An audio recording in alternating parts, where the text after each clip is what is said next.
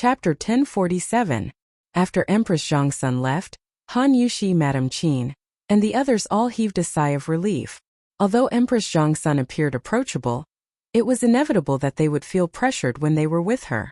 Yuxi, this boss Chow is really generous. He actually took out 10,000 strings of cash all of a sudden. Compared to him, Godmother is really stingy. Madame Qin lamented. After they saw the newspaper this morning, not only did they come over to help, but they also followed behind to donate some money. Most of them were hundreds or thousands of strings of cash. Although it was not a small amount, it paled in comparison to Chow Wendong's 10,000 strings of cash. Godmother, you can't say that. My husband once told me that no matter how good or small it is, as long as there is sincerity, then it is true kindness. Once the heart is touched by kindness, it will be immortal. Han Yuxi held Madame Qin's hand and explained with a smile. Haha. Sister, listen, this child Xiaoxian is really talented. Everything he says is so reasonable. Unlike my family's Chou Niu, who is always reckless. Madame Cheng patted Madame Qin's arm and said with a smile. Auntie, you must be joking. Big brother Chou Niu is a person who values friendship and righteousness. He is also my husband's good brother. How is he reckless? Han Yuxi hurriedly said. Madame Cheng immediately beamed and said, Haha, Yuxi, don't speak up for that kid. As his mother, how can I not know what kind of person he is? Although she said this, the smile at the corner of her eyes could be seen by everyone. After a while, everyone's good impression of Han Yuxi couldn't help but increase. This was also a popular policy among the ancient aristocrats. Through the friendship between the mistresses, the relationship between the two families would become stronger. As they spoke, many people had already donated their money. According to the rules set by Li Zixuan, anyone who donated money to the foundation, no matter how much they donated, would receive a special certificate from the Nuantang Foundation. In fact, instead of calling it a certificate, it was more appropriate to call it a donation certificate. However, Li Zixuan gave it a better name: the Certificate of Honor for Doing Good. Before today, the workshop had prepared a lot of templates for the Certificate of Honor. The name, donation amount, and donation date were all left blank.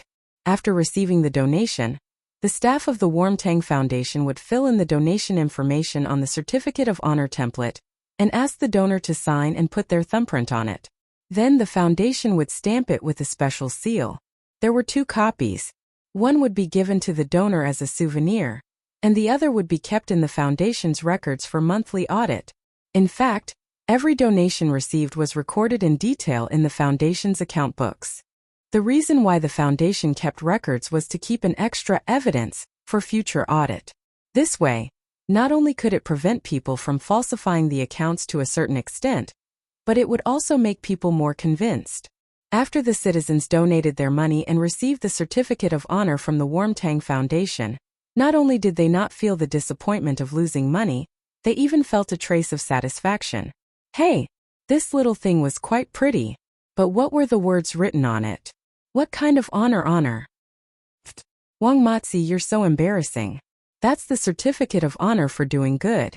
You can't even read. What's the use of that thing? Why don't you give it to me? Tui, why should I give it to you? I can't read, but my Sanmao can. I'm going to give this to that kid to prove that his father did a lot of good in the past. After donating their money, the citizens were delighted with the Certificate of Honor for Doing Good. They now had something to brag about. At this moment, a scholar-looking middle-aged man suddenly said to Wang Zhong and the others, His Highness the Crown Prince donated 3,000 strings of cash. Steward Wang, please have someone count it. Once this was said, the surrounding people were shocked again. His Highness the Crown Prince? His Highness the Crown Prince also sent people to donate money? Haha. His Majesty is benevolent, and the Crown Prince is also benevolent. Our Tang dynasty will only get better and better. The citizens' happiness instantly soared. But what happened next made the commoners' hearts burst with happiness. Princess Changle donated 3,000 strings of cash. King of Wei donated 3,000 strings of cash. King of Han donated 1,000 strings of cash. Hejian County donated 5,000 strings of cash. Concubine Yang, Concubine Yin, Concubine Yang, and concubine Wei donated a total of 4,000 strings of cash. After finding out about the existence of the Warmtang Charity Fund, all the important figures in the royal family sent people over to donate money. This was because even their boss, Li Er, had donated money, so how could they not do anything? Moreover, this was a great opportunity to raise the reputation of the royal family. Apart from the royal family, the wealthy merchants also donated generously, especially the members of the Flame Yellow Chamber of Commerce. They donated the most money. Needless to say, Chao Wendong donated 10,000 strings of cash. Apart from that, Feng Zhihua donated 5,000 strings of cash, Liao Shifan donated 3,000 strings of cash, Zhang Jingyang donated 3,000 strings of cash, Lin Wenyuan donated 3,500 strings of cash, and Wang Ranbiao donated 10,000 strings of cash. These merchants and landowning households were the first to stand with Li Zishuan. When Li Zishuan established the Warmtang Charity Foundation, they were also the first to respond to the call. The effect of them taking the lead was undoubtedly very beneficial to the foundation's development. Under the influence of Li Er and the other members of the Yanhuang Chamber of Commerce, many commoners who were not from wealthy families had also come to donate money. Although it was a small amount, many a little makes a mickle. There were over 1 million permanent residents in Chang'an City. If these people worked together to do something, then the accumulated power was definitely not something to be ignored. This was not the end. In the afternoon, at the original workshop of the Strange Taste Pavilion, the headquarters of the Warmtang Charity Foundation, there was a small wave of people who came to donate money. This was because when the civil and military officials heard about the charity storm in Chang'an City, they all sent people to express their sincerity, regardless of whether their families were rich or not. Because Li Er had taken the lead in donating money, if they did not do anything, wouldn't that be not giving old Li face? Of course, the political environment in the early days of the Tang dynasty was very clear, so there were still many civil and military officials who sincerely wanted to do good. Duke Zhao donated 3,000 strings of cash. Elder Xiao donated 2,000 strings of cash. Left Minister Wei donated 100 strings of cash. Among the thousands of strings of cash, 100 strings of cash suddenly popped out. Everyone was stunned, but strangely, no one mocked the donor for being stingy. Wow! Left Minister Wei is so generous this time. He actually donated 100 strings of cash. Yeah, I remember when Marquis Yong'an's wedding, Left Minister Wei only donated 5 strings of cash. Heh, looks like Left Minister Wei really cares about the commoners. Of course. Chapter 1048. South of Chang'an City, and Lu House Lin family's front yard, main hall. Dad, why did we only donate 3,500 strings of cash? I heard that the Chow family donated 10,000 strings of cash.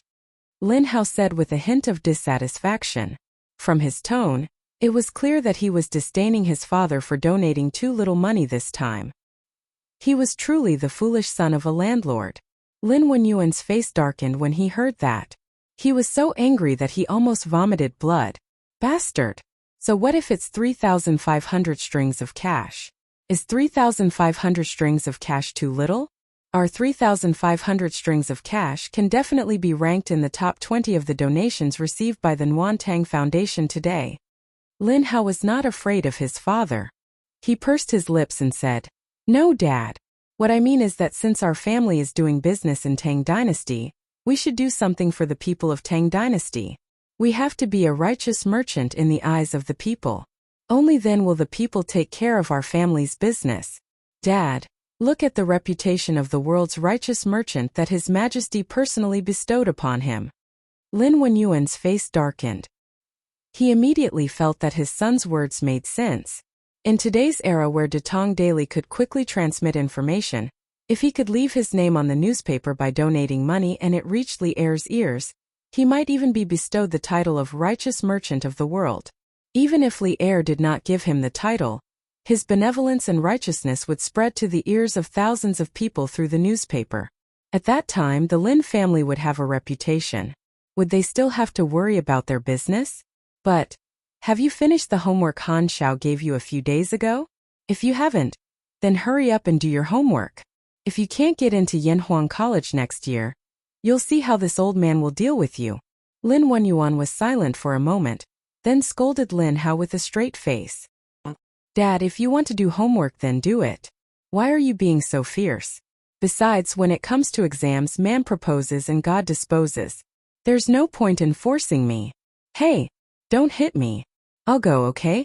Lin Hao still wanted to pester his old man for a while longer, but he saw that Lin Wenyuan was about to get up and hit someone. He didn't dare to stay here any longer. Immediately, this guy didn't say anything and turned to leave. Humph. Stinking brat. Lin Wenyuan clapped his hands and snorted. A moment later he shook his head and sighed. Alas!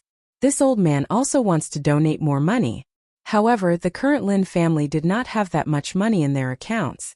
Only this kid is carefree and doesn't know the taste of worry. A large portion of the Lin family's wealth was now spent on the Yanhuang Chamber of Commerce's business. But up until now, Lin Wenyuan had only received 4 bicycles from the Chamber of Commerce, which only added up to a few hundred strings of coins. Compared to the money he had invested, the rate of return was too low. Therefore, most of the Lin family's wealth was tied up in the Chamber of Commerce. There was not much cash flowing in their accounts. Lin Wenyuan had really tried his best to raise 3,500 strings of coins this time. However, Lin Wenyuan was not worried about his family's business. He was waiting for the next cycle of bicycle production. When that time came, just by selling bicycles, he would be able to recoup his costs. Oh, Master, why did you donate 10,000 strings of coins all of a sudden? Even if you're doing a good deed, you shouldn't do it so generously. In Chao Wendong's house, Chao Wendong's wife was complaining unhappily. Madam, this old man has his own plans. You don't have to worry about this. Chao Wendong was unmoved and frowned. The woman wanted to say something but was interrupted by Chao Wendong. Madam, let me put it this way. This old man donated 10,000 strings of coins to do a good deed and also to test my luck. Test your luck? What luck? Haha. Madam, don't forget who the president of the Wormtang Foundation is. That's the current Empress. If this old man is noticed by the Empress because of this 10,000 strings of coins, His Majesty will be happy and reward our Chao family with the title of Righteous Merchant of the World. Then, madam, do you still think this 10,000 strings of coins is not worth it? Chao Wendong slowly explained his plan. Previously, Feng Zhihua had been rewarded with the title of Righteous Merchant of the World by Li Er because of his meritorious service at sea. Chao Wendong was no exception. Although his family was richer than Feng Zhihua's family, the title of Righteous Merchant of the World was not something that could be measured with money. Scholars, farmers, workers, and merchants were destined to have a low social status. If they could get the official title of Righteous Merchant of the World, their status would be different. Madame Chao was also tempted, but she hesitated. But what if Her Majesty and His Majesty don't reward us? Chao Wendong said expressionlessly. Then just treat it as a good deed. Also, with this 10,000 strings of coins we can show our faces in the newspapers, right? When the news of the Chao family's benevolence spreads, it will be good for our family's business. He had a good plan. People like Chao Wendong were not purely doing charity. However, Li Zixuan had already expected this type of person, and he did not dislike it. So what?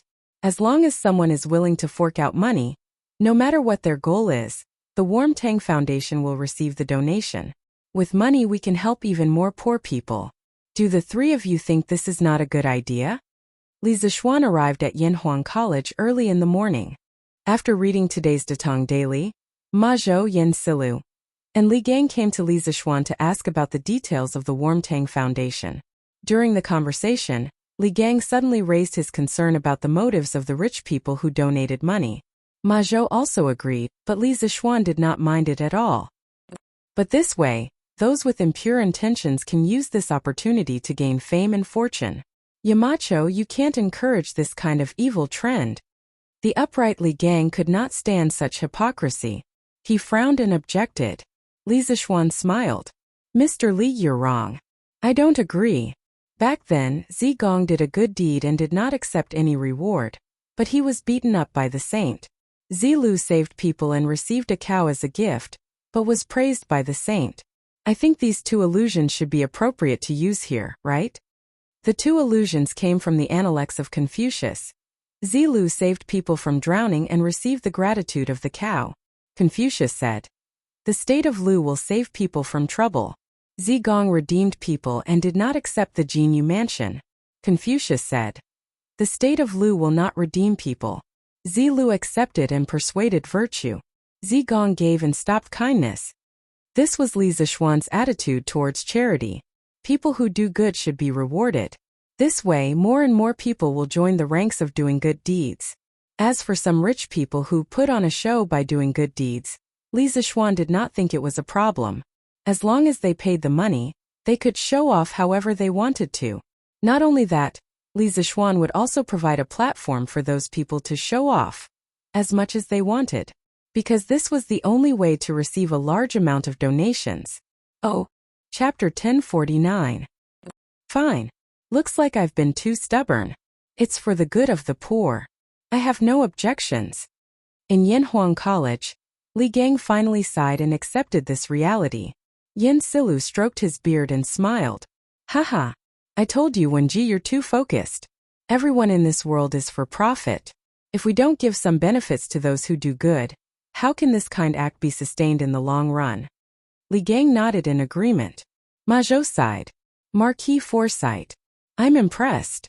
I can foresee that before long, the Warmtang Foundation scale will grow bigger and bigger. When that time comes, millions of people will benefit from Marquis' decision. Li Zishuan smiled and said, "The most important thing now is not to discuss the Warmtang Foundation but to prepare for the Academy's final exams. I've already told the three of you that I want to bring forward the final exams. Have the questions been prepared?" The reason why the final exams were brought forward was because the weather was getting colder and colder. The Academy's teaching buildings were made of cement, so it was still quite cold in the winter. The other reason was that Li Zishuan wanted to let some of the students participate in the Warmtang Foundation's Warmtang operation. It was a kind of experience for the students. Yen Silu nodded and replied, "The questions for each subject are out, but the students haven't had time to revise yet. Yamacho, do you want to consider delaying the exams for a few days?" Actually, the Academy's classes for this semester were basically over. The only problem was that the students had not started revising for some of the classes. Li Zishuan shook his head. "No need. It's to see how well the students understand the various subjects. It's better if they don't revise. It'll show their true level. Today is Tuesday. Inform the students that the final exams will begin the day after tomorrow." This? Yin Silu was a little confused. What kind of twisted logic is this? Li Gang smiled. Haha. Kongue, you don't have to worry about the students. If they don't want to revise, then so be it. Besides, what Yamacho said might not be completely wrong. Since Li Gang said so, Yin Silu had no choice but to agree. Li Zishuan said again, "Mr. Yen, give me the test papers for each subject later. I'll take them home tonight and look at them." "Yes, Yamacho." After Li Zishuan left, Li Gang and Yen Silu immediately called for a meeting of the subject leaders. They conveyed the news that Li Zishuan was going to hold the final exam in advance the day after tomorrow to the subject leaders of the various departments. Wang Ji, Mo Huai, Su Hongji, Xiao Diyan, and the others were not particularly surprised. This was because when Li Gang asked them to come up with the questions 2 days ago, they had already guessed this possibility.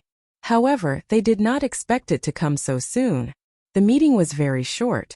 After Yen Silu conveyed Li Zishuan's message, he announced the end of the meeting. All that was left was for the leaders of the various departments to relay the news to their respective homeroom teachers. As a result, when school was about to end in the afternoon, all 16 classes of Yanhuang College received this unfortunate news almost at the same time. What? The final exam is the day after tomorrow? Sir, we just finished all the courses last week. That's right. We just finished studying last week. We didn't even have time to revise.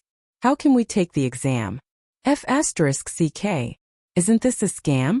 Who came up with this rotten idea? The students were all in an uproar. However, no one could change Li Zishuan's decision. After realizing that the exam would be held as scheduled the day after tomorrow, the students gradually quieted down. Silence meant acceptance of reality.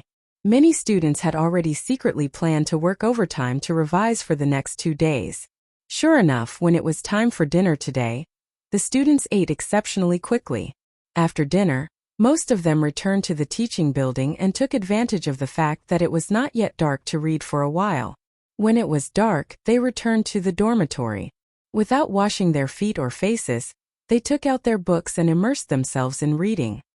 F***ck. It must be Yamacho who set us up. Only Yamacho would be so evil. In the dormitory, Chang Chumo muttered as he flipped through the classics textbook. Alright Chonyo, it's useless to say more now. Why don't you read for a while before the lights go out? Qin Huayu advised. Look. There are 5 courses in just one day. Even if I don't sleep, I won't be able to finish them. Sai, I guess I'm done for this time. I just hope the final results don't come out before the new year. I still want to have a good new year. The far-sighted Chang Chumo had already considered the problems after the exam. One could not help but admire his big heart. Qin Huayu shook his head and said, Chonyo, it's not good for you to give up on yourself like this. It's not like you're the only one who didn't revise. All the students are in the same situation. If you can read more before the exam, you'll have a better chance. You should hurry up and study. To put it bluntly, he was saying, don't give up on treatment. You can still be saved. Chang Chumo thought about it and felt that it made sense. He laughed and said, Huayu, what you said makes sense. Alright, I'll study. Study? Hee. I might not be the one who gets the last place. Qin Huayu was speechless. So this guy's pursuit was to be satisfied as long as he didn't get the last place? Sun Zifan and Li Tai, the 2 guys who usually like to insult others, did not mock Chang Chumo tonight. That was because the 2 of them were fully focused on their revision. Similar scenes were happening in almost every dormitory. The dormitory, which was usually bustling with noise and excitement after school, was exceptionally quiet today. That was because the academy had a rule that when it was 9 o'clock, all the dormitory lights had to be turned off and the students had to go to bed. If anyone violated the rule, the consequences. Actually, many students had experienced the consequences of violating the rule. Those who had experienced the collective punishment of standing up that night would never forget it for the rest of their lives. Therefore, the students wished they could break the quarter hour into half to use. Who would have the time to gossip? As night fell, tens of thousands of lights lit up one after another. Because of the curfew in Chang'an, there were only patrolling marquises and night watchmen on the streets. Peace Square was the most special square in Chang'an City. It was the only square that did not have a curfew. It was brightly lit every night. Meng Jiao wrote in after passing the imperial examinations, the past was filthy and unworthy of praise, but the present is debauched and unrestrained. Flushed with success, the horse galloped swiftly, seeing all the flowers of Chang and in a day. He wrote about how proud he was of becoming the son of heaven's disciple. Speaking of which, this old man was also a refined person. After becoming a grand scholar, the first thing he did was to ride a fast horse to admire the flowers. He didn't admire peonies, nor did he admire morning glories. Instead, he went to Peace Lane to look for beautiful girls in the brothel. Tonight at Peace Lane there was no proud scholar like Meng Jiao, who had just passed the imperial examination. However, tonight was destined to be an extraordinary night. Chapter 1050. Mama Hua, when will Miss Yenner come out today? Yes, usually Yer would have come out by now. What's wrong today? Is Miss Yenner sick? Mama Hua, I know an old imperial physician with superb medical skills. If you need, 100 Flowers Tower was a 4-story wooden building. It was brightly lit and crowded. In the hall on the first floor, many unrestrained young masters were hugging girls in revealing clothes with one hand and roaming around with the other. It was an unbearable scene. However, there were also many men in the hall who did not care about those common women. Instead, they were asking the procuress for Fang Fian's whereabouts. Yo, ladies and gentlemen, please wait for a moment. Miss Yenner learned a new song today and is dressing up now. She'll be out soon. The brothel keeper of the 100 Flowers Tower laughed so hard that her body trembled. It was a pity that she was already over 40 years old. If she were 10 years younger, she might have also charmed all the lechers in the tower. A new song? Great. We're going to have a good time today. Haha, that's right. We didn't come here in vain. Being able to listen to Miss Yenner sing a song is really worth coming to this world. Everyone was excited when they heard that Fang Fian had a new song. They must have heard Fang Fian singing before. The waiting time was unbearable. The young masters drank the fine wine, but they felt that the wine in their cups had lost its flavor. However, they did not like the ordinary women beside them, so they could only drink cup after cup of wine into their stomachs. Fortunately, Fang Fian did not make them wait for too long. After about 15 minutes, Fang Fian's graceful figure finally appeared behind the stage on the first floor. She was wearing a light pink dress with a pure white veil over it, which accentuated her graceful figure. Her long hair was casually draped over her back. There was no decoration on her head except for a light blue ribbon that gently tied a lock of hair. She wore a pearl necklace on her neck. The pearls shone slightly under the light in the hall, making her skin as white as snow. She looked like a fairy who had descended to the mortal world. Her hands were soft, her skin was creamy, her collar was smooth, her teeth were like a gourd, her eyebrows were like moths, her eyes were beautiful, her eyebrows were like emerald feathers, her teeth were like shells, and her waist was like a bundle of silk. The lower half of her beautiful eyes were covered by a white silk-like veil, but it still couldn't hide her alluring face. Her gaze was pure like water, occasionally carrying a hint of melancholy, giving people a feeling that they could only look at but not touch. It was intoxicating and it was beautiful to the extreme. Lady Yin, I love you. Lady Yin, I love you too. As soon as Fang Fian appeared, all the flowers in the hall paled in comparison. Compared to her, the other girls could only be considered as ordinary women. She was so pure and holy that people could only look at her from afar, not daring to take a step closer. The young masters in the hall immediately let out a burst of wailing and howling. Such a peerless beauty, it was rare for them to fight over her. Due to the veil, people could not see whether Fang Fian was happy or angry. People cheered and shouted, but she just stood on the stage quietly with her hands crossed under her abdomen, motionlessly looking at the crowd in front of her. After a long time the cheers finally died down, and at this time there were a few more tables on the stage. They were brought up by the servants in the brothel during the cheers just now. On the tables there was a dark red, high-quality guqin made of paulownia wood and catalpa wood. Next to the guqin there was also a green hollowed-out glass cup. Fang Fian bowed slightly to the crowd, then she opened her red lips and said, "Young masters, Fian accidentally learned a song today, and I'm here to perform. If I don't sing it well, I hope you won't laugh at me." Her voice was very soft, and as sweet as honey, flowed into the ears of the crowd like aged peach wine. The young masters below the stage were intoxicated. "Lady Yen, you're too modest. If you don't sing well, then no one in Chang'an can sing well. Lady Yen will love whatever you sing." "That's right. Lady Yen, quickly sing." In Sima Xiangru's Ode to the Upper Forest, there was a saying, "Long eyebrows are continuous, a slight smile is disdainful, and the soul is captivated, and the heart is happy." This was the current state of this group of people. The person they liked was the best no matter what she did. So what if she didn't sing well? As long as she was beautiful, everything would be fine. Fang Fian nodded slightly, then slowly knelt in front of the tables. Her white, jade-like fingers first plucked the strings. After she felt that the sound was mellow, she took a deep breath and began to sing. A beautiful and mellow melody spread from the center of the stage. Suddenly, there was no other sound in the hall except for the sound of the guqin. On the tables, green smoke curled up from the glass cup, exuding the fragrance of osmanthus flowers. This fragrance and the elegant sound of the guqin drifted out of the window with the wind and flew into the clouds. On the stage, Fang Fian was kneeling beside the guqin. Her jade-like fingers danced and plucked the strings of the guqin. Her jade-like slender hands danced rhythmically on the strings, making it seem as if a fairy was playing the guqin.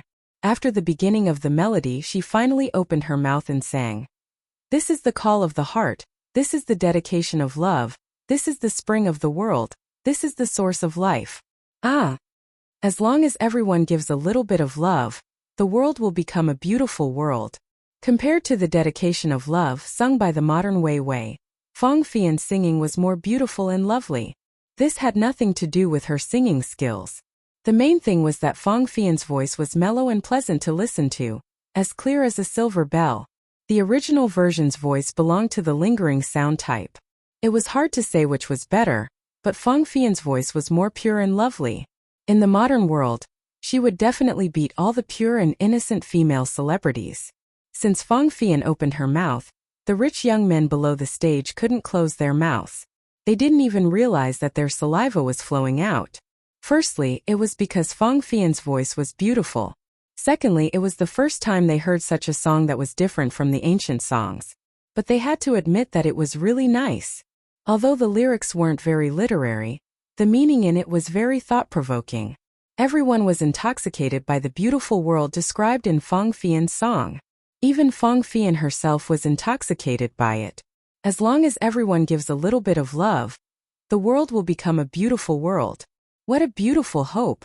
Unknowingly, the song soon came to an end.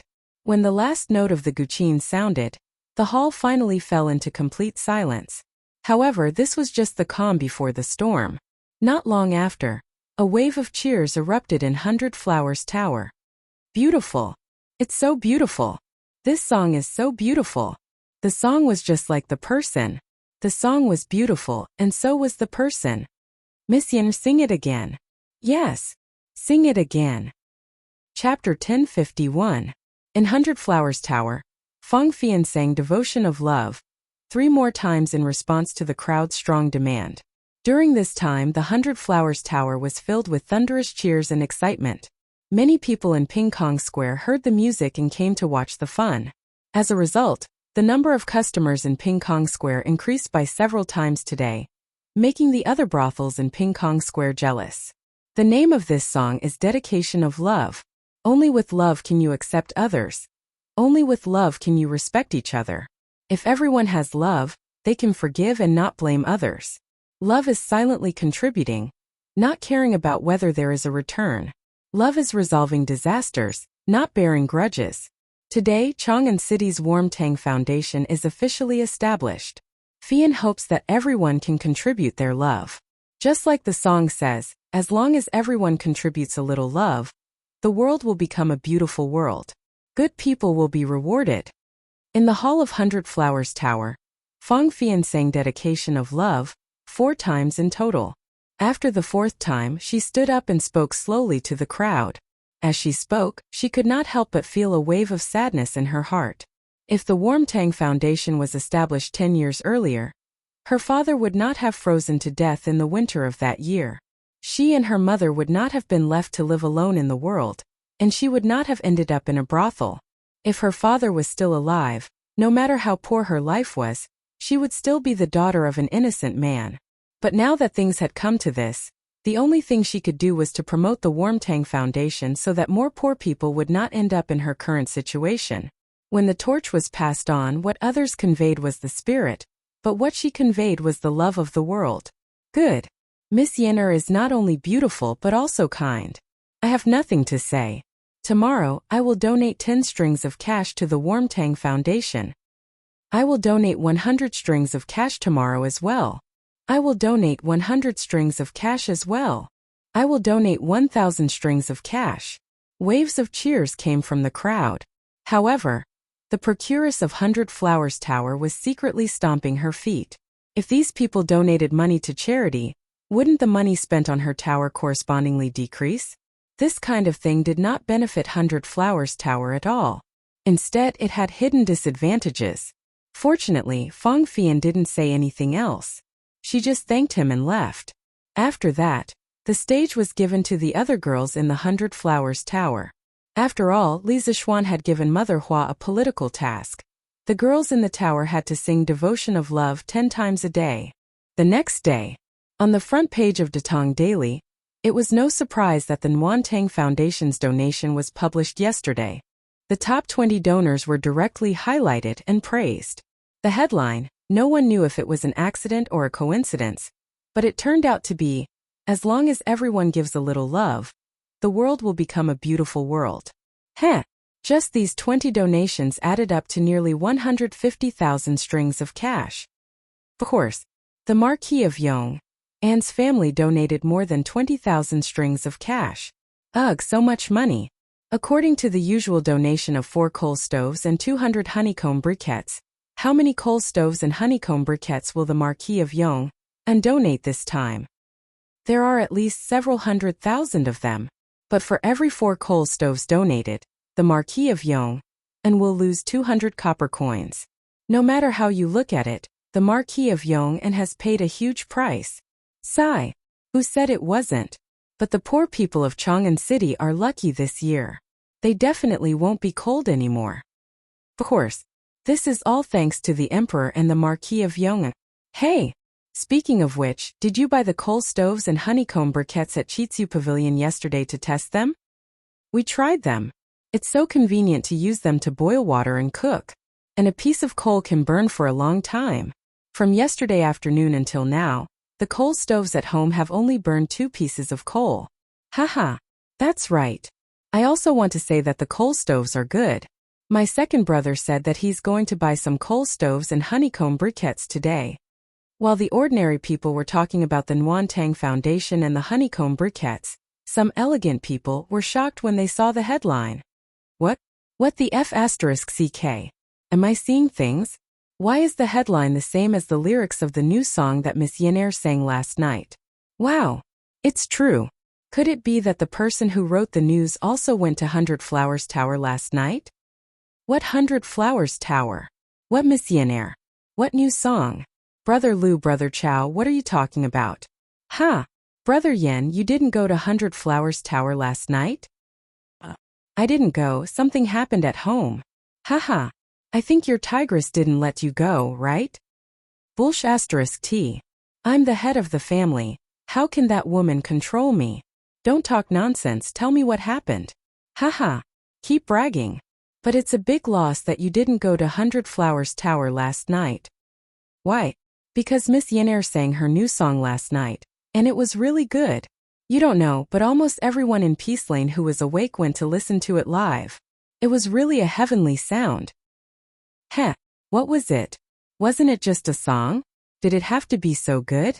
Besides, what does this song have to do with today's news? Hey, it has a lot to do with it. The title of this news is a line from yesterday's song.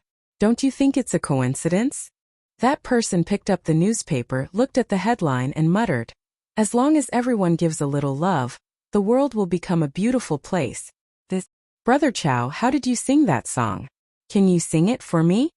The young master opposite him instantly became proud. You've asked the right person. I heard Miss Yener sing it 4 times last night, so I already knew how to sing it. Listen. Cough cough. After that he cleared his throat and started singing. This is the call of the heart, this is the dedication of love, this is the spring of the world, this is the source of life. Ah! As long as everyone gives a little love, the world will become a beautiful place. Ach. Stop stop stop. Stop F***ing. It's too bad. Shut up. No, I haven't finished singing. Stop singing. I'll go to 100 Flowers Tower personally tonight. Listening to Brother Chow's singing is really terrible. Damn. What do you mean? Which part of my singing is not good? Come on you. But to be honest, the tune of this song is quite special. I've never heard it before. And the lyrics are not bad. I'll go to the Nguyen Foundation later to donate some money. Just take it as a bit of my love. Yo, our great young Master Yen still has such awareness? When did he become so kind? Damn you. I still have a conscience unlike you, whose heart has already turned black. Damn. You're the one whose heart is black. I was already planning to donate money later. Chapter 1052. Husband, the total is out. Yesterday, our Nguyen Foundation received a total of 250,000 strings of cash. The warehouse at the Chitsu Pavilion workshop is almost half full. In the morning after breakfast, Han Yushi held an account book and said happily to Li Zixuan. This could be considered her first career. She had always been walking on thin ice in her heart. In the end, after the first day, not only did she not make any mistakes, but she also gained a lot. This made her very happy. Li Zixuan pretended to sigh sadly. Sigh. 250,000 strings of cash. How many coal stoves and honeycomb briquettes do we have to give away for free? Han Yushi said angrily. Husband, aren't we doing a good deed? Besides, you were the one who suggested this idea before. Why, are you regretting it now? Li Zixuan laughed and said, Haha, I'm just teasing you. How can I go back on my word? Han Yushi rolled her eyes. She thought for a moment and said to Li Zixuan seriously, Husband, now that the donation has been paid, our workshop has to hurry up and prepare the coal stoves and honeycomb briquettes. Otherwise, people will say that we only accept money and don't do anything. Li Zixuan nodded slightly. He stood up and said with his hands behind his back, Don't worry, my wife. The workshop is already producing coal stoves and honeycomb briquettes. Moreover, Faubert is still recruiting workers these few days. The farmers near Chang'an City who are free have basically all been recruited to help. There are also some refugees from other places who are also being recruited to the workshop.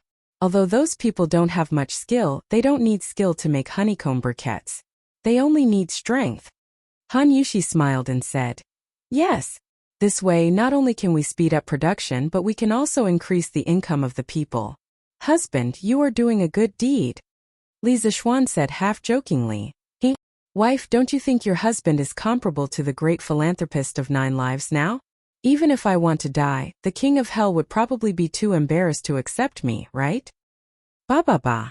Why are you talking about death for no reason? Hubby, you promised this concubine that we would be together for the rest of our lives. Han Yushi panicked and hurriedly covered Li Zixuan's mouth as she said angrily. Li Zixuan removed his wife's hand and laughed. Haha, fine. But is a lifetime not enough? That's 2 lifetimes. Cough. While the two of them were speaking shamelessly, a dry cough suddenly came from behind them. Li Zixuan turned his head and saw Yi Fashion standing behind with an awkward expression. Cousin, I have something to talk to you about. I wonder if it's convenient for you now. Only God knew how Yi Fashion, who had just finished his breakfast, was feeling at this moment. However, it was impossible to tell what the child was thinking just by looking at his face. It's convenient. Of course it was convenient. Monk, come and have a seat. Li Zixuan had high hopes for this little cousin of his. Some important people had already shown that they were different from others when they were young. Yi Fashion belonged to this group of people. Han Yushi was a little shy at first when she was caught speaking sweet nothings. However, when she saw that it was Yi Fashion, her expression quickly returned to normal. After Yi Fashion came in, Han Yushi turned around to pour a cup of hot water. She smiled and said, Monk, let's sit down and talk. Come, it's cold. Drink some hot water. Yi Fashion took the cup and was flattered. Thank you, cousin-in-law. Han Yushi said. You're welcome. Yi Fashion then looked at Li Zixuan and said, Cousin, after yesterday, the Nuantang Foundation should have received a lot of donations, right? Li Zixuan nodded and said, That's right. Preliminary calculations show that it's about 250,000 strings of cash. Even though he was mentally prepared, when he heard this number, Yi Fashion could not help but be shocked. He widened his eyes and said, So much? Then cousin, when do you plan to use this money to officially do good deeds? Li Zixuan thought for a while and answered, In 2 days. Why? Monk, do you have any suggestions? Yi Fashion shook his head and said, I don't have any suggestions. Cousin, you have more experience in this area than I do. I just want to help you run some errands when the time comes. This can be considered as doing good deeds. Haha, no problem. Actually, when the time comes, there will be a lot of things to do. For example, investigating the poor farmers in the villages, delivering coal stoves and honeycomb briquettes to them, and recording the accounts. All these require manpower. Monk, if you're willing to come and help, that's the best. I'll do my best. In the morning, when the morning court was about to end, Li Zixuan took the carriage and went to the palace again. After the eunuch reported his arrival, Li Zixuan met Li Er in the Ganlu Hall. What's wrong? You've been running to the palace recently. In the past, when you saw me, you couldn't wait to take a detour. What's wrong with you now? Have you changed? Li Er raised his head and joked with him. Li Zixuan's face was instantly filled with black lines. He said gloomily, Your Majesty, you've misunderstood me. You have a lot of things to do every day. You're responsible for the entire Tang Empire. If I were to disturb you for no reason, wouldn't I become a sinner of the Tang Empire? Li Er laughed and said, You're such a smooth talker. All right, let's cut the small talk and get down to business. Li Zishuan then said seriously, Your Majesty, the Warmtang Foundation received a total of 249,816 strings of coins yesterday. I plan to distribute coal stoves and honeycomb briquettes to the poor in 2 days' time. Li Er was stunned and said in surprise, Almost 250,000 strings of coins? That much? Li Zishuan smiled and said, This is only yesterday's amount. I think there will be more in the future. Li Er came back to his senses and said, Do you have enough manpower? Do you need me to send some people over to help you? Li Zishuan replied, Thank you, Your Majesty. I have enough people under me. However, when the time comes to distribute coal stoves and honeycomb briquettes, I will need the help of the county magistrates. Although Xiao Yu was in charge of the Ministry of Civil Affairs and managed the household registration of the entire Tang Empire's people, it was more convenient to find the local county magistrate. After all, a county magistrate was better than a county magistrate. There were more than 20 counties under Chang'an City. In terms of rank and merit, Li Zishuan was indeed higher than those county magistrates. However, everything had to be done properly. Without Li Zishuan's special permission, those county magistrates had no obligation to cooperate with Li Zishuan.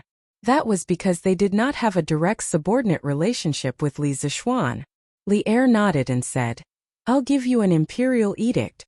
You can take this imperial edict and get all the county magistrates near Chang'an City to cooperate with you. Li Zishuan cupped his hands and said, Thank you, Your Majesty. Is there anything else? Seeing that Li Zishuan had no intention of leaving, Li Er took the initiative to ask. Chapter 1053. Inside the Hall of Nectar. Li Zishuan said again, Your Majesty, I have an idea, but I don't know if I should say it. Li Er said unhappily, If you have something to say, just say it. Since when did you know how to do this? Li Zishuan smiled and said, Your Majesty, I think that if we want the people to do good for a long time and let the Warmtang Foundation continue to operate, we have to give out some rewards to encourage the people and rich merchants to donate money. Back then, Zilu was praised by Confucius for saving people from drowning, and Zigong was criticized by Confucius for not receiving gold for saving people. It's not completely unreasonable. Li Er couldn't help but say, Didn't you give the people who donated a certificate of honor? Isn't that a benefit? Li Zishuan shook his head and said, Your Majesty, this is just a small benefit. If we want the rich people to donate money willingly, we have to give them some sincere and tangible benefits. For example, some special treatment. Bastard. Are you asking me to become Lu Hong and sell my official position? Li Er suddenly guessed something and immediately slammed the table and stood up in anger. The Lu Hong he was talking about was Emperor Ling Han, a fatuous emperor who pushed selling officials to the extreme. Some emperors before Lu Hong had also sold officials, but most of them only did it occasionally, and the money they received was usually for the urgent needs of the country. Only this comrade Lu Hong was able to push this shady business of selling official positions to the extreme. The most ridiculous thing was that this comrade had actually opened an official exchange in the West Garden. He had clearly marked the price and openly sold officials. Regardless of talent, character, integrity, as long as one had money they could buy officials. And the money from selling officials would all go into Emperor Ling Han's own pocket. This guy even unified the market price of officials, and personally set the rules for selling officials. He set the price of an official's position to be 10,000 times the official's annual income. For example, an official's position with an annual salary of 2,000 sure was priced at 20 million. His method of selling officials was very innovative, and he was not willing to let go of any opportunity. Even Zhang Wen and the others, who had made great contributions and had a high reputation, had to first pay enough money to the emperor to buy an official position before they could ascend to an official position. Li Erjing had thought of the possibility of him selling his position, so he scolded angrily. Li Zishuan stared blankly, thinking, When did I ask you to sell your official position? Is it because your imagination is too rich? Your Majesty, I have no such intentions. This official's idea is that every year, we should select 3 people from the people who donated money, and give them the title of righteous merchants of the world. It was just a title. Not only would it not damage the prestige of the imperial court, but it would also stimulate the enthusiasm of the wealthy citizens to donate. Moreover, there were precedents before. It's just a few more, right? In order to prevent old Li from misunderstanding again, Li Zishuan directly told him his plan. Just a title? You brat, it's easy for you to talk. Do you think the title of righteous merchant is so worthless? Li Er said with a dark face. Your Majesty, I didn't say that it was worthless. According to my preliminary estimates, if a wealthy businessman wants to be selected, he will have to donate at least 50 to 60,000 strings of cash. This wasn't cheap at all. Moreover, all the land under the heavens belongs to the emperor, and all the people who live on the land are the emperor's subjects. Businessmen are also your Majesty's subjects. Why should your Majesty be so biased against them? Li Zishuan couldn't help but say. Li Er frowned and didn't say anything. After a while he said meaningfully, "Ha! You're here to persuade me today. The division of scholars, farmers, workers, and merchants has existed since the spring and autumn period, and it has been like this for generations. How do you want me to change it?" Li Zishuan clasped his hands and said, "This official has never thought of changing the status of the merchants, but this official feels that giving the title of righteous merchant of the world to some merchants who have made outstanding contributions to the Tang dynasty should be harmless. For example, Feng Zhihua from before." Li Er thought for a moment and finally waved his hand and said, all right, I'll give you a place every year." Li Zishuan laughed and said, "This official thanks your Majesty on behalf of the millions of merchants and poor citizens of the Tang dynasty." Li Er waved his hand and motioned for a certain someone to scram. "Your Majesty, does this year count?" "Scram? Oh, hey, I didn't say it doesn't count. I just said scram. That means it counts this year too." Sitting in the carriage, Li Zishuan muttered to himself as he recalled the situation in the Sweet Dew Hall. As long as everyone gives a little love, the world will become a beautiful world. Just as he was thinking, Li Zishuan suddenly heard someone humming a tune outside the carriage. He couldn't help but feel happy. He thought to himself that this modern song had spread quite quickly after it came to the Tang dynasty. However, he didn't know that the reason why this song dedication of love could spread so quickly was that, other than the special tune itself, the main reason was that the first singer Fang Fian was extremely charismatic and sang it very well. While listening to people humming along the way, he unknowingly arrived home. "Sir, you're finally back." He jumped out of the carriage and found little Fishy waiting at the door. Li Zishuan smiled and said, "What's the matter? Are you looking for me?" Little Fishy took out the newspaper from behind and walked to Li Zishuan. She pouted and said angrily, "Sir, you're asking the obvious. Why did you insist that I change the headline to this yesterday?" Little Fishy pointed at the headline on Datong Daily with a hint of displeasure on her face. Li Zishuan suddenly understood, but he said, "Oh, this headline. Little Fishy, don't you think this headline has a better meaning?" Little Fishy said angrily, "Humph, sir, you're still pretending. I did think so yesterday, but I only realized today that I was fooled by you. This headline is exactly the same as the song that was being sung at 100 Flowers Tower in Pingkongfang last night. Now, everyone in the editorial department is asking me if I went to Pingkongfang last night to listen to that song. Even Steward Ma asked me this morning. Damn it." Li Zishuan wanted to laugh when he heard that, but he quickly held it back. He held back his laughter and said with a straight face, "Ahem, coincidence. It's definitely a coincidence. Those people in the editorial department are really too much. Little Fishy, you're a pure and innocent girl. How could they say that you went to that kind of place? The next time I go to the workshop, I'll definitely give them a good scolding." Little Fishy's face suddenly turned bright. She said, "That's right. Sir, you must give them a good scolding. I didn't go, but they insisted on slandering me. I did want to listen to that song, but there was no one to accompany me. These people are really despicable." Li Zishuan was stunned. He didn't get Little Fishy's anger at all. What was this little girl thinking all day long? She actually wanted to visit a brothel. Oh my God, was she a demon? Chapter 1054. In the morning, when the doors of the Warm Tang Foundation opened, it welcomed even more donors than the day before. Of course, there were also quite a number of people who came to donate money after listening to the song Dedication of Love. Speaking of which, the merchants who had donated money yesterday and received a certificate of honor for doing good, all of them had their certificates of honor framed and hung in the most conspicuous place in their shops, attracting the attention of the customers who came and went. When the shopkeepers who did not have a certificate of honor for doing good saw this, they were more or less unhappy, so they came today to get a certificate. Otherwise, if other people had one and they did not, wouldn't they lose out in terms of prestige? Li Zixuan was very happy to see this kind of behavior where people competed even when doing charity. He did not approve of people competing for power and influence, but he approved of people competing for charity. What he wanted was the kind of enthusiasm that if you donate 100 strings of coins, I will donate 200 strings of coins. The Warm Tang Foundation was still popular, but Curious Pavilion was not bad either. In fact, it was even more popular. The people who came to buy the coal stoves and honeycomb briquettes yesterday were all believers of Curious Pavilion. They firmly believed that the things from Curious Pavilion were the best, so they bought them as soon as possible. However, after the first batch of testers tried it, people realized that honeycomb briquettes were indeed better than charcoal by a few hundred times.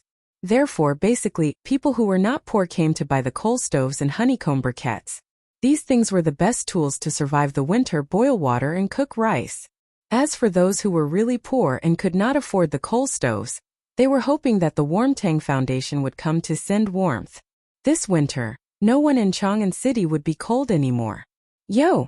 Uncle Hu, Uncle Nyo, Second Master Lu, why are you all here?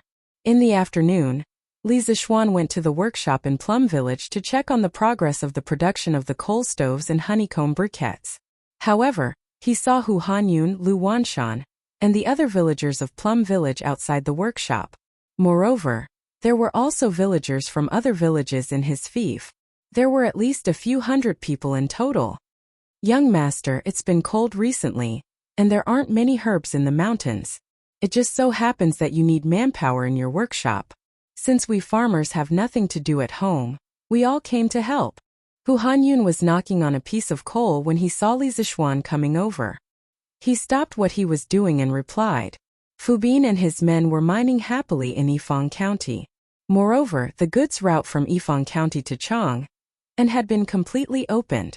Basically, every 2 days a large batch of iron or sulfur ore and coal would be shipped here. The sulfur ores were naturally piled up in the warehouse, while the iron ores and coal ores were piled up outside the workshop. Because there were too many of them, they took up space inside.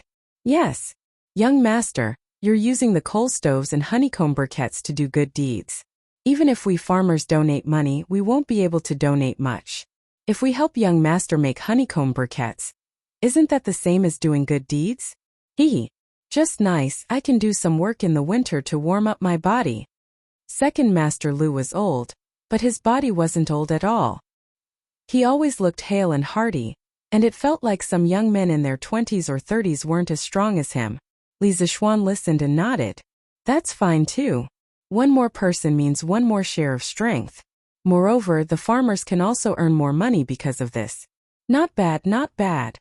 At first, Li Zixuan didn't let Faubert recruit people from his fief. The main reason was that the commoners usually had to go into the mountains to gather herbs.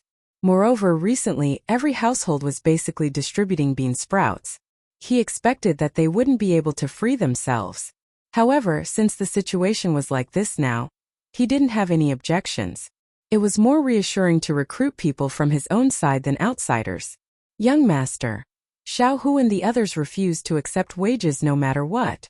This old man has been trying to persuade them until my mouth is about to break. Just as Li Zixuan finished speaking, Faubert's voice came from behind. There's actually such a thing? Li Zixuan was startled.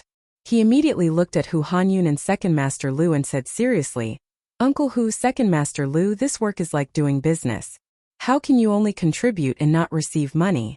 How can I have the face to ask the workshop to hire you to work like this? Old Hu said stubbornly, Young master, I, Old Hu, have never done business before, and I'm not doing business now. We all owe young master a favor, and we're all here to return the favor.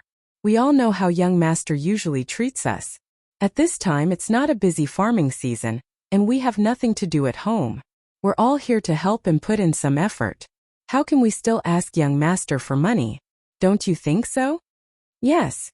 Xiao Hu's words are reasonable. We farmers don't know how to do business, but we understand the fickleness of human nature. What's the point of money? Now that everyone can eat, drink, and wear warm clothes, it's enough. Why do we need so much money? Second Master Lu couldn't help but interrupt. That's right. We have to have a conscience. We can't accept this wage. Yes, we can't accept it. Young master, please don't try to persuade us anymore. My family has made a lot of money from selling bean sprouts recently. If we really want to calculate it, we should be the ones giving young master money, not the other way around. So we definitely can't accept this wage. At the side, the other farmers in Li Zishuan's fiefdom all shouted loudly. Li Zishuan smiled helplessly. These farmers were usually quite clumsy with their words, but now each one of them was better than the other. Moreover, their thoughts were very clear. He didn't know how to persuade them even if he wanted to. All right then. I'll accept the friendship of my fellow villagers. It's fine if you don't accept the wage, but everyone has to eat lunch at the workshop. It's best if you call your wives and children over to eat. There'll be enough food. Some friendships could not be measured with money. It would only be an insult to these friendships, so Li Zishuan decisively stopped trying to persuade them. Instead, he said half-jokingly, "Good. That's not a problem. Haha. I, old Hu, can eat a few more bowls of rice to my heart's content." Hearing Li Zishuan's bold and unrestrained words, the other farmers also laughed heartily. When the other farmers who came to work saw Li Zishuan and the other farmers in the fiefdom, their eyes were filled with yearning. At this time they, who could get paid, started to envy the farmers in the Han village, Plum village, and Liujia village who couldn't get paid. This was because they also wanted to have such a kind-hearted master. Faubert, ask the people below to improve the food conditions of the construction site. At the very least, we must ensure that there's fatty meat in every meal. After entering the workshop, Li Zishuan said to Faubert. The corners of Uncle Fu's mouth twitched. This is really... Of all the construction sites in Great Tang, which one would provide meat for every meal? However, he also knew that Li Zishuan didn't lack money, so he didn't object. Yes, young master. Chapter 1055. That's right, Faubert. The workshop recently gave me 2,200 coal furnaces and 220,000 honeycomb briquettes. I have a use for them. Li Zishuan thought for a moment before speaking to Faubert. He planned to give 2 coal furnaces and 200 honeycomb briquettes to every farmer in his fief for free. Since the farmers were not willing to accept wages, he could only use this method to give them benefits. Furthermore, it did not add up to much, and he had already donated 20,000 strings of cash to the Warmtang Foundation. There was no reason for him to only take care of outsiders and neglect his own family, right? Young master wants so many coal furnaces and honeycomb briquettes. Are you planning to give them to the farmers? Faubert thought for a moment and understood Li Zishuan's intentions. Furthermore, after interacting with Li Zishuan for so long, he had more or less figured out Li Zishuan's personality. He knew that Li Zishuan had always been very kind to his own people. Haha, that's right. We can't really let the farmers work for free, right? Li Zishuan said with a smile. Faubert shook his head and did not deny it. In any case, he felt that Li Zishuan was already very kind to the farmers. Even if he did not give them wages, there was nothing wrong with it. Faubert, can the workshop keep up with the iron smelting speed, the furnace speed, and the honeycomb briquettes production speed? Li Zishuan finally asked the question he was concerned about. Faubert nodded lightly. It can keep up. Now that the workshop has recruited close to 5,000 workers, there is no need to worry about the honeycomb briquettes production speed. The furnace is also smelting iron day and night, so we don't lack iron here. As for the furnaces, as long as there is no shortage of iron, the workshop's production speed can keep up with the consumption speed of the interesting pavilion. Now at night, the workshop was ablaze with flames. Because the blast furnace had to work day and night, there was no such thing as light pollution in this era. On the contrary, the people of Plum Village liked this scene and treated it as a unique landmark of Plum Village. Yes. Since that's the case, I'm relieved. Li Zishuan nodded. Then he walked around the workshop again. After making sure that everything was running in an orderly manner, he went home. The next day, Thursday, Yinhuang College's final exam was held as scheduled amidst the cries of the students. At 7:45 a.m., the bell and drum sounded, and all the invigilators in the examination hall began to distribute the test papers. The arrangement of the examination venue and time was similar to that of the previous monthly examination. The only difference was that the invigilation was stricter. Entering the examination hall actually required a body search. Fortunately, all the students in the academy were male. Otherwise, it would be very inconvenient to search them. In addition, the inspection team from the previous monthly examination had expanded this time. Mo Zhong, Mo Yun, and the other guards of the academy had also joined in. If you asked these guards to teach, they definitely wouldn't be able to do it. But if you asked them to inspect the exam, they wouldn't have any problem with it. Moreover, with their eyesight, they would be even better than the teachers of the academy if they were to invigilate the exam. With more people, it was natural that they would go to each examination hall more frequently. Basically, every half an hour, there would be an inspection team in front of each examination hall. As a result, no student would dare to cheat in such a strict environment. Li Zixuan didn't stay in the academy all the time this time. He came to the academy in the morning to take a look and then went back.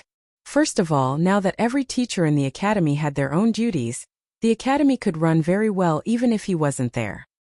His role was only to control the general direction of the academy's teaching. Moreover, he had something to do at home these 2 days, so he had to go back. This morning, Faubert sent someone to deliver the heating pipes and radiators that Li Zixuan had ordered previously. As for the heating boiler, it could be used after a slight modification of the one at home. Although Li Zixuan was eager to experience heating, he still went to the academy to inspect it. After that, he came back with a group of guards and servants to start installing heating in the house.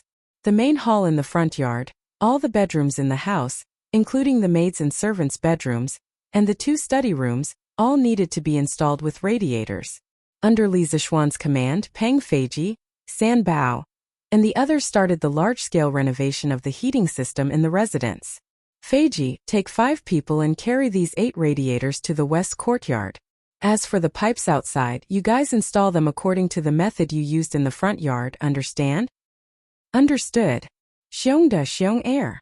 You 2 brothers, get 2 more people to carry this boiler to the east courtyard. While you're at it, help me install the pipes on the boiler. Remember, the valve on the boiler must be opened. I'll go check later.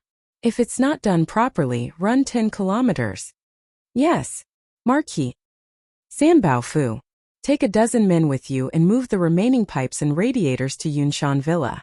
I'll be there in a moment. Yes, young master.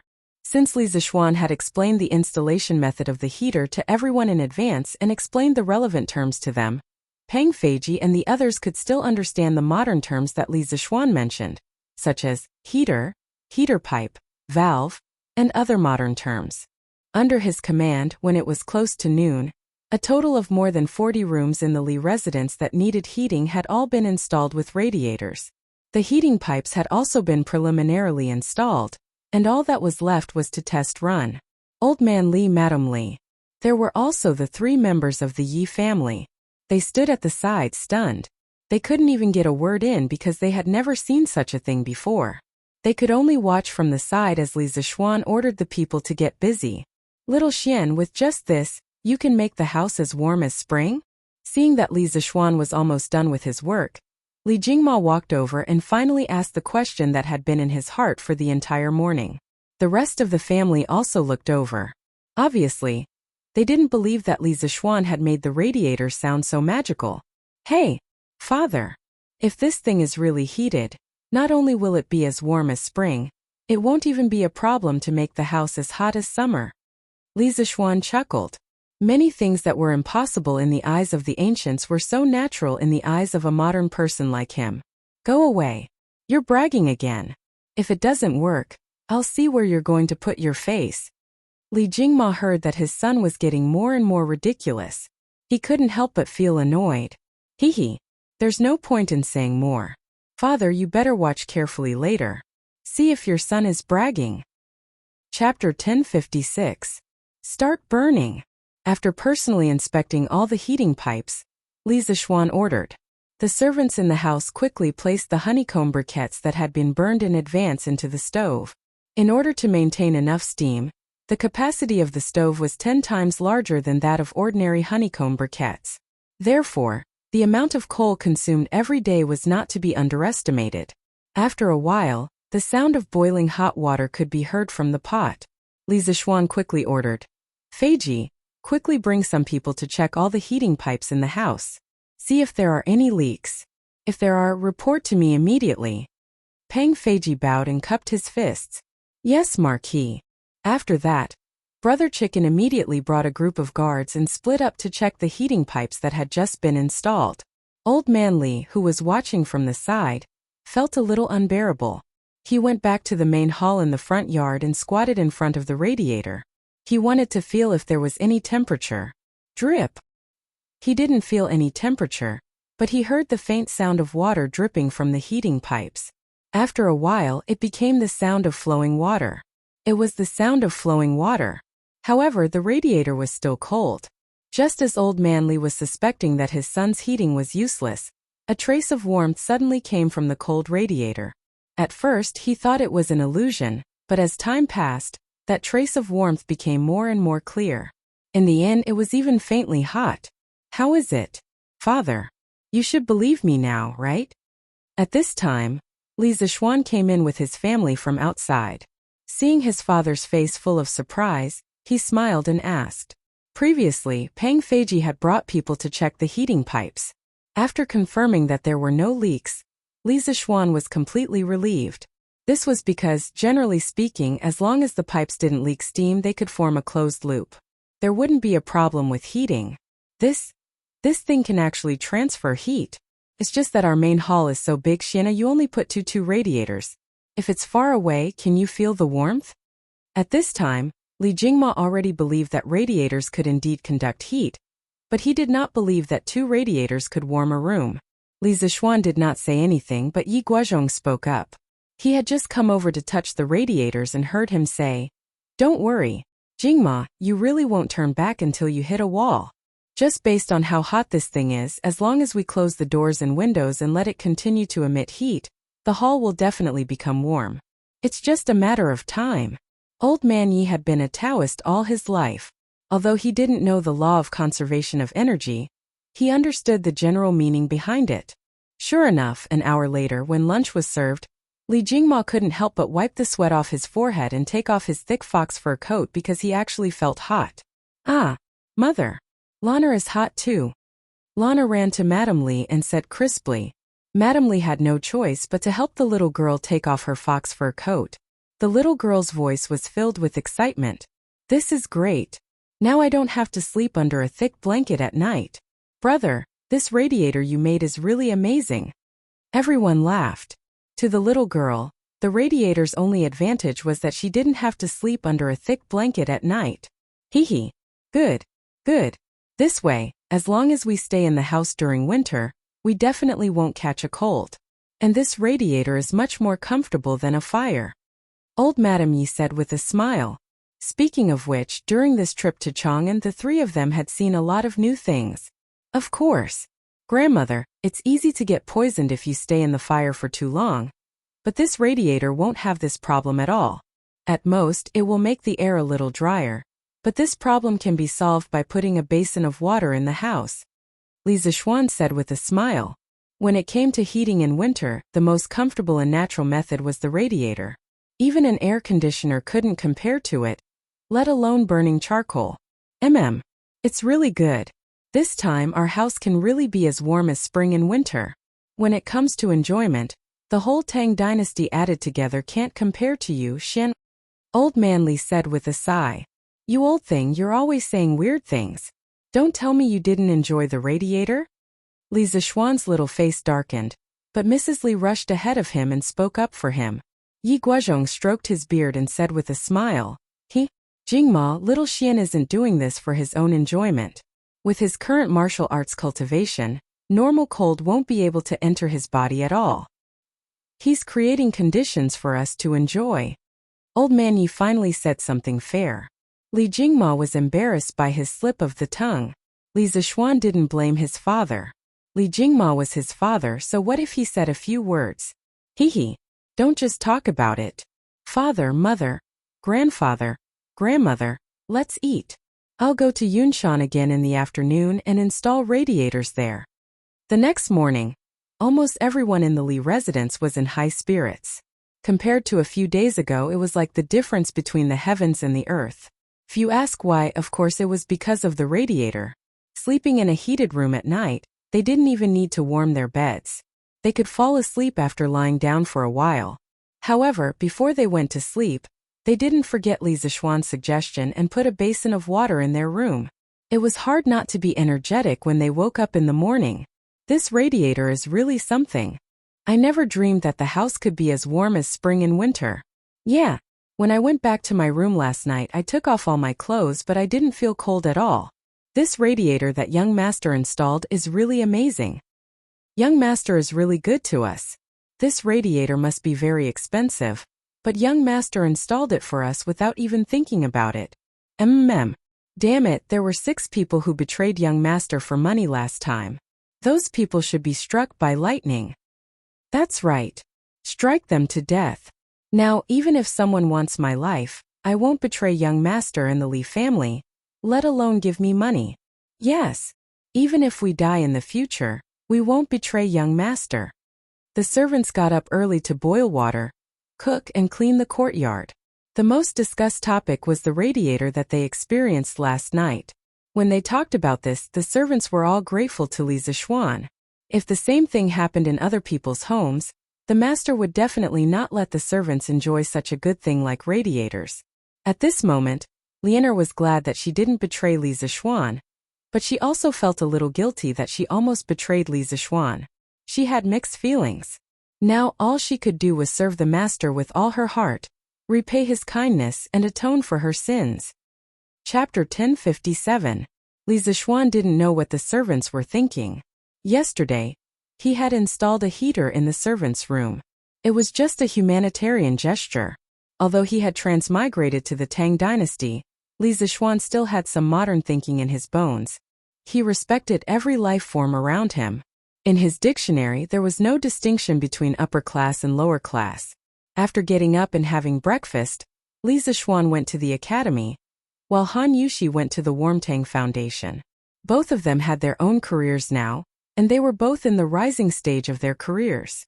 They could not stay at home every day and leave the academy or the foundation alone. Sitting in the carriage, Li Zishuan couldn't help but shake his head. His and his wife's current situation was very similar to most couples in the modern world. After breakfast, they had to go to work. The only difference was that they were like bosses. Sometimes they didn't have to go to work. They had a lot of freedom. When they arrived at the academy, Li Zishuan was in Yin Silu's office, chatting with Yin Silu and Li Gang. Haha. These 2 days, the students of the academy have been working harder than usual. I was in the cafeteria just now, and I met a student who was eating and reading at the same time. It's really not easy. Yin Silu sighed with a smile. Li Gang shook his head. That's nothing. Last night, this old man had a sudden impulse and went to the student dormitory to check on the dormitory. I found that it was already 9:45 p.m., but some dormitories were still lit up. This old man went in to take a look and saw 6 people neatly lying under the lights, reading books. This old man originally wanted to punish them according to the rules of the academy, but when I thought of how hard they had worked, I directly let them turn off the lights and go to sleep.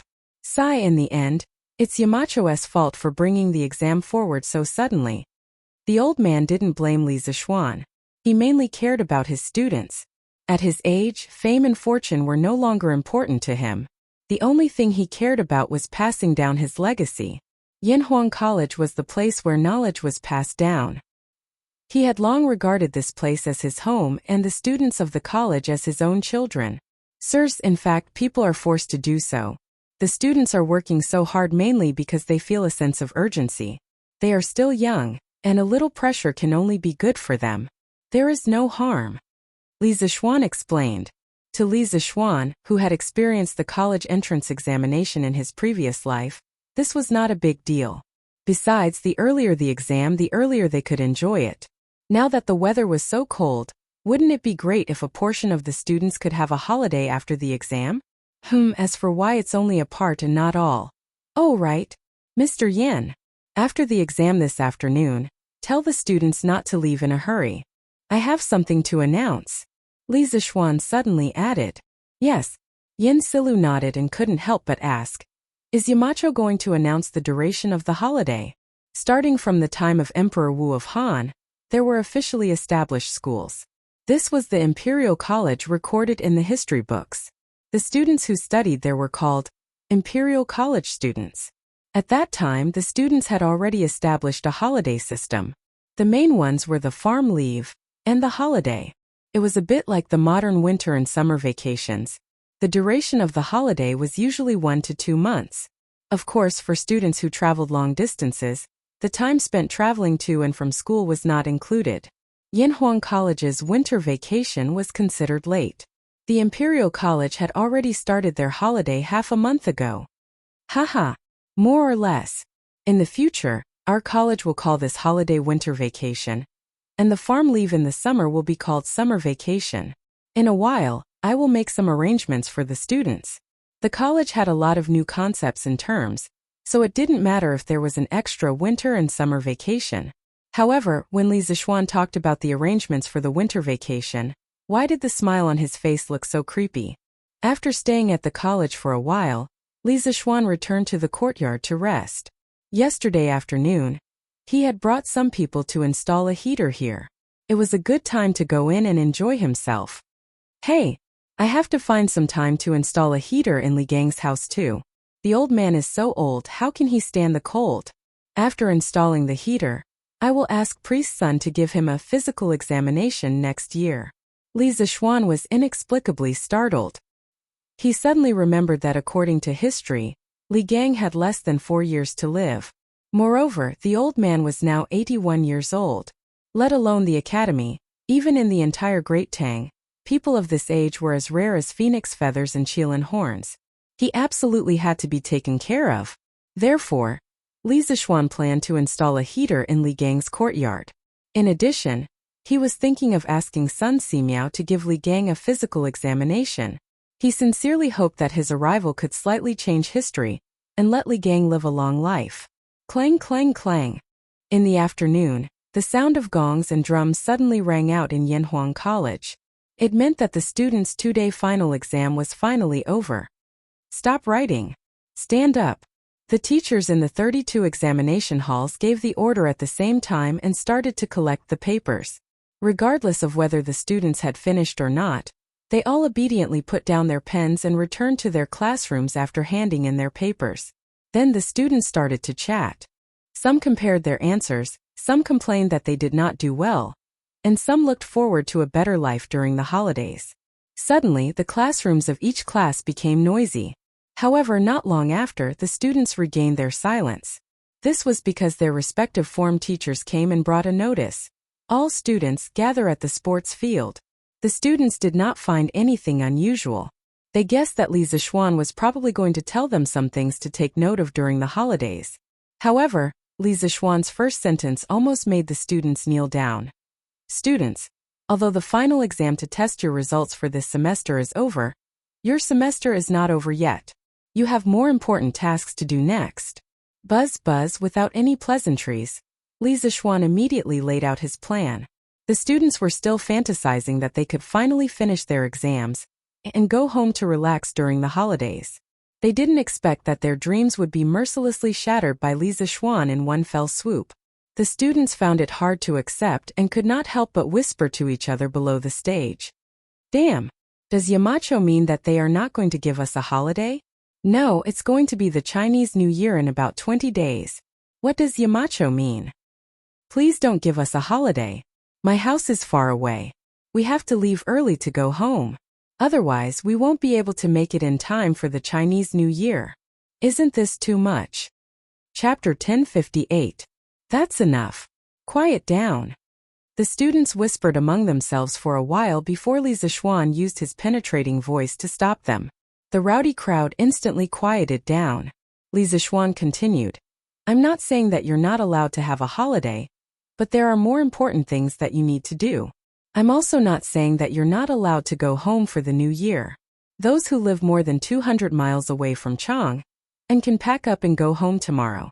School will officially start on the 25th of the first lunar month next year.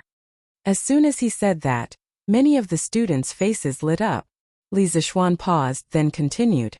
As for those who live closer to Chang'an from tomorrow onwards, you will report to the Warmtang Foundation. When school started, I told you that Yanhuang College does not nurture useless students who only know how to study. You must apply what you've learned to benefit the country and its people. Sending you to the Warmtang Foundation is a very valuable opportunity for you to practice. At the same time, what you're doing is very meaningful. I hope that you'll cherish this opportunity. Yamacho, what does the Warmtang Foundation do? Yeah, why does the name sound so weird? After listening to Li Zishuan, many of the students were confused. They were not confused because they could not have a holiday, but because they had no idea what the Warmtang Foundation was. On the day that the Warmtang Foundation was first established, the students had received news that the final exams would be held on Thursday. Because of that, they did not even have enough time to study, let alone read the newspaper. This included Chan Tianhua and Liao Feichen, the two part-time novel writers, who did not have time to read the newspaper. Datong Daily's editorial department was still using the manuscripts that they had sent over last week. Therefore, more than 80% of the students had not heard of the Warmtang Foundation that had recently become the talk of the town. Li Zishuan was stunned when he heard the whispers of the students. However, he quickly recovered and cleared his throat. It seems that everyone has been studying hard recently. It doesn't matter if you don't know about the Warmtang Foundation. I'll ask Mr. Ma to tell you about it now. Other than being the leader of the Academy's economics department, Ma Zhou was also the head of the editorial department of Datong Daily. Among all the teachers in the academy, the one who knew the most about the Warmtang Foundation was definitely Ma Zhou. Under Li Zishuan's invitation, Ma Zhou walked up to the rostrum. He did not prepare a speech in advance. If it were someone else, they would definitely be at a loss. However, Ma Zhou was someone who had seen big scenes. How could he be afraid now? Ma Zhou quickly organized his words in his heart. Then he looked at the students below the stage and said in a clear voice, "Students, the Warmtang Foundation is a charity department that was personally established by the current emperor to empathize with the people. It uses the donations of the people to help the poor people." Ma Zhou was best at writing and strategy. Under his narration, Li Zishuan became the holy son of heaven who worried about the people day and night, and Li Zishuan became the great philanthropist who would rather use up all his wealth to help the poor. The students could not help but be greatly moved. At the same time, a strong sense of pride rose in their hearts. This was because Li Zishuan was their Yamacho. They felt proud that they were Li Zishuan's students. Alright, now you should understand what kind of department the Warmtang Foundation is, right? Now let me talk about your upcoming tasks. After Ma Zhou spent half an hour introducing the Warmtang Foundation, Li Zishuan continued, "The Warmtang Foundation has recently launched a warm winter program. By distributing free coal stoves and honeycomb briquettes to the poor people in and around Chang'an City, they will be able to afford warmth. Your task is to be responsible for distributing the coal stoves and honeycomb briquettes. This task is actually not simple at all. First, you have to select the people who meet the requirements and confirm that there is no one who is pretending to be poor because they are greedy for our things. Then, you have to bring people to deliver the coal stoves and honeycomb briquettes to the people who meet the requirements. Finally, you have to make a record of every donation and summarize the accounts every 1 or 2 days. These tasks are indeed difficult for you. But there is nothing in this world that is impossible for those who set their minds to it. Among you, some of you will take part in the imperial examinations after you graduate from the academy and enter an official career. Some of you may stay in the academy and continue your studies. Some of you may only want to use the knowledge you have learned to settle down in a corner and become a rich man. But no matter what, you cannot forget that you graduated from Yanhuang College. Since you are a student of Yanhuang College, you have an obligation to do something for the Tang Empire and the people of Tang Empire. Many years later, when you look back on this holiday practice, you will definitely not regret the effort you have put in. Good and evil will be repaid, and the heavens will reincarnate. Your good deeds will definitely be rewarded. I hope that you will put your heart into this holiday practice. I hope that you will use your love to warm this city. Use your love to warm this city. After Li Zixuan finished speaking, the entire field suddenly became quiet. At this time, no one had any complaints about Li Zixuan not having a holiday because Li Zixuan's words had touched them. Use your love to warm this city. The Tang people's sense of national honor was actually the strongest in the entire history of China. They loved this land and their people. Now that they had a chance to help their people, how could they not help because of their own selfishness? Yamacho, I want to join too. I don't have to go home for the new year. On the field, among the silent students, such a voice suddenly rang out. This shout was like a fuse, and it was followed by more and more similar shouts. Yamacho, I don't have to go home for the new year. I also want to join this holiday practice. Yamacho, I don't have to go home either. More and more students stood out. They were not locals of Chang'an, and they lived far away from the academy. Li Zixuan had also given them the opportunity to go home for the new year. But at this moment, they felt that some things were more important than going home for the new year. When Li Zixuan saw this, he smiled and said, Good, good, good. I am very happy that so many people are willing to give up the opportunity to go home for the new year to help the Nuantang Foundation. But I still hope that you will think carefully before making a decision. Those who are willing to go home, I will support. Those who are willing to stay at the academy to do good, I will also support. Tonight, think about it carefully, and tomorrow, you will tell your final decision to your class teacher. Chapter 1059. The next morning, when Li Zixuan arrived at the academy, he found hundreds of students gathered in front of the school building. He glanced around and found that the number was about the same as the one at the field yesterday. He could not help but nod to himself.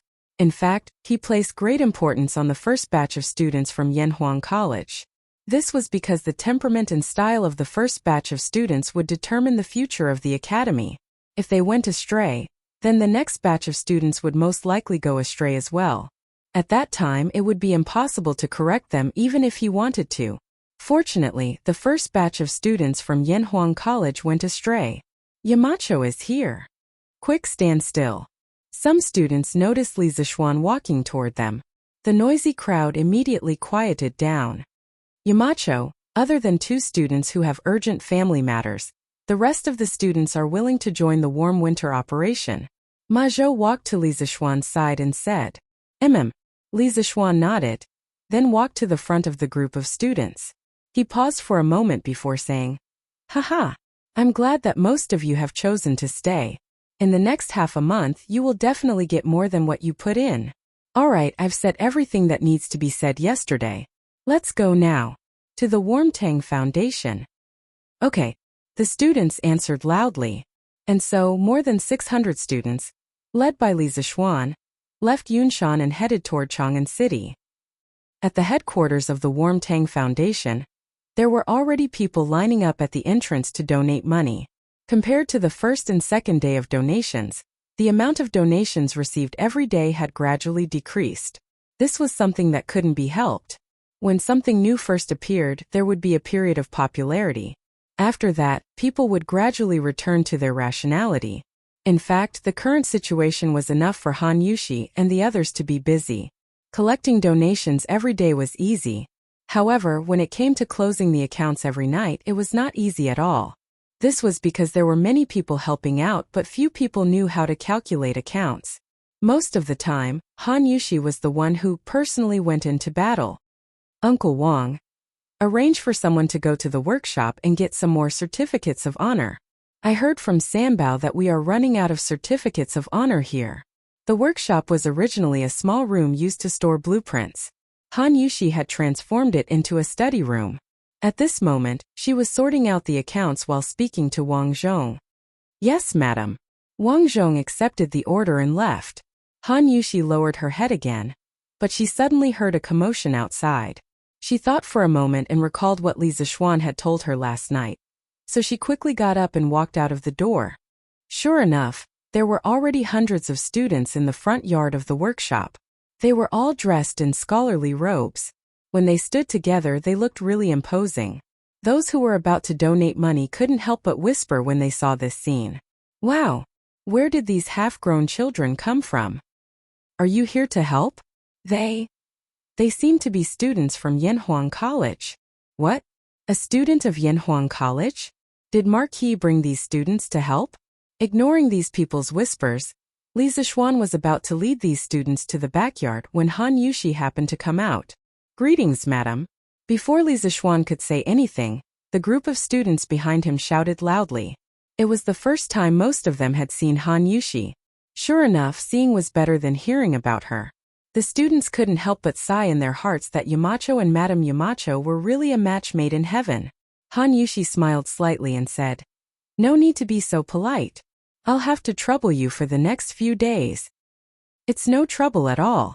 The students immediately responded when they heard this. Their voices were so loud that it was as if they had been injected with chicken blood. The corner of Li Zishuan's mouth twitched. He thought angrily in his heart, a bunch of little brats. Why didn't I see you so energetic when I asked you earlier? Okay, this is not the place to talk. Let's go to the Drunken Wind Pavilion behind. Li Zishuan waved his hand and led everyone to the Drunken Wind Pavilion behind the workshop. It was his original office courtyard and also the place where he had invented the wireless telegraph. He planned to divide the work and make some strategic arrangements for the students there. Qin Ke, now the county magistrates of the 22 counties under Chang, and will cooperate with our work. From today onwards, you will be the first team leader of Operation Warm Winter. You will be responsible for bringing people to contact the county magistrates. You have to quickly draw up a list of the poor in each county. Tell them not to over-report or under-report. Otherwise, if I find out, I will definitely settle the score with them. More than 600 teachers and students were gathered in the Drunken Wind Pavilion. Of course, the house couldn't hold so many people. Li Zishuan simply held an impromptu meeting under a pavilion in the courtyard. Li Tai was the most suitable person to be in charge of contacting the local magistrates. With this little fatty around, how would the county magistrates dare to be sloppy? If you asked them to go east, they wouldn't dare to go west. Li Tai didn't expect good things to come so quickly. He couldn't help but feel energized. He quickly nodded and said, "Yes, Yamacho. I guarantee that we will complete the task. But how many people are there in the first team?" Li Zishuan thought for a moment and said, "I will allow you to have 100 people. You can choose your own people. Of course, the other students can also recommend themselves. But in the end, both sides have to agree." "Okay, Qin understands." Li Tai nodded and replied.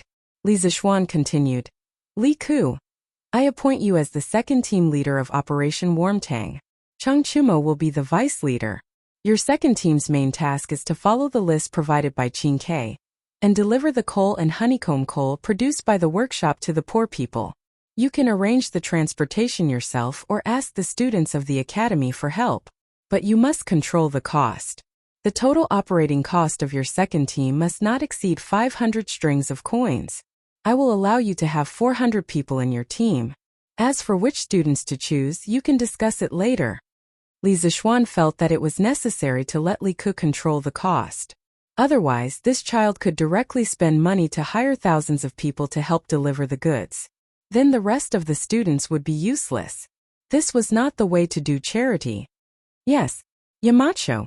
Li Ku frowned, but he still replied in the end, "Okay, Yamacho." Chang Chumo was also a little excited.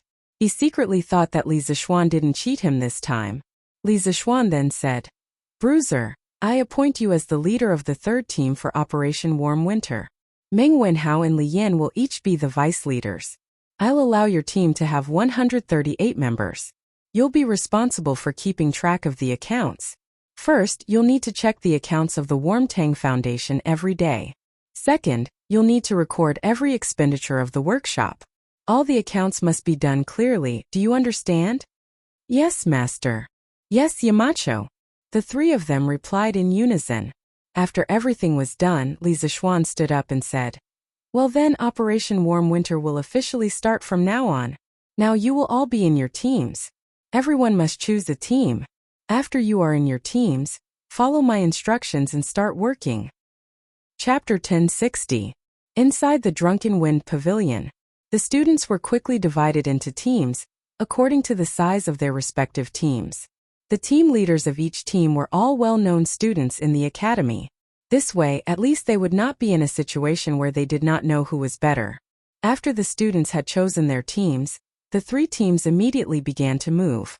Li Tai divided his first team into 22 teams. They went to Chang'an County, Wanyan County, and the 20 counties outside of Chang'an City. He personally led a team to Chang'an County. Bruiser, on the other hand, led his 3rd Brigade to settle the accounts with the Warmtang Foundation. Li Ku and Cheng Chumo led the 2nd team out of the workshop to prepare the carriages. Because Li Zishuan had limited their activity funds, Li Ku and Cheng Chumo, who had been pampered since they were young, had no choice but to save money and bargain with others. What? You charge 20 copper coins a day to rent a horse here? Why don't you go rob a bank? Do you think I won't sue you for running a scam? This was Cheng Chumo's voice.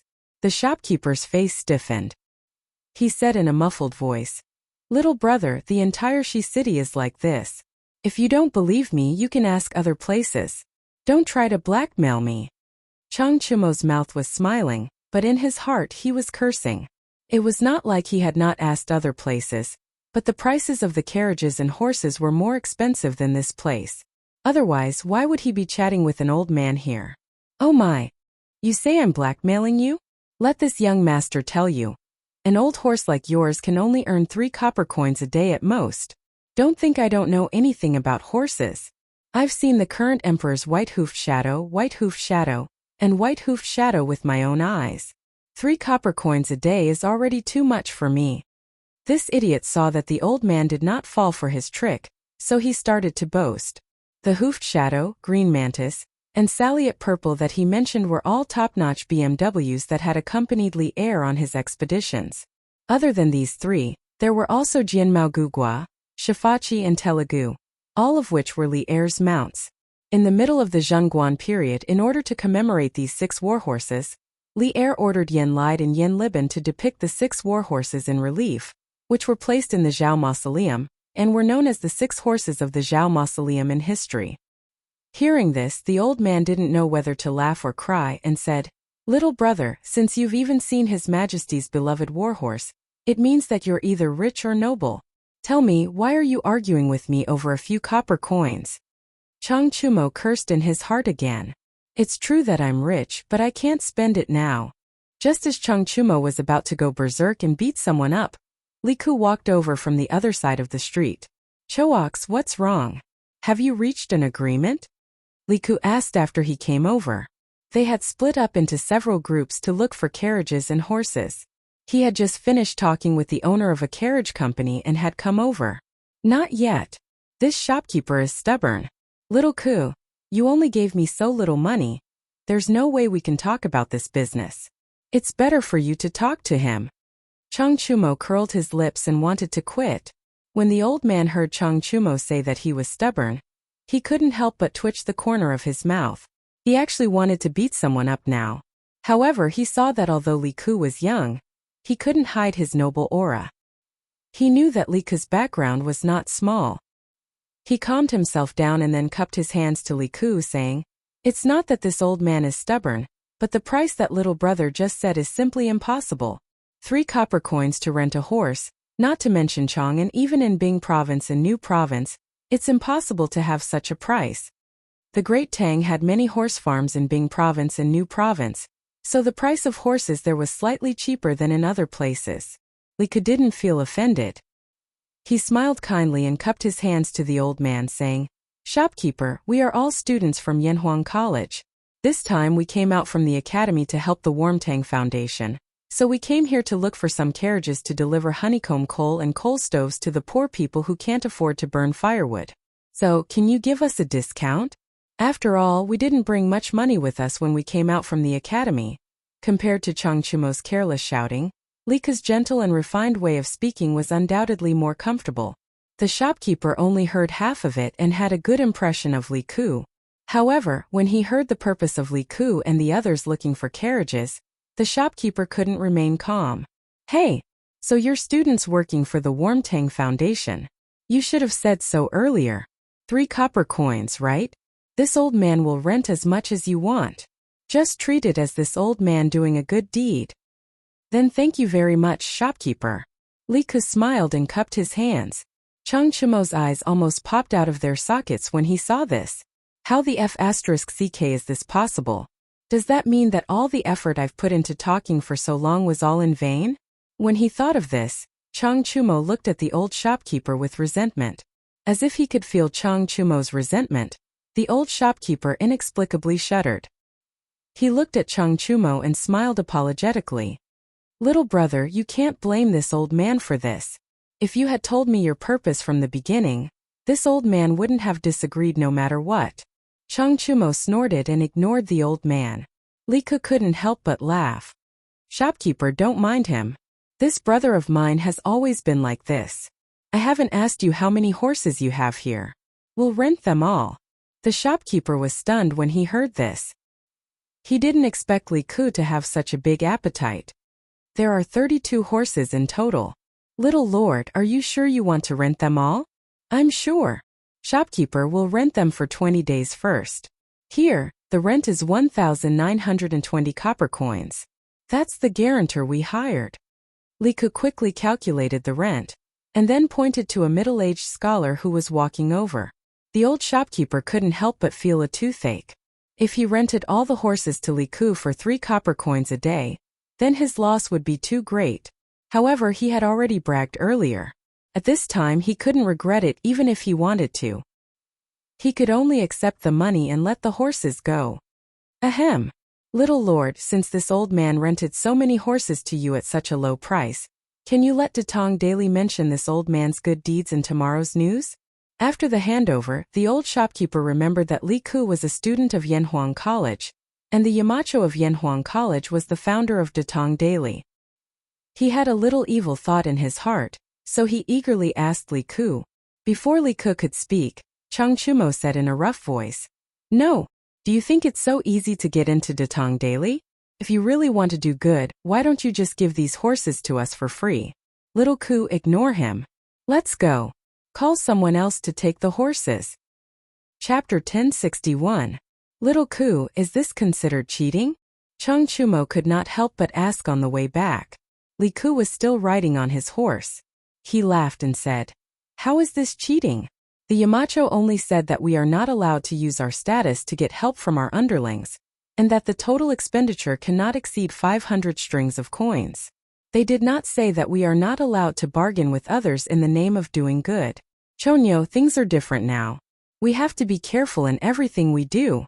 Otherwise, 500 strings of coins will not be enough. The Li Ke now was a completely different person compared to 4 months ago.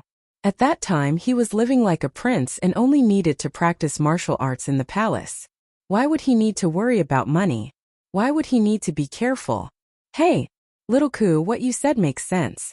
How many carriages do we need? Which one should we go to now? Chang Chumo scratched his head and laughed. Actually, as long as they could complete the mission and not be caught by Li Zishuan, he could not be bothered to find out if this was cheating. Li Ke's lips curled into a smile. There's no need for that. We have enough carriages and horses. That's it? Does that mean that Zifin, Yui Baolin, and the rest have already rented carriages? Chang Chumo was stunned for a moment and said in disbelief. The members of the 3rd Brigade had all gone out to look for carriages according to Li Ke's plan. Sun Zifin and Yui Baolin were members of the 3rd Brigade. Haha. This is also a coincidence. Sun Zifan's family opened a carriage company, and the scale is not small, so we rented a lot of carriages from there at a low price. Now all of them added up, it is completely enough. Li Ke said with a smile.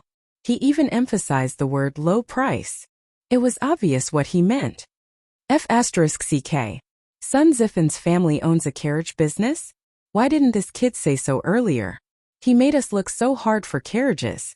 F***ck. No, he should be back at the workshop now, right? I'm going to find him. This kid tricked me. Hiya. Chang Chumo's eyes widened. His face was filled with disbelief and anger. Yes, anger. At this moment, he felt that Sun Zifan was even more despicable than the old man from the carriage company. After saying that, he slapped the horse's butt hard, and the man and the horse rushed forward. Hey, hey, hey. Ugly bull, don't. Li Ku hurriedly urged his buttocks to catch up and dissuaded him. Ziffin usually doesn't care about his family's business. He only just remembered that his family has a carriage business. We can't blame him for this. Instead, we have to thank him. It's because of his family's carriage business that we saved more than 20 strings of money. Money, money, money. When it came to money, Chang Chumo felt a headache coming on. He could not help but wonder in his heart. Is this still the king of Han, Li Ku? Why do you only care about money? All right then. For your sake, I won't be angry with that brat. Chang Chumo waved his hand. He didn't want to hear Li Ku talk about money anymore. Qingke, how are the preparations on your side? Did you get the list of the poor people in each county? When it was close to noon, all the students returned to the Drunken Wind Pavilion in the backyard of the Warmtang Foundation. This used to be the workshop of the Strange Taste Pavilion, so of course, there was a cafeteria. Half of the chefs in the academy's cafeteria had been transferred here by Li Zishuan, so the students had lunch there. At this time, Li Ku was holding a bowl of rice and chatting with Li Tai about work. Oh, I got it all. I'll give it to you after I finish eating. Li Tai's cheeks were puffed up. He used to be a person who lived like a prince, but after being trained by Li Zishuan, he could enjoy eating from a big pot of rice.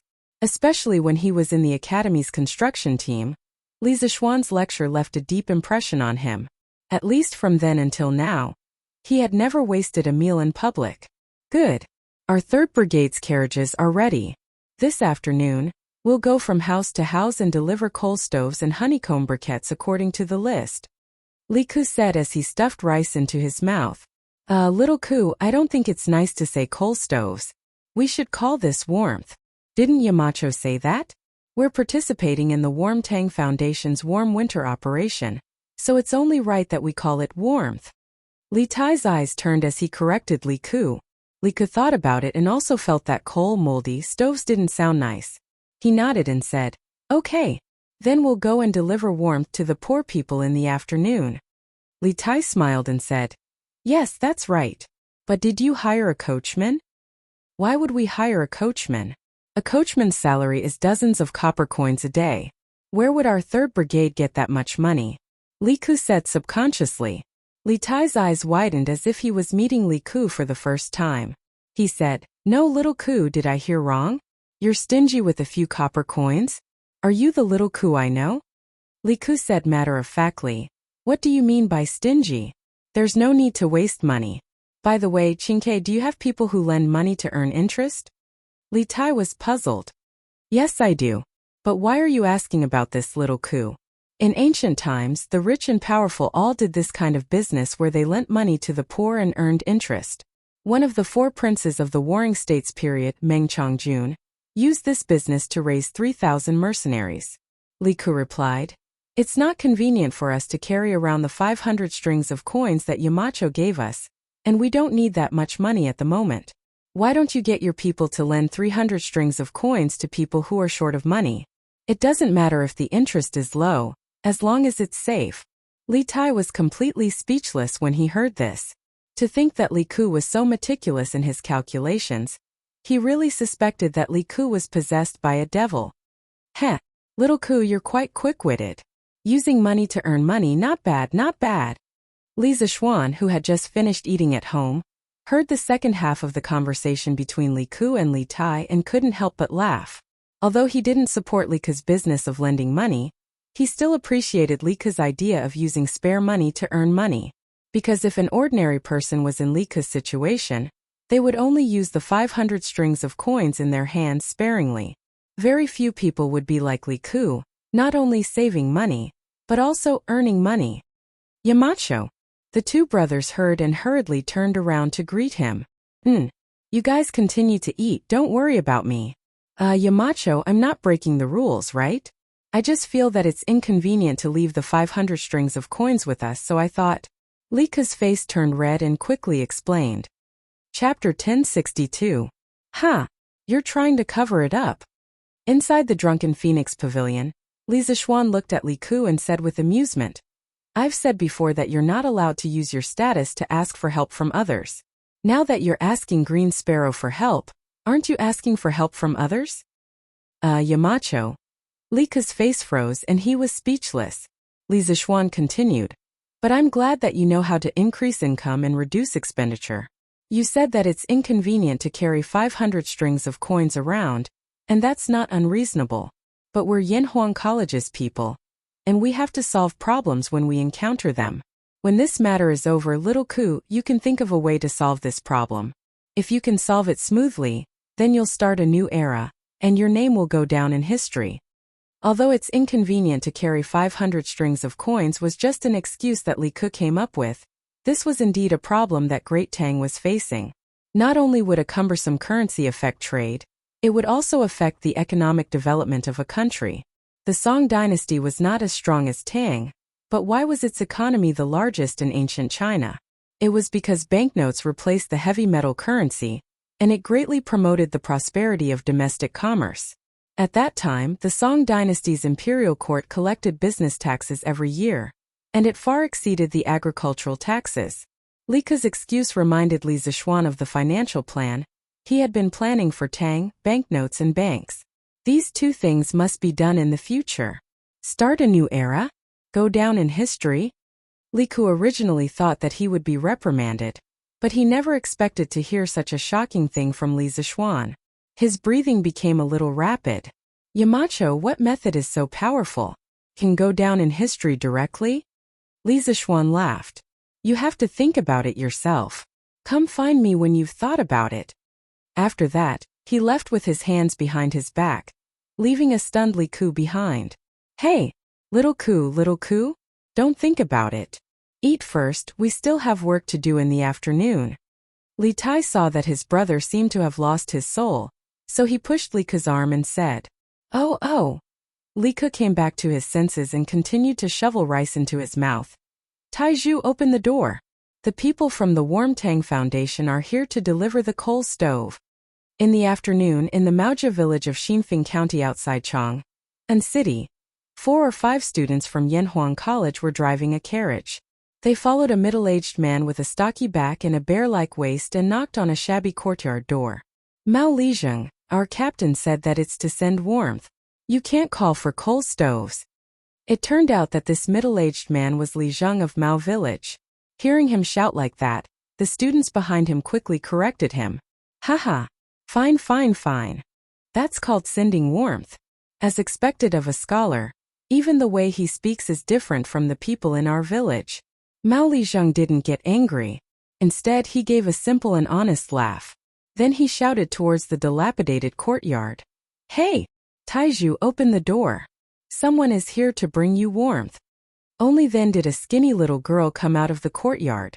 It was winter, but she was only wearing a few pieces of unlined clothing. Moreover, they were all tattered. If one looked closely, one could see that her 2 legs were trembling. Li Zheng, you're here. The little girl opened the courtyard door and greeted Mao Lijeng. Then she timidly began to look at the students behind Mao Lijeng. Haha, Dia, where's your father and mother? Mao Lijeng walked in with the students of the academy. He looked around and then asked. Li Zheng, my mother went to the mountains to collect firewood. My father's legs acted up again 2 days ago. He's still in bed now. The little girl replied. What? Taizhu's legs aren't listening to him again? Sigh. It's not good to have an attack in the winter. Mao Lijeng was stunned. He sighed in surprise and then said to the students behind him. Hey, you guys don't know. Taizhu accidentally broke his leg when he was hunting in the mountains. Every time it's cold, he can't get out of bed. Therefore, in autumn and winter, it's usually Diya's mother who is busy with the work inside and outside the house. Sigh. Let's not talk about this first. Come in. Diya, go and boil some hot water. Today we're all literary stars. We're here to bring coal to your family, to bring warmth. After that, Mao Lijeng led the group of Yanhuang College students inside. Mao Lijeng, you go in first. We'll go and take down the coal stove and honeycomb briquettes from the car. A student said. Only then did Mao Lijeng realize that there was a car full of warmth behind him. He patted his head and said, Hey, look at my memory. I almost forgot about this. You guys are all literary stars. How can you do this kind of rough work? You guys go in and rest. I'll do it. I'll do it. I guarantee it won't be wrong. Although Yanhuang College was in Lantian County, it was very famous. Not to mention Xinfeng County, even hundreds of miles away from Lantian County, there was no one who didn't know about it. Yanhuang College's tall and magnificent building had become the immortal palace in the human world through word of mouth. Students who could get into Yanhuang College were naturally literary stars. Moreover, Li Zishuan, the Yamacho of Yanhuang College, was full of righteousness. He had always taken care of the people in his fief. Everyone knew about his benevolence. Therefore, the people were very respectful to Li Zishuan and Li Zishuan's students. Don't. Mao Li Zheng. Before we went down the mountain, the Yamacho told us that we have to do it ourselves. We can't let others do it. Thank you for your kindness. The students of the college quickly stopped him. Sigh. Fine. Since that's the case, I won't break the rules of your college. But you guys are so soft and tender. Oh no, I mean you guys who study all year round. How can you move this? Haha. Mao Li Zheng, don't worry. We moved this up ourselves. Of course we can move it down. Half an hour later, the students moved a coal stove and 50 honeycomb briquettes into the dilapidated house. After patiently teaching the little girl how to use the coal stove and repeatedly reminding her to pay attention to the ventilation when burning the briquettes for warmth, the students left under the little girl's sparkling eyes and the man named Tieju's endless gratitude. They still had to hurry to the next house. Big brother, big brother. Wait a minute. Which one of you dropped your money bag? But who knew that the group of students hadn't gone far when the little girl chased after them again. She was holding an exquisite black purse in her hand. The whistling north wind messed up her hair and blew her little face red. But it still didn't stop her footsteps. Huff huff. Big brother, look, which one of you dropped your money bag in the house? Chapter 1063. Haha. Jishuan, what kind of memory do you have? How could you forget the money pouch? Luckily, the girl from the farmer's family was honest. Otherwise, where would you find it later? On the way, the group of Yanhuang College students joked with each other. It turned out that it was Di Jishuan who dropped the money pouch just now. Chu Suoyang's son, Chu Yanfu, was also among them. Di Jishuan just shook his head and smiled when others made fun of him. Jishuan, you deliberately left the money pouch in their house, didn't you? Those who could get into Yanhuang College were not fools. One of the students couldn't help but ask. As soon as the words came out, everyone was stunned. Several pairs of eyes looked at Di Jishuan. Di Jishuan smiled helplessly and said, I also saw that family's life was really difficult. But if I gave them money openly, they definitely wouldn't accept it. So I thought of this idea. I didn't expect that girl to be so honest. Alas. In fact, it's only a few hundred coins. Even if it's lost, it won't hurt at all for you and me. But for that family, it's a life-saving money. We've sent coal furnaces to almost 5 families today. To be honest, I admire Yamacho's wise decision. If we didn't go down the mountain this time, many of us might not know how difficult it is for the common people to live. Alas. As soon as he said this, the group of people who were laughing and joking just now suddenly fell silent. Among them, Di Jishuan and Chu Yanfu were from the families of officials, while the other 3 students were from the families of merchants. They really didn't know what was called suffering in the world since they were young. Mao Tieju's poor family just now also touched them a lot. There were still common people who lived such a poor life. There were still such poor people in the world. Jishuan, you were right. If I had known, I would have secretly hidden some money in their house just now. The student who laughed at Di Jishuan's carelessness just now said in a low mood. Haha. Chini, it's useless. Even if they can't find the money you hid now, once they find it later, they'll come back to return it to you no matter where you go. Di Jishuan shook his head. The student named Chini was puzzled and asked, Jishuan, why are you so sure? Di Jishuan didn't explain, but Chu Yanfu laughed and said, Enough. Chani. Ji-sun is able to see things clearly and see into people's hearts. In this aspect, you shouldn't doubt him. Haha. Let's go. It's almost time for the next one. Di Jishuan's team was not the only one who encountered such poor people. In the evening, all the students returned to Yanhuang College. Compared to the students of the other 2 brigades, the students of the 2nd Brigade, who were responsible for delivering coal stoves and honeycomb briquettes to the poor, were obviously in low spirits. Even Chang Chumo and Yuchi Baolin, who were careless, were quiet when they were eating in the canteen at night. Clearly, what they had seen and heard this afternoon had greatly affected these students. Yamacho, the students don't seem to be in a good mood. Coming out of the canteen, Yin Silu said to Li Zixuan. According to Li Zixuan's rules, the teachers of the academy were not allowed to intervene in the whole process of organizing the students to do good deeds down the mountain. They were only responsible for the logistics at most. Therefore, Yin Silu did not know much about the students' experience this afternoon. However, the old teacher had experienced the vicissitudes of life. How could he not see that the students were in low spirits? Li Zixuan stopped in his tracks, nodded and replied, They must have seen too much suffering in the world today. This was also good. There were some things that could only be learned after experiencing it. Only then would one know how to cherish what they had now. And as students of Yanhuang College, it's not good if they only know how to read and ignore the outside world. Yanhuang College exists for only one purpose, and that is to benefit the people of Tang. Yin Silu stroked his beard and sighed. Yamacho is right. These children can't always stay in the academy and study. It's good to let them see the suffering of the people. On the first day, the students of Yanhuang College visited more than 800 poor families and gave away more than 800 coal stoves and 40,000 honeycomb briquettes. Early in the morning of the second day, the students woke up at 5 in the morning, washed up and ate. At 7:15 in the morning, the students gathered in front of the teaching building and went down the mountain to deliver the warmth. At this time there was a thin layer of frost on the withered leaves by the roadside. After arriving at the Warmtang Foundation, the students of the 3 brigades immediately went into working mode. They each had their own duties. Those who needed to go to the government to coordinate, those who needed to deliver the warmth, and those who needed to stay behind to keep track of the accounts. The division of labor was clear and orderly. The news of the students of Yanhuang College going down the mountain to do charity in the name of the Warmtang Foundation had already spread yesterday. Many people knew about it. Today's Datong Daily's headline was, without a doubt, left to this group of students who silently gave their love in the cold wind. The title was, This Winter's Not Too Cold. There was a paragraph in the news that read, They came from Yunshan, and their hearts were filled with the poor villagers. They drove their carriages to visit one village after another, and they sent warmth to one family after another. It was they who warmed this city, and it was they who made this winter not so cold. Their cheeks were red from the cold wind, and they were shivering, but they were still fearless. They still traveled over land and water to deliver their love to the people in need. They are all the students of Yanhuang College.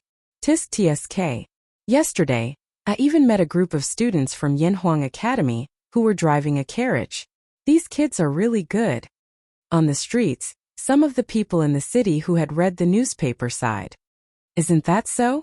Why don't you take a look at who the Yamacho of Yanhuang College is? How can the students taught by Marquis be bad? Haha, that's right. When Marquis said that he wanted to build an academy, I felt that the academy built by Marquis would definitely be extraordinary. Looking at it now, it was indeed so. Look at the Imperial College and the Hongwen School. Can they teach such students? Hey, that's definitely not possible. The Imperial College and the Hongwen School are already on holiday. I heard that the students of Yanhuang College were also on holiday, but they volunteered to do this. Many of the children who live far away might not be able to make it back in time for the new year because of this. Whoa, there's actually such a thing? How can it be fake? Sigh. In the future, if my brat can't get into Yanhuang College, I'll beat him to death. This kind of academy is a good one. Unknowingly, Yanhuang College's reputation in the hearts of the people increased again. However, the Imperial College and the Hongwen School were inexplicably implicated. Chapter 1064. While the students were busy sending warmth to the people of Chang'an City, Li Zixuan was not idle either. He brought his personal guards to send warmth to the villagers in his fief. No matter if they bought a coal stove or honeycomb briquettes, they would send 2 coal stoves and 200 pieces of honeycomb briquettes. If they did not accept, they would be disrespecting the master. Young master, the house is so big. 1 coal stove is enough. Isn't it a waste to send 2? What's there to waste? It doesn't matter if the house is small. One stove can be used to boil water and cook rice. The other stove can be used to warm the fire. It's so cold today. Don't let these 3 children freeze. Quick, Sanbao, move the coal stove in. We have to hurry to the next house. Hey! Don't! Young master, it's better for this old man to move it himself. We can't tire your men out. Sanbao chuckled and said, Second Master Han, it's not tiring. Sanbao won't tire himself out with this kind of work. Let me do it. After unloading the coal stove and honeycomb briquettes in Second Master Han's house, the small team continued to send warmth to the next house.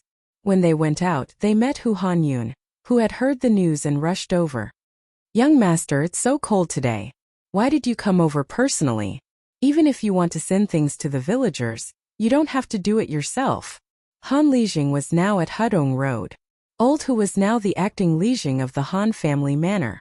If there was any trouble in the manor, he would be the first to know. This time, Li Zishuan was really planning to visit every single household in his fief. When he heard this, he smiled and said, Uncle Hu, since I have nothing better to do at home, why don't I come out to deliver some gifts to the villagers and exercise my muscles a little? Old Hu sighed helplessly. He thought for a while and said, Hey, young master, the villagers appreciate your kindness.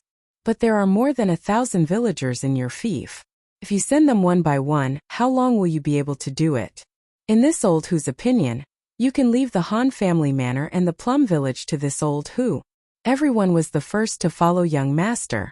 Even if young master didn't go personally, everyone would still appreciate your kindness. His suggestion was mainly to lessen the burden on Li Zishuan. Among the 8 villages under Li Zishuan's control, the Han village and Plum village had the largest population. Without these 2 villages, Li Zishuan would have a much easier time. Haha, Uncle Hu, I appreciate your good intentions. However, this matter is not urgent. If I can't finish running in 1 day, I'll run for 2 days. If I can't finish running in 2 days, I'll run for 3 days. I can't just go to one house and not go to another, right? It just so happens that the academy doesn't have classes now, so I still have time. Li Zishuan said with a smile. Actually, he wasn't doing this because he had nothing better to do. Previously, when he was conferred the title of Marquis, Li Er had rewarded him with some land. Later on, he had merged into a few villages. Because he was busy with work, he didn't go there much, let alone know the villagers. As for those few villages, Wang Zhong had been taking care of them for him. Now that the academy had stopped classes, he could finally take some time out to walk around his fief. At the same time, he could also get to know the villagers in his house. Seeing that Li Zishuan was so insistent, Hu Hanyu knew that he couldn't persuade him anymore. He said, Hey, since I've met young master, there's no need to trouble young master to personally send them to my house. I'll move them back myself. After saying that, he walked up and lifted a coal stove with one hand. The strength of his hands was not ordinary. Haha. All right, I won't stand on ceremony with Uncle Hu. Li Zishuan laughed and said to Ah Fu, who was beside him, Ah Fu, help Uncle Hu carry these honeycomb briquettes back. We'll go to the next house first. Catch up with us later. Yes, young master. Ah Fu carried a bag of coal and left. Li Zishuan said to Peng Feiji, Let's go. Next house. Although there were many villagers in the Han family village, they lived in close quarters. Therefore, Li Zishuan ran from house to house and was done by noon. Lunch was naturally settled at the academy. The academy had indeed transferred half of the chefs away, but the other half were still cooking for the teachers who stayed in school. After resting at the academy for a while, Li Zishuan ordered Peng Feiji to bring some people to the workshop to get some things. Then they went to the 9th house in Yunshan, Li Gang's house. Li Gang was one of the earliest professors in Yanhuang College. Of course, he had the right to live in this house. When Li Zishuan separated the houses, he gave the 9th house to Li Gang. The number 9 represented longevity and health. He had put in a lot of effort in this. Grandfather, why isn't it snowing this year? And Run, why are you looking forward to it snowing? It's fun when it snows. When it snows and Ren can snowball. Ha! And Ren, you think it's fun when it snows, but those poor people who can't afford to wear clothes will freeze to death when it snows. Do you still want it to snow now? Ah, grandfather, why don't they have clothes to wear? Can't and Run let them wear his clothes? Haha. If you let them wear your clothes, what will you do? And Run will hide in the blanket and not go out. Then he won't freeze. Ha ha ha. As they approached the 9th courtyard, due to Li Zishuan's astonishing hearing, he was able to hear the conversation between the grandfather and grandson from far away. He couldn't help but feel a trace of warmth in his heart. What an adorable and sensible child. At this moment, he felt that his decision to set up the Warm Tang Foundation and Operation Warm Winter was absolutely correct. If even a child had the ambition to protect the poor people of the world, as an adult with a high position, if he still remained indifferent despite having the ability to do so, then wouldn't he have lived 2 lives in vain? Haha, little and Ran, you don't have to hide in the blanket. Those poor people have a fire to roast them now. They won't freeze to death.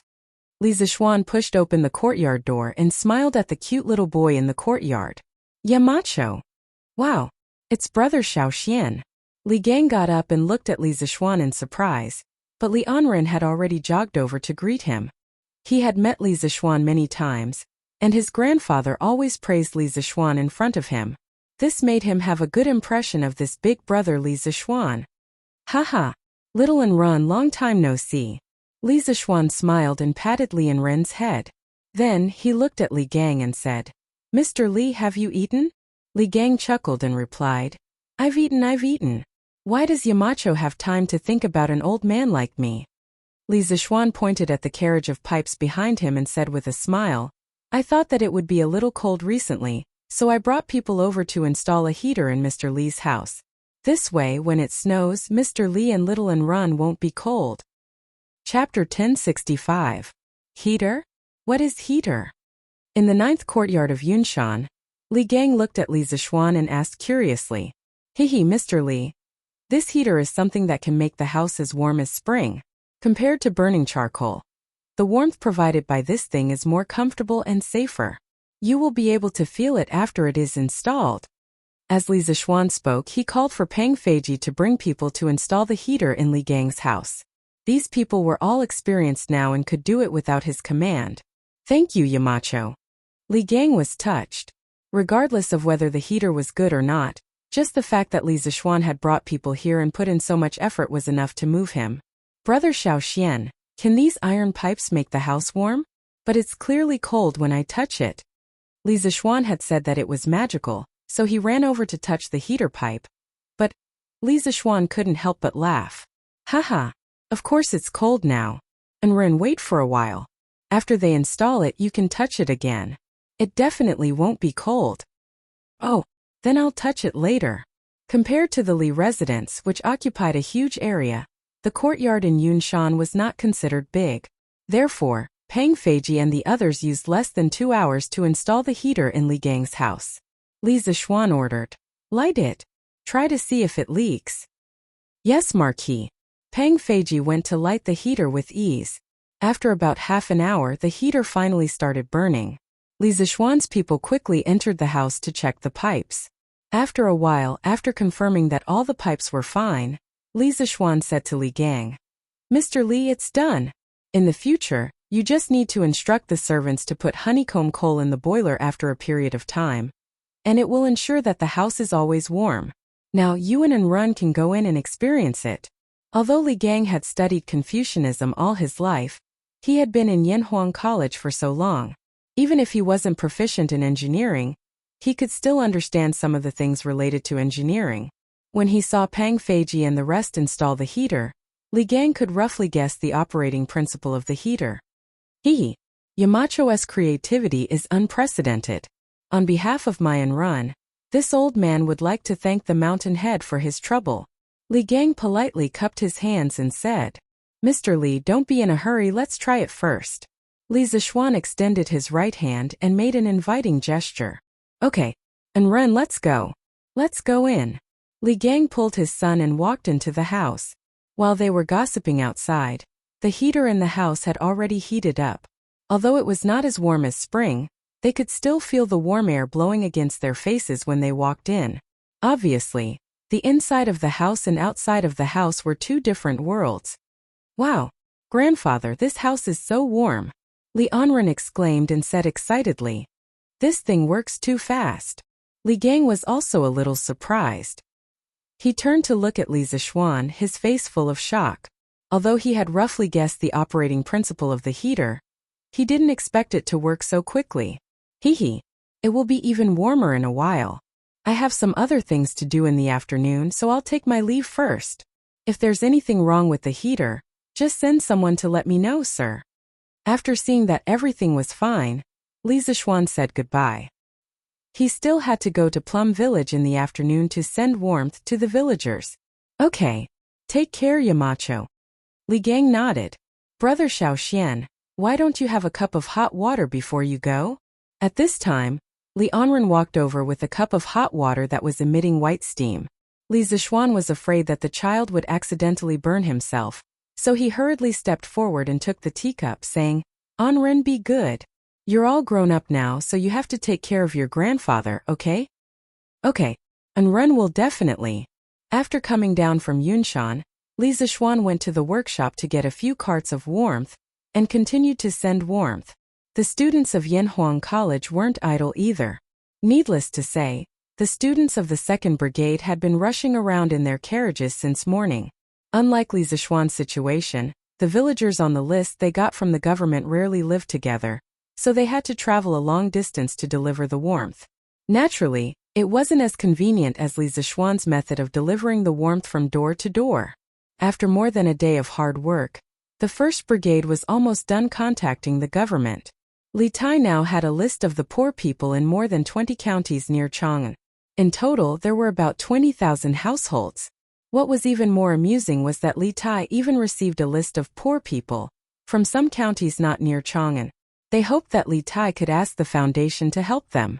Li Tai could only put the list aside helplessly. Their mission now was mainly in Chang'an City and the 20 counties around Chang'an. According to the current speed of the 2nd Brigade's warmth delivery, it would take at least a month to send all the poor people on the list. There were less than 20 days left until the new year. Li Tai wanted to help all the poor families before the new year. Therefore, in the afternoon, he brought more than 100 people from the 1st Brigade and joined the 2nd Brigade. More than 500 students followed the name list and started their journey of sending warmth again. Li Tai could do this mainly because Li Zishuan had already completed the task of collecting the list for the 1st Brigade. 3 days passed in the blink of an eye. Including the first day, the students had actually been warm messengers for 4 days. In these 4 days, the speed of their warmth gradually increased. On the first day, they sent 800 families. On the second day, they sent 1,200 families. On the third day, they sent 1,500 families. On the fourth day, they sent 2,000 families. In total, they sent 5,500 families. On the morning of the 5th day, when the students gathered in front of the teaching building, Li Zishuan looked at the group of children. Although they looked tired, their eyes were full of determination and perseverance. He couldn't help but say loudly, I know that these 4 days have been very hard for you. You have traveled mountains and rivers, you have braved the cold wind, and many of you have blisters on the soles of your feet. But until now no one has quit. You are all good. I, Li Zishuan, am very proud to have a group of students like you. Do you still remember what I said at the beginning of school? I said that the purpose of Yanhuang College was to establish a heart for heaven and earth, and establish a life for the people. Now you have done it. What you are doing now is to establish a heart for heaven and earth, and establish a life for the people. This year's winter in Chang'an City is not too cold because of your efforts. Chapter 1066. Set your heart for the heavens and earth. Set your life for the people. Inherit the lost knowledge of the past, and create peace for all ages. These were the famous words of the Northern Song Dynasty's Confucian master, Zhang Zai. During the second year of the Northern Song Dynasty's Shunzong, Zhang Zai became a professor at Chongwen Academy. Later, his brother Zhang Jin was convicted of opposing Wang Engxi's reform. Zhang Zai resigned and returned to his hometown, where he made a living by lecturing and writing books in the local Chongsho courtyard. After Zhang Zai's death, people changed the name of Chongsho Courtyard to Henku Academy in his memory. Zhang Zai's famous words were magnificent and had a large structure. China's modern philosophy master Feng Yulan called them the 4 lines of Hengku. Looking at Zhang Zai's life, he was summoned twice and became an external official 3 times. He wrote books and established a school, but he was poor all his life. After his death, he was so poor that he didn't even have a coffin to bury himself. Fan Wen Zhenggong wrote in the famous book, Yang Tower Records, that those who live high in the temple worry about the people. Those who live far away worry about the ruler. Hengku Academy's Mr. Hengku was an official when he advanced and a sage when he retreated. He used his actions to open up a new era of Confucianism. History was always fair. Those who see the vanity of the world as passing smoke and have the people of the world in their hearts, although they may have been poor when they were alive, after brushing away the dust of history, behind them will stand a historical monument that will be honored for generations to come. This was the logic of history. Although Li Zixuan founded engineering, he didn't completely oppose Confucianism. He admired some of the great Confucians from the bottom of his heart. He was also very willing to accept some of the advanced ideas in Confucianism. Zhang Zai's 4 lines of Hengku was used by him as the school's motto. The sea can accommodate hundreds of rivers, and the tolerance is great.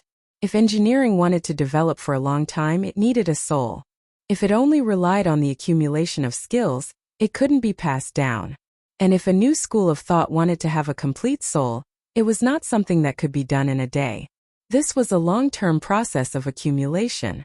Li Zixuan was not a big shot who specialized in philosophy or education in his previous life.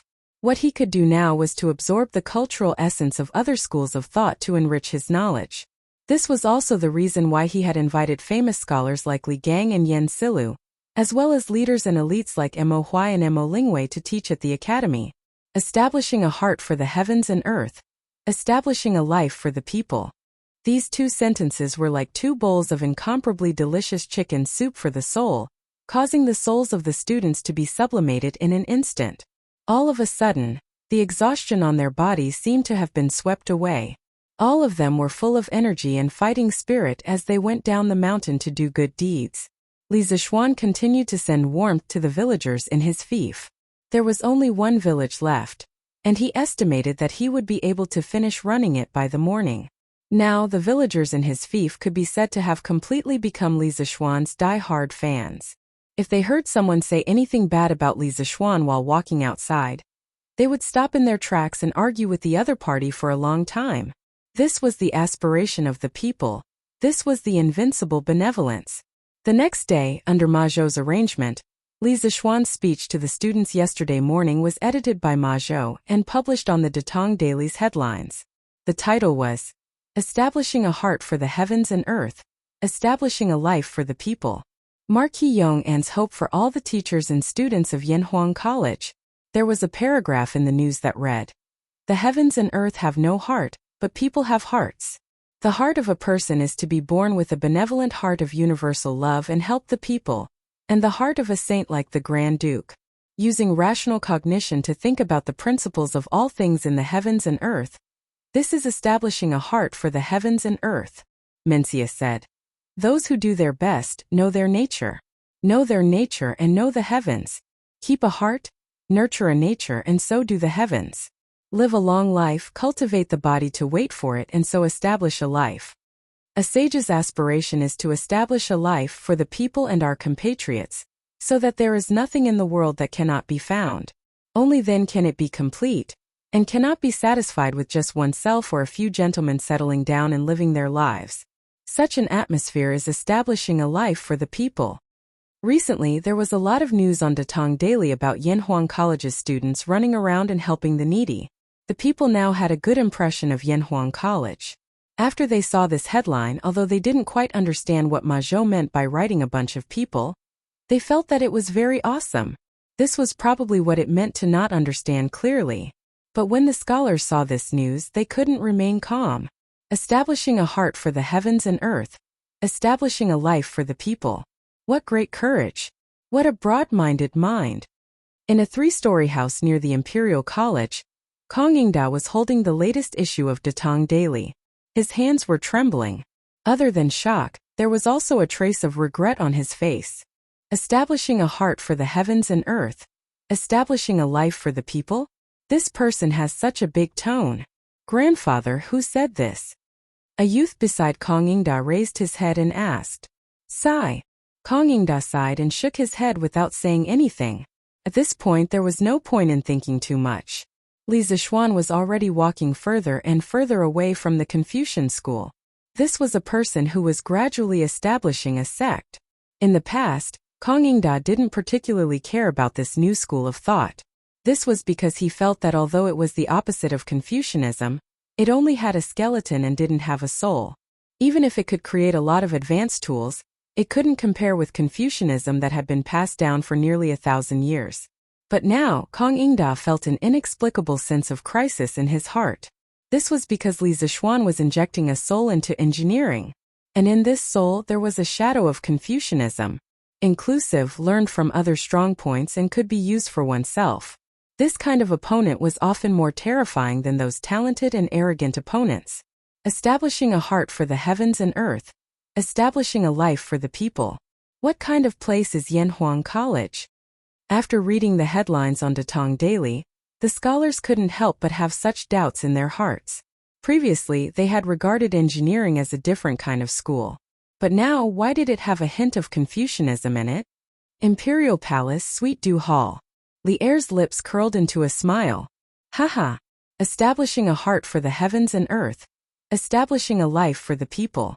Guanyin maid, this kid has such a big tone. Zhang Sun tightened the fox fur coat on her body and tilted her head to look at the newspaper in Li Er's hand. After a while she smiled and said, Your Majesty, the Marquis of Yong'an is very knowledgeable and ambitious. He's really a talent for governing the country. I congratulate Your Majesty on getting such a talent. Li Er couldn't help but laugh.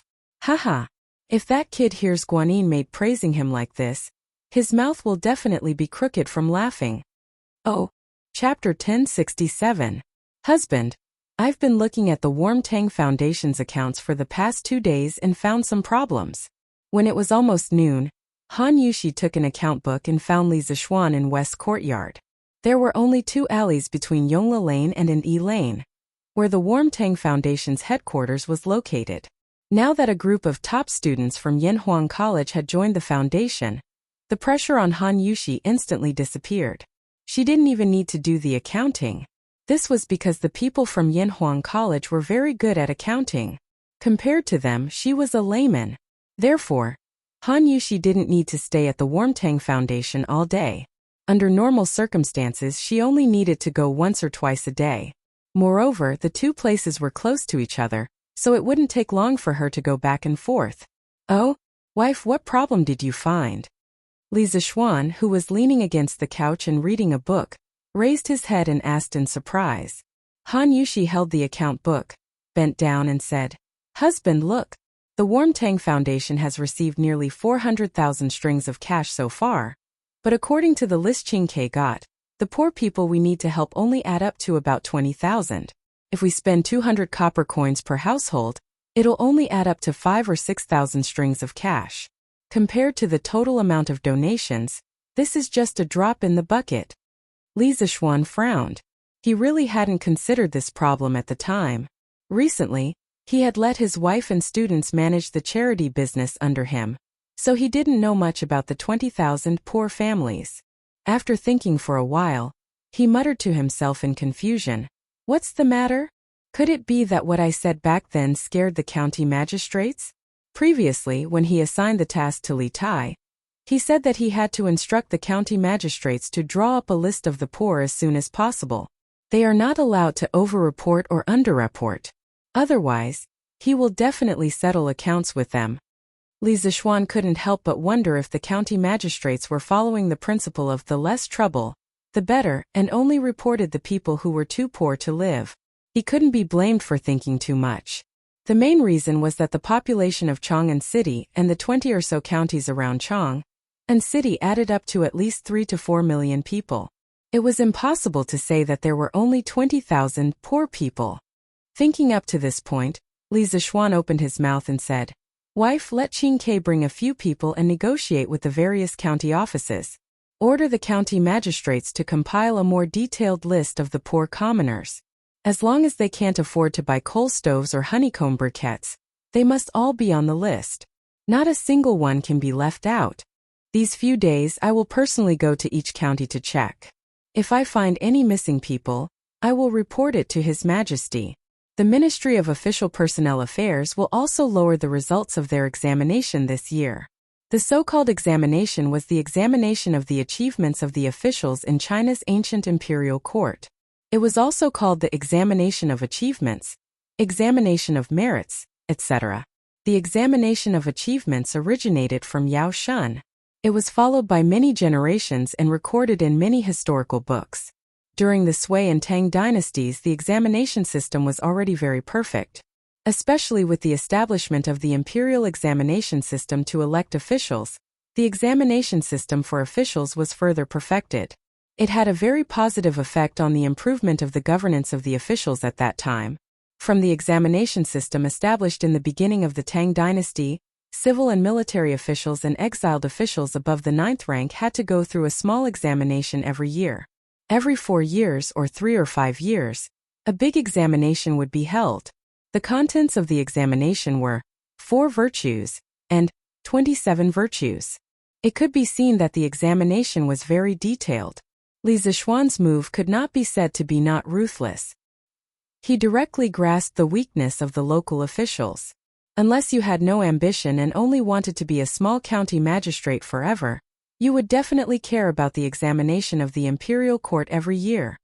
Husband, are you saying that the county magistrates all over the country underreported? Han Yushi blinked and asked. Li Zishuan grunted and nodded.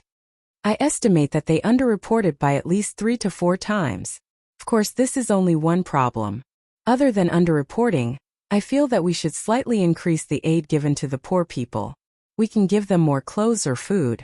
After all, this autumn harvest has reduced the production of many places. Wife, what do you think? Yes. This concubine thinks so too. Han Yushi nodded excitedly. Li Zishuan smiled and said, even so, there will definitely be a lot of money left. But that's fine. This year we will help the poor people around Chang'an City. Next year we will help the people even further away. Besides, if there is a natural disaster in the future, the money from the Warmtang Foundation will become life-saving money. Speaking of natural disasters, Li Zishuan's eyes suddenly became deep.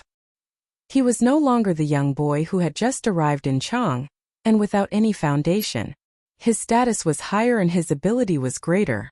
Correspondingly, he could do more things and play a greater role. This natural disaster, I'm definitely going to take care of it. If Li Zishuan had only wanted to help his own family survive the locust plague, then he now wanted to help the entire Tang Empire survive the locust plague. After living in the Tang dynasty for almost a year, he had completely fallen in love with this era and the people of this era. The Tang dynasty was a complex that Chinese people could never get around, and Li Zishuan was no exception. It was because of this that he had previously pushed for the imperial court's policy of reducing taxes by raising chickens, and the policy of exchanging grain with the South. Yes. Then I'll go to the foundation now to make the arrangements. Han Yushi did not know that Li Zishuan's thoughts had drifted far away. She responded and prepared to leave. Li Zishuan quickly pulled her back and said, Hey, it's already noon, let's go after lunch. Anyway, Qingke is probably not back yet. Yes, husband, you're right. Then let's have hot pot for lunch. I think father, mother, and grandmother all like it. Yes, I like it too. I feel like the whole family is very happy eating hot pot together. After saying that, Han Yushi went to the kitchen to ask the cook to prepare. Now Li Zishuan did not need to do it personally in the Li mansion to eat delicious hot pot. However, the mutton rolls still needed Li Zishuan to cut them personally. This was because there were not many people in Chang, and who were as good at cutting as Li Zishuan. An hour later, in the main hall of the Li mansion, the whole family gathered together to eat hot pot. This time, Chang Yaojin did not join in the fun, but the 2 brothers came. Gosh, what are you guys eating? It smells so good. Xiao Xian, are you there? Qingke, what a coincidence. You're here too? He didn't know if Li Changqian and Li Tai had made an appointment, but they just so happened to meet at the entrance of the Li Estate's main hall at this time. Chapter 1068. Greetings to Your Highness the Crown Prince, Your Highness King Wei. The people eating hot pot in the room were interrupted by the two people's exclamation. Yi Guozhong and old Madame Yi had never seen Li Changqian before. After Yi Yuzhu whispered to them, they quickly stood up and bowed to Li Changqian and Li Tai. No need to be so polite. No need to be so polite. This must be the previous head of the Yi clan of Nanyang, right? This one has heard of you before. Yi Guozhong was flattered and said, to be known by your highness the crown prince, this old man is honored. Li Changqian quickly waved his hand and said with a smile, this one and the Marquis of Yong'an are good friends, so head you need not be so polite. Eat. Everyone continued to eat. Li Tai could finally get a word in. He licked his lips and said with a greedy expression, Yamacho, what is this eating method? It looks so satisfying. If it wasn't for Li Changqian being here, Li Tai would have already sat down and started eating without a care for his image.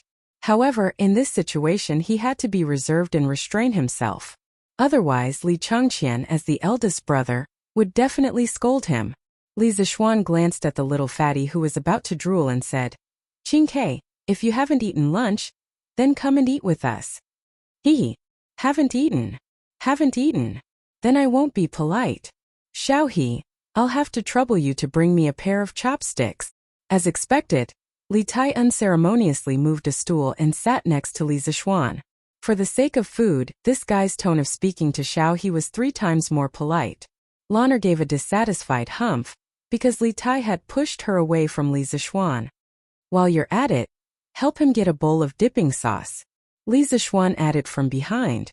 If there was no dipping sauce, this unlucky child probably wouldn't be able to take a bite.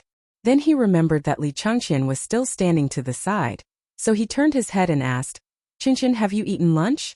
If not, why don't we eat together? In this room, he was the only one who dared to invite Li Changqian, the crown prince, to eat at the same table. The main reason was that he came from the modern era and didn't have much concept of hierarchy in his bones. Furthermore, he had always treated Li Changqian and Li Tai as friends. I'll eat. Oh, I haven't eaten yet. Let's eat together then.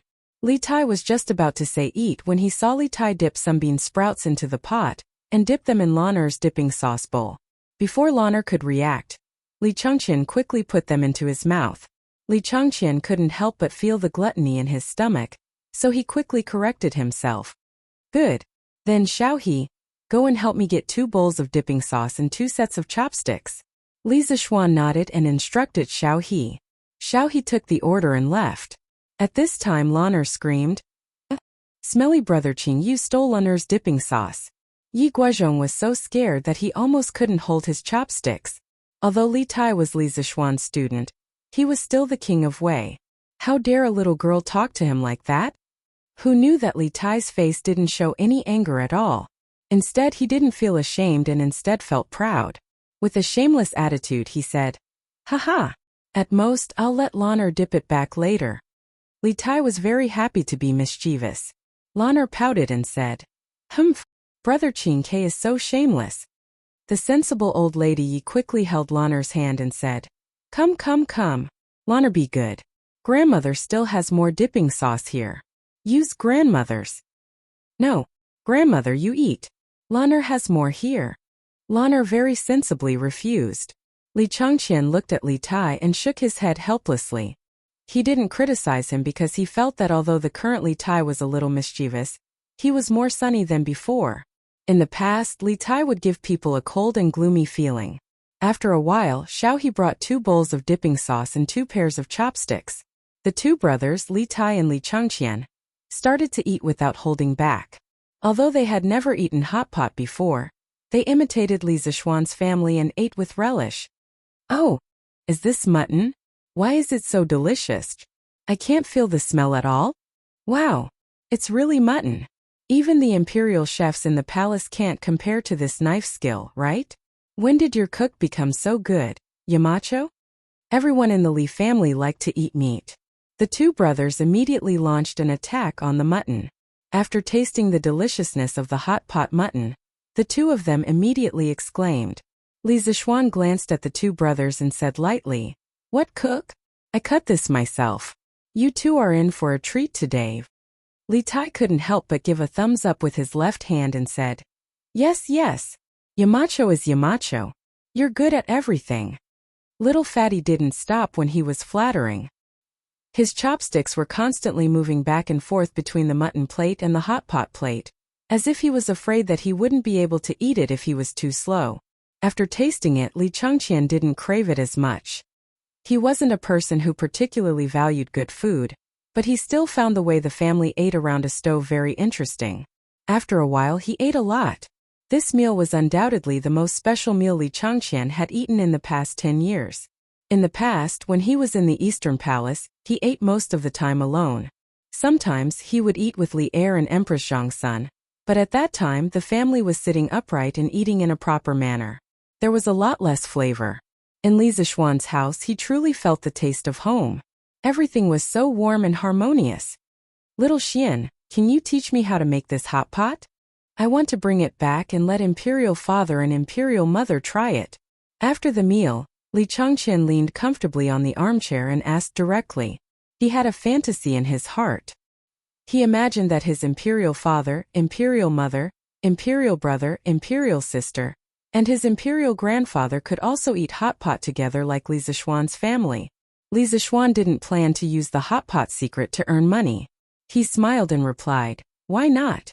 Changqian, when you return to the palace, send a chef over. My kitchen maid will teach him. As for this mutton roll that is as thin as a cicada's wing, you have to find someone with good knife skills. In my opinion, Steward Zhao is definitely up to the task." The dignified head eunuch, a martial arts expert in the Grandmaster realm, was arranged by Li Zishuan to be a chef. If Zhao Song knew, he would probably cry but have no tears. Li Changqian didn't know whether to laugh or cry as he touched his nose and said, "This, we'll talk about it later. Steward Zhao is already very tired from being in charge of my Imperial Father's safety. How can I trouble him for such a small matter?" That's not right. Yamacho, why is your house so warm? Li Tai, who was lying on the armchair picking his teeth, seemed to have realized something was wrong and asked in surprise. Chapter 1069. Previously, when Li Tai and Li Changqian entered the house, Li Zishuan and his family were sitting around a coal stove and eating hot pot. Although the two brothers felt that the house was very warm, they only thought that it was because there was a stove in the house. Recently, coal stoves and honeycomb briquettes had become very popular. They had seen it before, so they weren't very surprised. However, after the coal stove was removed, the temperature in the house didn't drop at all. It was still as warm as before. This made Li Tai feel strange. "That's right. Xiaoxian, is there a heater somewhere in your house? Why is it so warm?" After Li Tai's reminder, Li Changqian also reacted. He sat up straight and asked, "Hehe, there isn't a heater in this house. Qingke, you've taken chemistry class before. You should know that a heater can poison people, right?" Li Zishuan shook his head and laughed. Li Tai rubbed his chin and thought for a moment. He nodded and said, "There is such a saying. However, if there isn't a heater in this house, why is it so warm? Yamacho, don't keep us in suspense." Li Changqian nodded in agreement. He also looked at Li Zishuan curiously. Li Zishuan pointed at the row of heaters behind Li Tai and said, "There. Go and touch that piece of metal and you'll know why." When Li Tai heard this, he couldn't help but retract his hand. "You want me to touch a cold piece of metal in the middle of winter? Isn't that asking for my life? I'm very afraid of the cold." Li Changqian saw Li Zishuan's solemn vow and felt that Li Zishuan wouldn't deliberately trick him. He stood up and took 2 steps forward. Then he reached out to the metal heaters. The expected cold didn't come. Instead, it was a very comfortable warmth. This warmth was even a little hot. What's going on? Not only is this lump of metal not cold, but it's also hot. This is really strange. Even though Li Changqian was mentally prepared, he was still very surprised at this moment. This clearly went against common sense. Let me try." Hearing this, Li Tai immediately perked up. The little fatty walked to Li Changqian's side and placed his white and fleshy palm against the radiator. Sure enough, what he felt was warmth and not coldness. His eyes lit up and he said excitedly, "Yamacho, I understand. It's because of this iron lump that your room is as warm as spring, right?" Lana rolled her eyes and said disdainfully, "Tizke, what a lump of iron. This thing is called a radiator. There's a heater in it, so of course the house will be warm? Radiator? Li Tai was stunned. He didn't have time to fight back against Lan Er's disdain. He turned to Li Zixuan and said, Yamacho, do you have any extra radiators? I want to install this in the imperial residence as well. Li Changqian also nodded vigorously and pleaded, Yes, little Xian. This radiator is really useful. Do you have any more? I'll take it back and install it in the palace as well. During this winter, father, mother, and Chang'e all suffer. I was planning to raise money for father and mother to repair the palace. Now it seems that this radiator is enough. Li Zixuan originally made this radiator for his family to enjoy. He gave it to Li Gang out of respect for the old man's scholarly character. He also planned to prepare another set for the Qin family. He didn't expect that before he had time to prepare, the two brothers Li Tai and Li Changqian came to ask for it. However, he could not give it to them because he wasn't worried about whether Li Changqian would suffer or not. He, who had transmigrated from the modern world, knew that Li Changqian would sit on the throne for many, many years. However, it was different for Zhang Sun and Chang'e. These two extremely virtuous women also contributed a lot to the prosperity of the Tang dynasty. According to history, they couldn't escape the fate of death. According to historical records, one of them died in the 10th year of Jingguan at the age of 36. The other died in the 17th year of Jingguan at the age of 23. Li Zixuan admired Empress Zhangsun and Princess Chang'e very much. He didn't want these two women to die early from illness. Empress Zhangsun's influence on Li Changqian didn't need to be mentioned. Since ancient times, when a country was about to prosper, there would be a wise ruler and a virtuous empress. Empress Zhangsun protected righteous subjects and lived up to Guanju's beauty. As for Li Lizzie, as the pearl in the emperor's palm, she didn't take advantage of her parents doting to become arrogant. After marriage, she was filial and respectful. When the court officials couldn't persuade her father to cede land to meritorious subjects, she stood out to help at the crucial moment and put an end to the hidden danger of the Tang dynasty's provinces being divided. In Li Zixuan's view, these two women died because of their illness. They were the two biggest regrets of Jingguan's golden age. From the modern era to the Tang dynasty, Li Zixuan saw the two women he admired. One treated him like an elder, while the other was like his own little sister. He didn't want these two women to die from the bottom of his heart. Previously, he had asked Han Yushi to teach Chang'e Tai Chi. He didn't know if this little girl persevered every day. In fact, even if she persevered every day, Li Zixuan didn't have the confidence to cure Chang'e's illness through Tai Chi. Illness was similar to asthma. It was a stubborn disease that couldn't be cured in modern society. All Li Zixuan could do was try his best to reduce the frequency of Chang'e and Zhangsuan's illness. Winter was the peak season for asthma. The cold air irritated the respiratory tract mucosa and could easily cause asthma. Therefore, the imperial palace also needed heating. Changqian, this radiator needs to be customized with the heating pipe, and the heating pipe needs to be planned according to the specific size of the building. You can install heating in the palace, but you have to provide Faubert with some size data. Otherwise, if the heating is not suitable, it will easily cause problems. Li Zixuan said. This was considered to be an agreement to Li Changqian and Li Tai's requests for heating.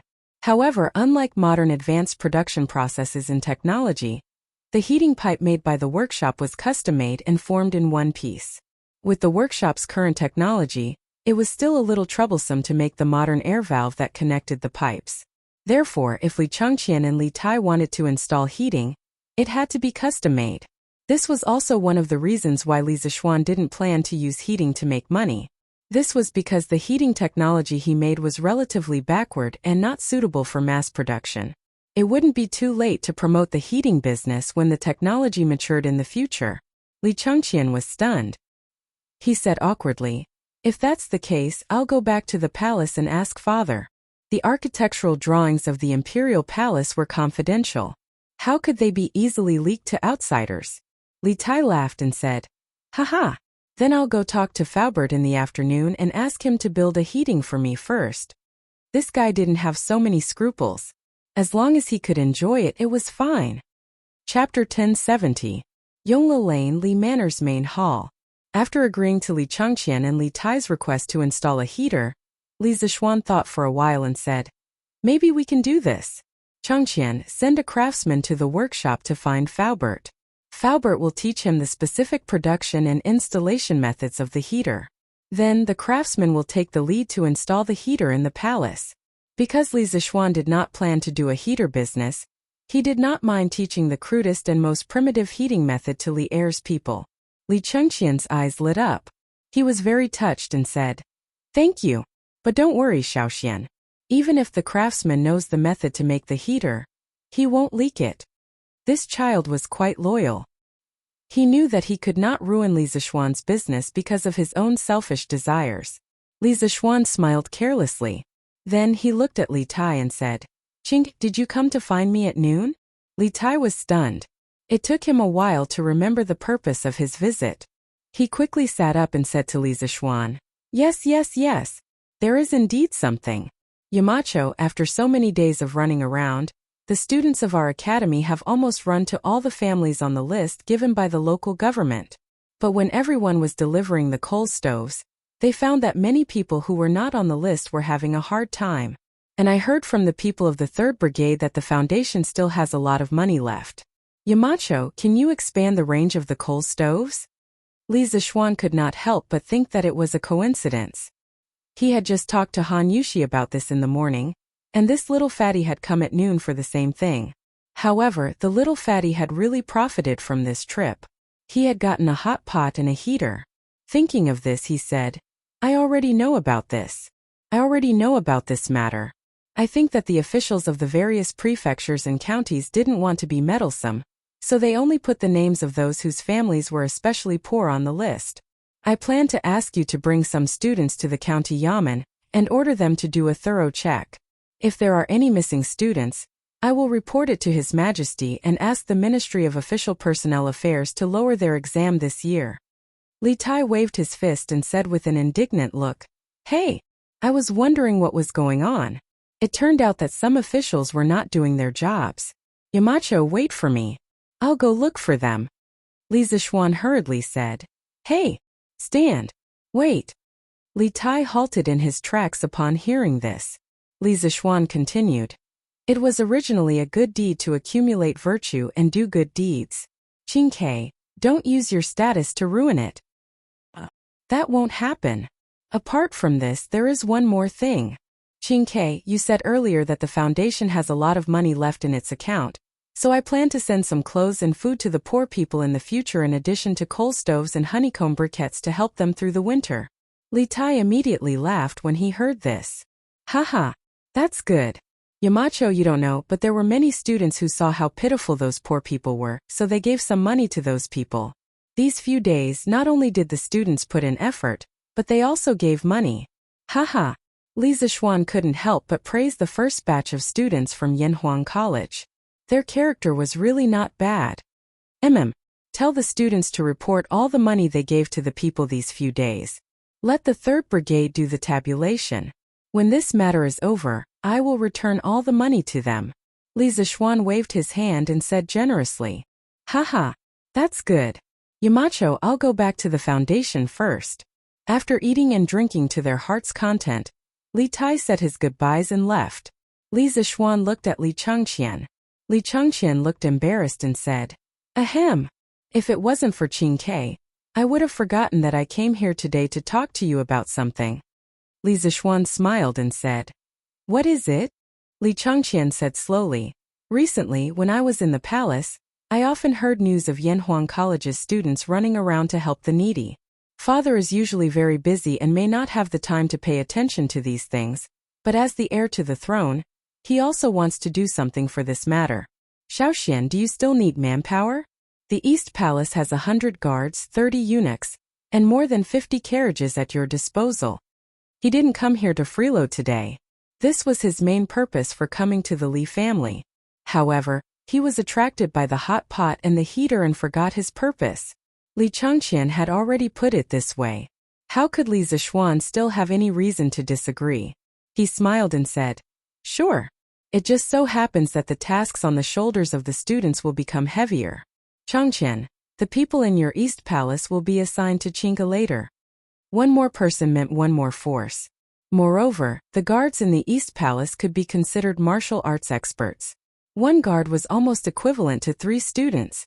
After the warm people expanded, the foundation just happened to be lacking manpower. With the help of the East Palace, they would be able to complete the warm winter operation before the end of the year. Good. Then I'll take my leave first. Li Chengqian stood up and cupped his hands. He originally came here to send people off, but in the end it could be said that he gained a lot. Not only did he get the recipe for the hot pot, but he also got the heater. This trip was really worth it.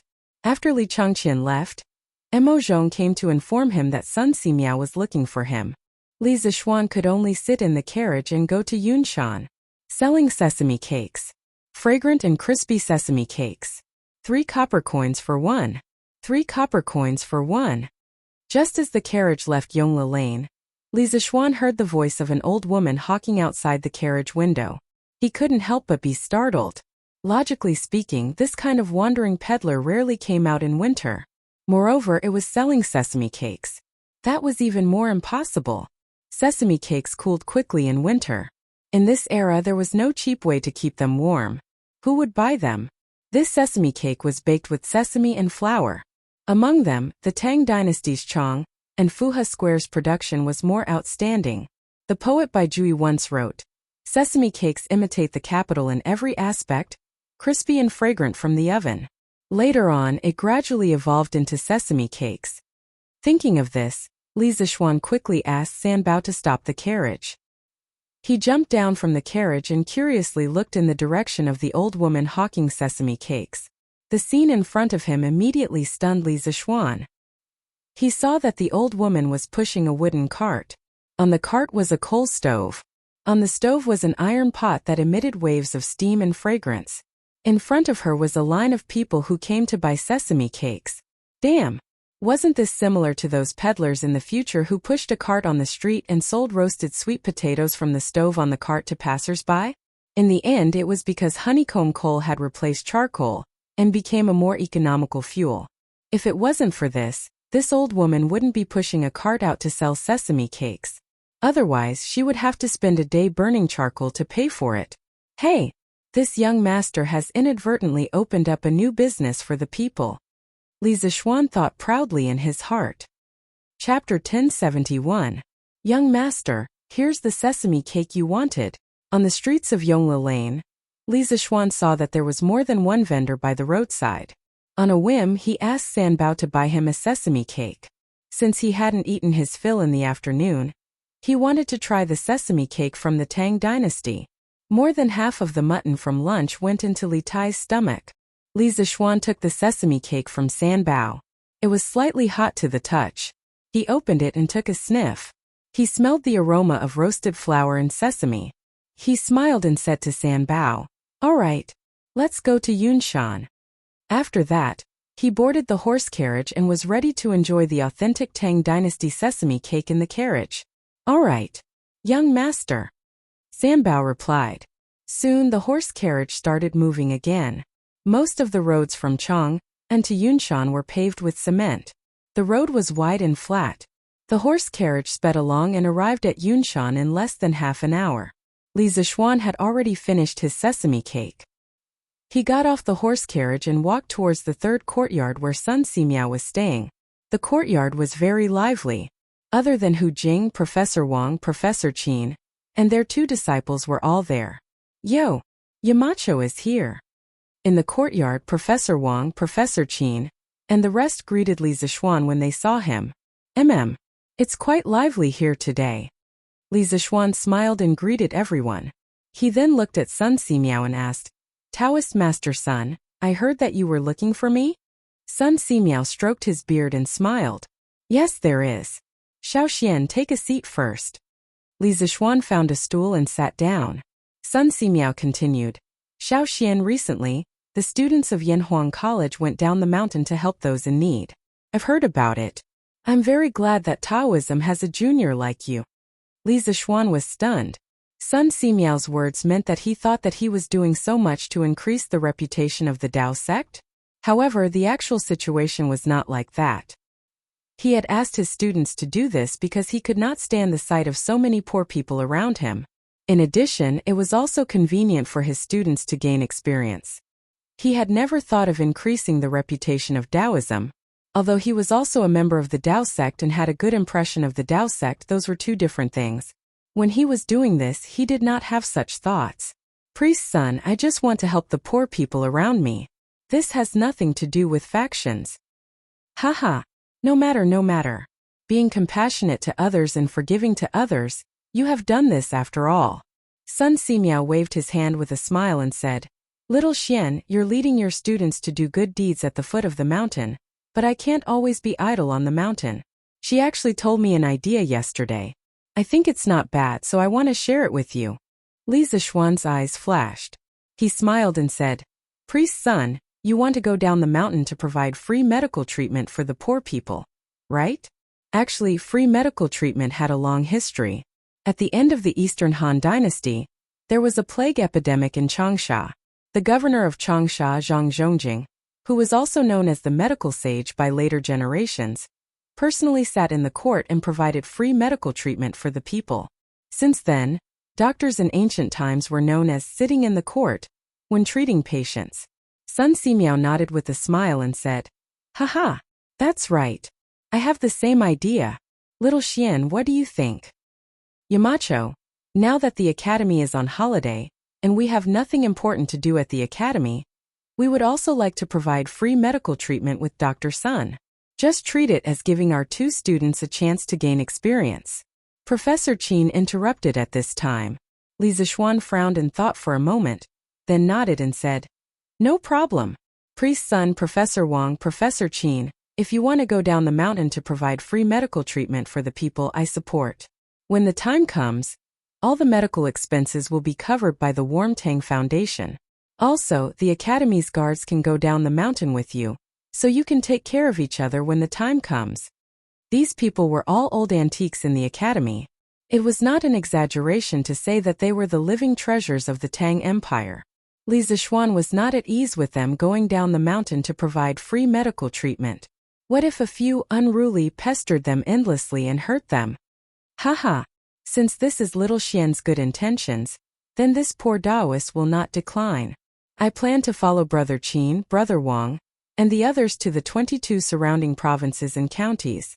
I will also stay near the county government of each province and county for a day, so I hope that Little Xian can help me spread this news in advance on Datong Daily, so that the poor people who need medical treatment will not miss it.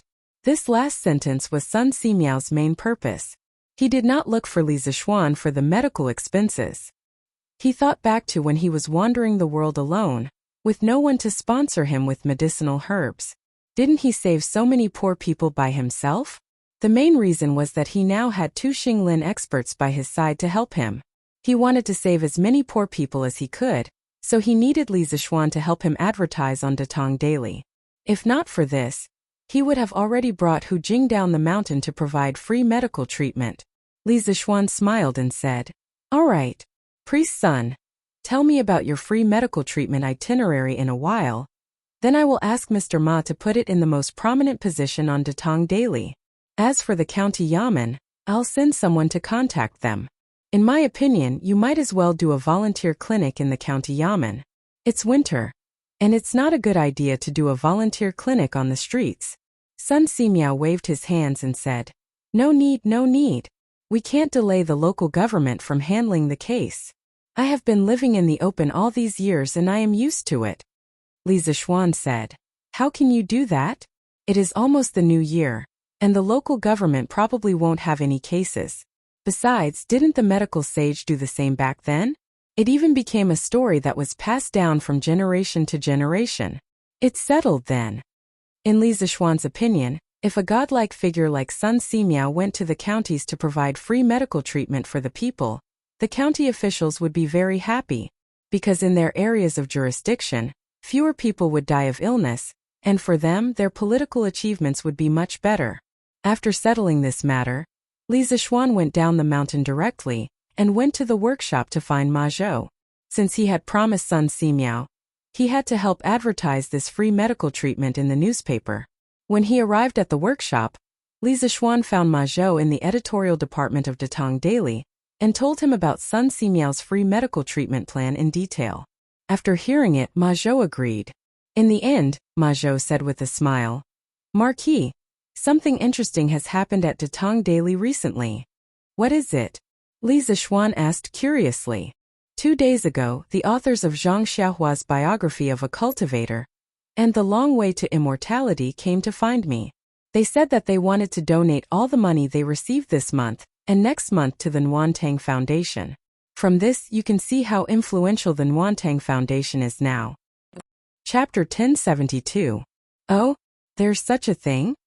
Inside the Datong Daily editorial department, Li Zixuan was a little surprised after hearing Ma Zhou's words. He only knew that the Warmtang Foundation's charity storm had spread to the palace, to the homes of the civil and military officials, to the private merchants, and to the common people, but he didn't expect it to spread to the novel circle. This indeed showed that the Warmtang Foundation's charity effect was very impressive.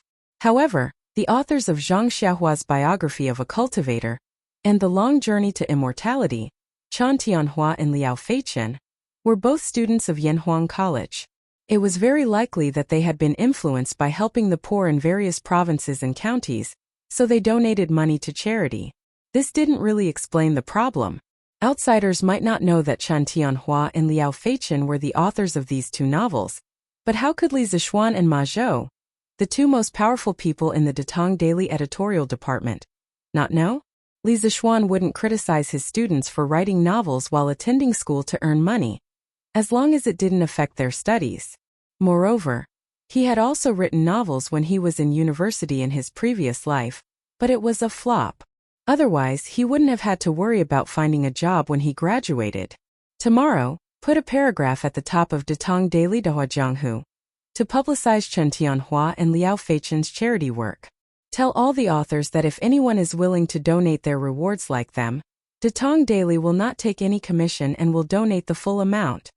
According to the rules, the editorial department will take a 50% commission for the rewards received by the authors. Li Zixuan thought for a while and said. Ma Zhou smiled and replied, "Yes, Marquis." Li Zixuan chatted with Ma Zhou for a while. Just as he was about to leave, he suddenly remembered something and said, "By the way, Brother Ma, the headline on Datong Daily today is very good. Brother Ma, you have a deep chest and a poetic mind. No wonder Mr. Li Gang has been praising you." Ma Zhou was stunned, then he waved his hand and said modestly, "Marquis is overpraising. It's not that Ma Zhou wrote it well, but that Marquis said it well." Ma Zhou was enlightened and benefited a lot from those 2 sentences. Establish your heart for the heavens and earth, establish your life for the people. Haha, Brother Ma, you're too modest. I can't write that splendid essay of yours. Li Zixuan smiled and walked 2 steps with his hands behind his back. Suddenly he stopped and said, "Actually, there are 2 more sentences after these 2 sentences." "Oh? Please enlighten me, Marquis." Ma Zhou's eyes lit up, like a hungry man seeing a peerless beauty. He stared at Li Zixuan with burning eyes. Li Zixuan sighed and said softly, "The complete 4 sentences should be, establish your heart for the heavens and earth, establish your life for the people, inherit the lost knowledge for the past saints, and establish peace for all ages." After that, he shook his head and walked out of the door, leaving Ma Zhou in a daze. "Eh? Mr. Wang? Why are you here?" After leaving the Datong Daily editorial department building, Li Zixuan inadvertently caught a glimpse of a familiar figure coming out of the ironworks yard in the west. He couldn't help but be curious. He chased after him and found that it was Wang Ji. He couldn't help but ask, "Oh, so it's Yamacho." Wang Ji's hair was disheveled and his beard was unshaven. He looked like a prisoner who had just been released from prison. His appearance was completely different from the glorious image that a teacher of the academy should have. When he saw that the person who called him was Li Zixuan, he hurriedly tidied up his messy hair and said, "Yamacho, I heard that a big blast furnace was built in the workshop, but I was too busy with the academy's affairs to take a look. Later, when the students finished their exams, they were dragged down the mountain by you, Yamacho, to help the needy. I wanted to take a look and verify some of the chemical reactions recorded in the textbook chemistry." Li Zixuan was speechless. No wonder it was not easy to meet Wang Ji in the academy recently. It turned out that this old man came to the workshop. Looking at his sloppy appearance, he probably ate, drank, and slept in the workshop. How much hatred did he have to work so hard? I'm just verifying some chemical reactions. Mr. Wang, you don't have to be like this. Li Zishuan pretended to be puzzled. Wang Ji's expression was awkward. He laughed and said, "Ahem. I've been a little busy recently and forgot to clean up. Sorry for my rudeness. But with Yamacho's current state, you shouldn't judge a book by its cover like the rest of the world, right? Moreover, compared to those people who look good on the outside but are rotten on the inside, I'm much better." Li Zishuan cursed in his heart. This old man had been in the academy for so long. When did he become a little shameless? Was he influenced by the bearded man? Oh, that's right. Yamacho. I've recently discovered something new. Come and take a look. Suddenly, Wang Ji patted his head and said excitedly. Li Zishuan was just about to ask what it was when old Wang pulled him by the arm and walked quickly to the workshop's office building. After going up to the third floor, they turned left and right again. The two of them walked to the door of a room. Wang Ji said as he opened the door, "This is a room that I asked Manager Fu to specially use to test some chemical reactions. Recently, according to the teaching materials, I found someone to help me burn some tools. I've been doing experiments in this room for the past few days." While they were talking, the door had already opened. Li Zishuan almost thought that he had transmigrated back to the modern world because the table in the room was filled with glass containers of various shapes, such as distillation bottles, beakers, measuring cylinders, test tubes, and so on. Also, Li Zishuan even saw an alcohol lamp. This old man really knows how to make a mess. At this moment, Li Zishuan really admired Wang Ji. When he was writing the Academy's chemistry teaching materials, he only drew some rough outlines of the experimental equipment and briefly introduced the principles of some chemical reactions. He didn't expect the students to understand all the chemical reactions in the book. He felt that it would be good enough if the students could understand the nature of matter through the chemistry class. In other words, the chemistry teaching materials he wrote were incomplete. Due to the lack of experimental materials and equipment, the whole course lacked a lot of experimental evidence. Most of the time it was only limited to theoretical explanations. Of course, such a chemistry couldn't be considered complete. But even if it was incomplete, he still wanted to introduce this course. He wanted to present the theory first and leave some of the specific things in it for future generations to verify when the conditions were right. For example, the periodic table of the elements that he proposed. At this time, the students might not think much of it, but in a few decades or 200 or 300 years later, people would definitely be amazed by the periodic table of the elements. He wanted to introduce the knowledge of chemistry to the Tang dynasty and be a prophet in this field. Oh. Chapter 1073. Ahem. Yamacho, this room is a bit messy, please don't mind it. But everything that should be here is here. Take a look. This is the beaker that you mentioned in the chemistry textbook, this is the measuring cylinder, this is... In a room in the workshop's office building, Wang Ji introduced the experimental equipment in the room to Li Zishuan with great familiarity. In fact, there was no need for him to introduce them. Li Zishuan knew better than anyone else. If one paid close attention to Wang Ji's tone, one would notice that when it came to chemistry, his attitude towards Li Zishuan became more respectful. This was because in the field of knowledge, the one who was more knowledgeable was the teacher. Li Zishuan was better than him in this field, and that was a fact. Very good. I can see that Mr. Wang has been working hard these days. Li Zishuan looked at the experimental equipment in the room and nodded in admiration. Wang Ji heard this and immediately grinned. Heh, in the end it's all thanks to your workshop, Yamacho. Without the help of those craftsmen, no matter how capable I am, I wouldn't be able to create so many things in such a short period of time. He was right. Li Zishuan was definitely the one who contributed the most. If he hadn't invented the method of burning colored glaze, Wang Ji wouldn't have been able to make any of the experimental instruments in front of him. Hee. Mr. Wang is too humble. Li Zishuan laughed and then asked, Mr. Wang, have you been living in this room for the past few days? This was because he saw a very simple wooden bed in the corner of the room.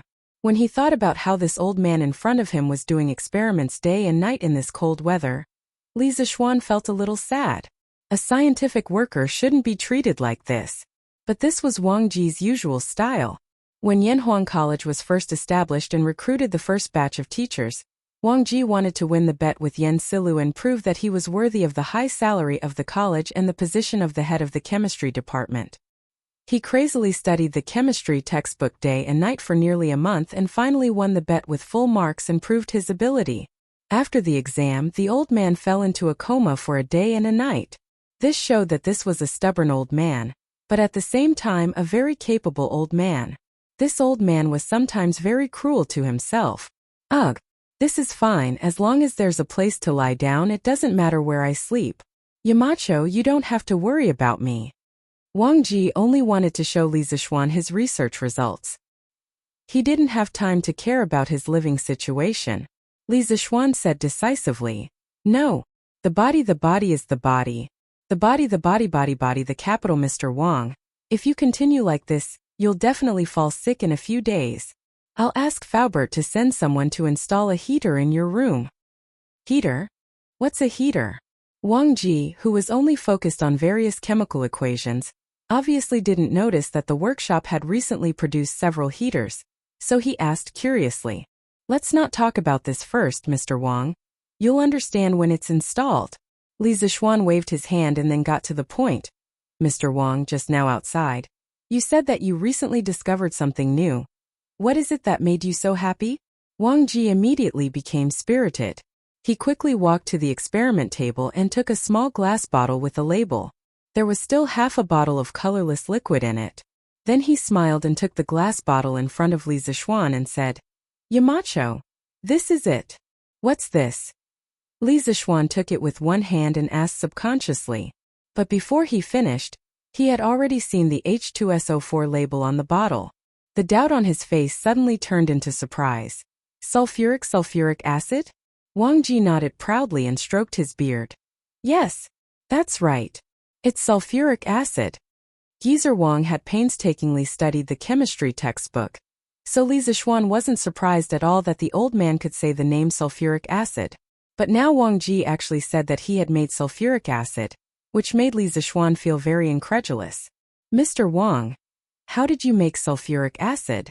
The foundation of the modern chemical industry was 3 acids and 2 bases.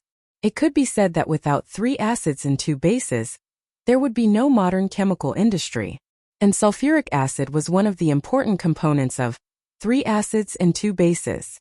If Wang Ji really made sulfuric acid, it would be awesome. The 3 acids were sulfuric acid, hydrochloric acid, and nitric acid. The 2 bases were sodium hydroxide and sodium carbonate. Wang Ji took out a small box from the drawer and a small paper bag from the wooden box. When the paper bag was opened, a small pinch of green powdery substance was revealed. Wang Ji smiled and said, "Yamacho, this is it." This old man placed the green vitriol on a flame to heat it up and discovered that it would produce a kind of gas.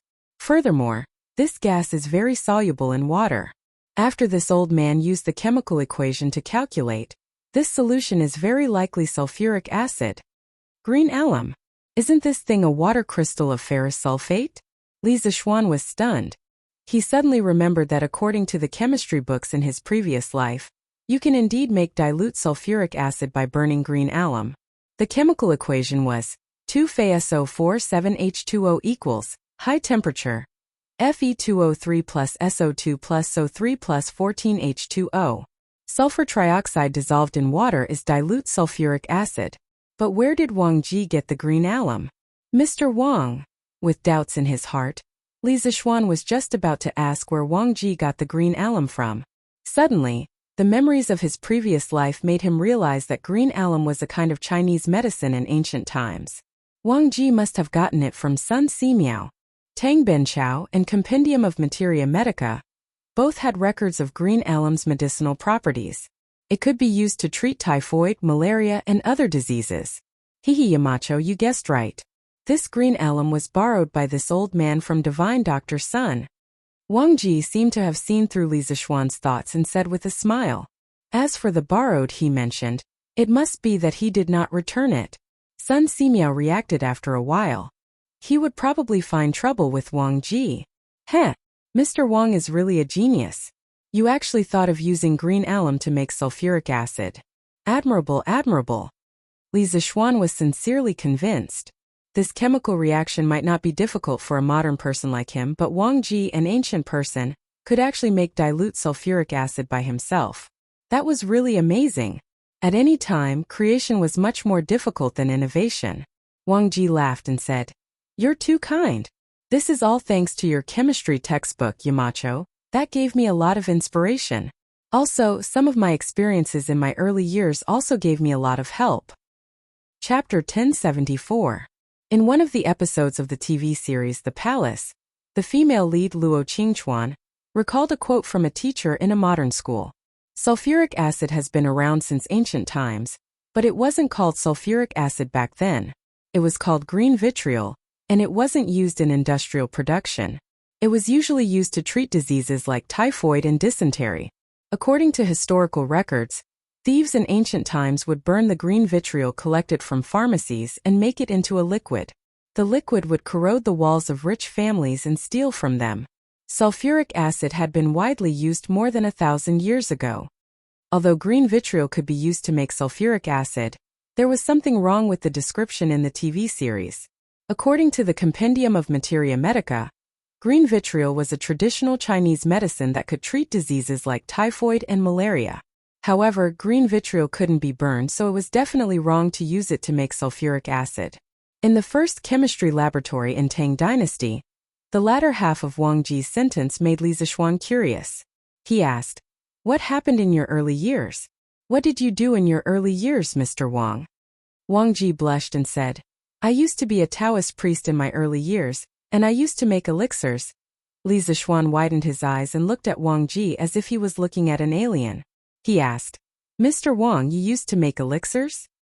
He only knew that Wang Ji was good at writing and used to be a Taoist priest, but he didn't expect this old man to be an alchemist. The academy had really picked up a treasure. A ghost. A ghost. Wang Ji was embarrassed. He coughed and said, "Ahem. That's all in the past, Yamacho, don't mention it again. Don't mention it again." Now that Wang Ji had studied chemistry, he finally understood how ridiculous his alchemy was. The elixirs he made were just poisonous pills. If it weren't for Li Zixuan asking about it today, he would definitely not have mentioned the matter of refining pills all those years ago.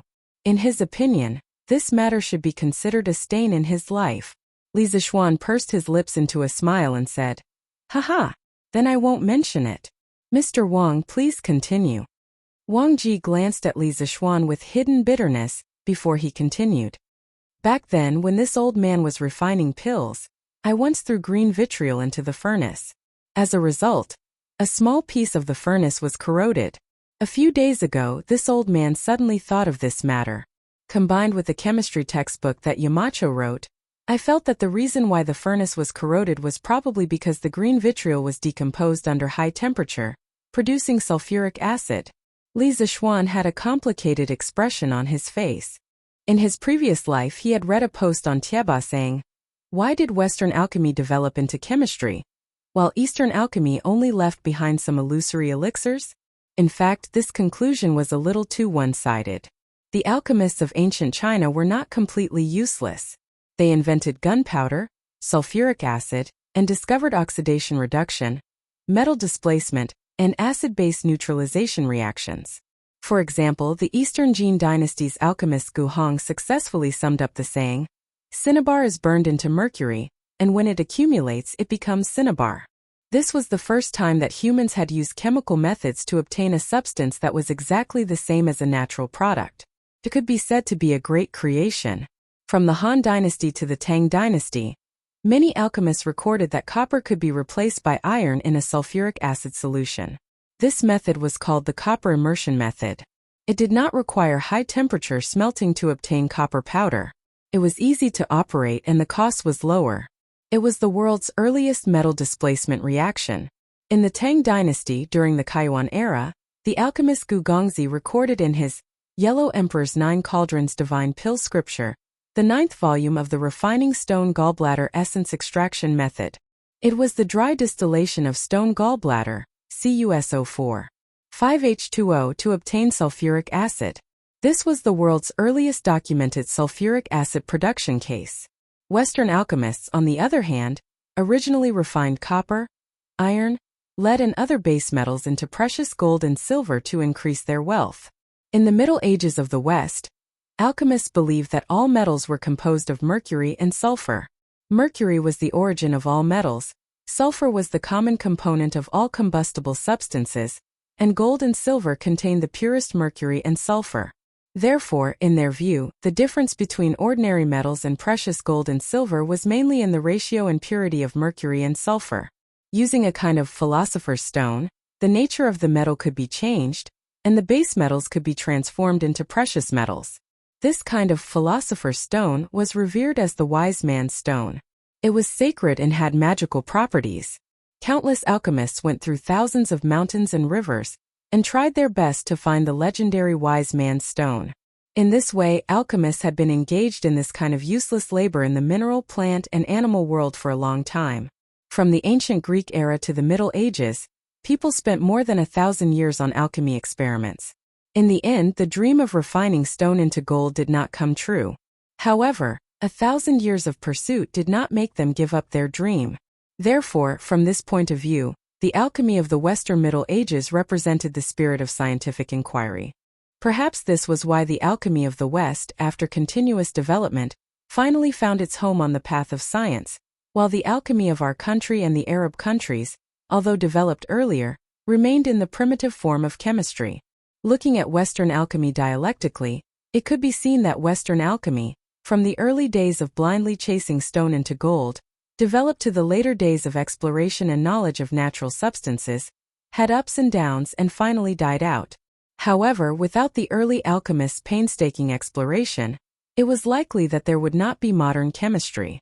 The 16th-century English philosopher Francis Bacon once made a fair and reasonable evaluation of the contribution of alchemy to science. He said, "The painstaking perseverance of alchemists in searching for gold has led their descendants to many useful inventions and beneficial experiments, and indirectly led chemistry to the bright road." To some extent, the ancient Western alchemists and Eastern alchemists were a group of ancient chemistry supergeniuses. However, many alchemists' life goal was to refine elixirs, so many of their useful inventions were not widely used for a long time, such as gunpowder. Now, Wang Ji had gradually evolved from a traditional alchemist to an alchemist who was constantly seeking knowledge. His life goal was no longer to refine elixirs, but to seek knowledge and exploration. Many people may not believe it, but the titan of physics, Newton, in addition to the dazzling titles of physicist, mathematician, and dynamicist, he also had a little-known title which was alchemist. Yamacho, this old man has a question. When sulfur is directly burned, why can't sulfur dioxide continue to react with oxygen in the air to form sulfur trioxide? Chapter 1075. Sulfur burned in the air to produce sulfur dioxide. Wang Ji was wondering why he couldn't use the reaction between sulfur dioxide and oxygen to produce sulfur trioxide and sulfuric acid. Not only had he thought about it, but he had also done a lot of experiments recently, all of which ended in failure. Li Zixuan heard this and couldn't help but secretly praise Wang Ji. This old man was very talented in the field of chemistry. He could even comprehend by analogy. Mr. Wang, it's not that sulfur dioxide can't continue to react, but if they want to react further, they need a catalyst. This is mentioned in the second volume of Chemistry. Using sulfur dioxide to produce sulfuric acid was the most commonly used method in modern industry.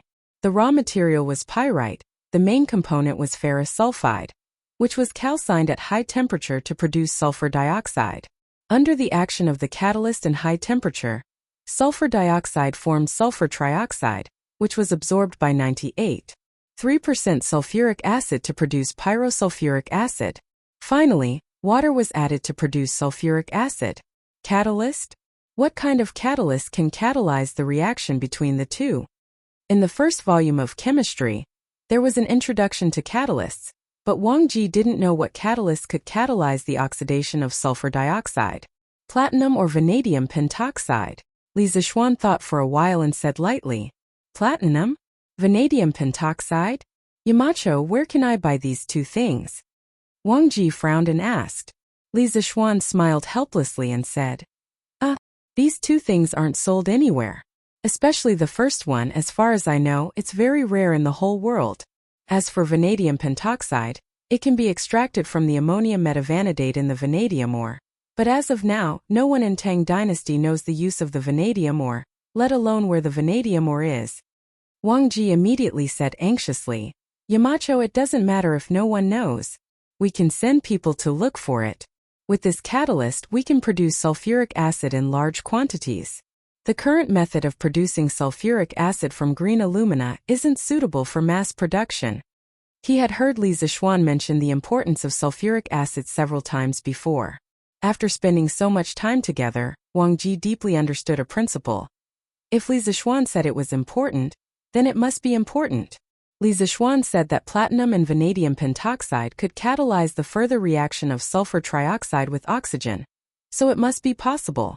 Unlike normal students, Wang Ji, who had read the chemistry textbook and had personally done a lot of experiments, was completely convinced by Li Zixuan's knowledge in chemistry. At this time, Li Zixuan closed his eyes and fell into deep thought. Seeing this, Wang Ji quickly shut his mouth and did not dare to disturb him again. Actually, Li Zixuan was trying to recall which area had the most vanadium ores on the mineral distribution map from his previous life. If it wasn't for the fact that he now had super abnormal spiritual power, he wouldn't have been able to recall this thing at all. After a full quarter of an hour, Li Zixuan finally opened his eyes and said, What Mr. Wang said just now makes sense. The vanadium mine is very important to the workshop's future technological advancement. We must send someone to look for it. I've just deduced that there should be a lot of vanadium mines in the Jiannan circuit. The so-called Jiannan circuit mainly referred to the modern-day Sichuan region. Back then, after the Qin dynasty destroyed Ba and Shu, they implemented the system of prefectures and counties in Sichuan. Ba and Shu prefectures were established in the former Ba and Shu prefectures. In the 5th year of the reign of Emperor Wu of Han, the Sichuan region was designated as Yi Province. In the 1st year of Zhengguan, Li Er abolished the system of prefectures and changed Yi Province to Jiannan circuit.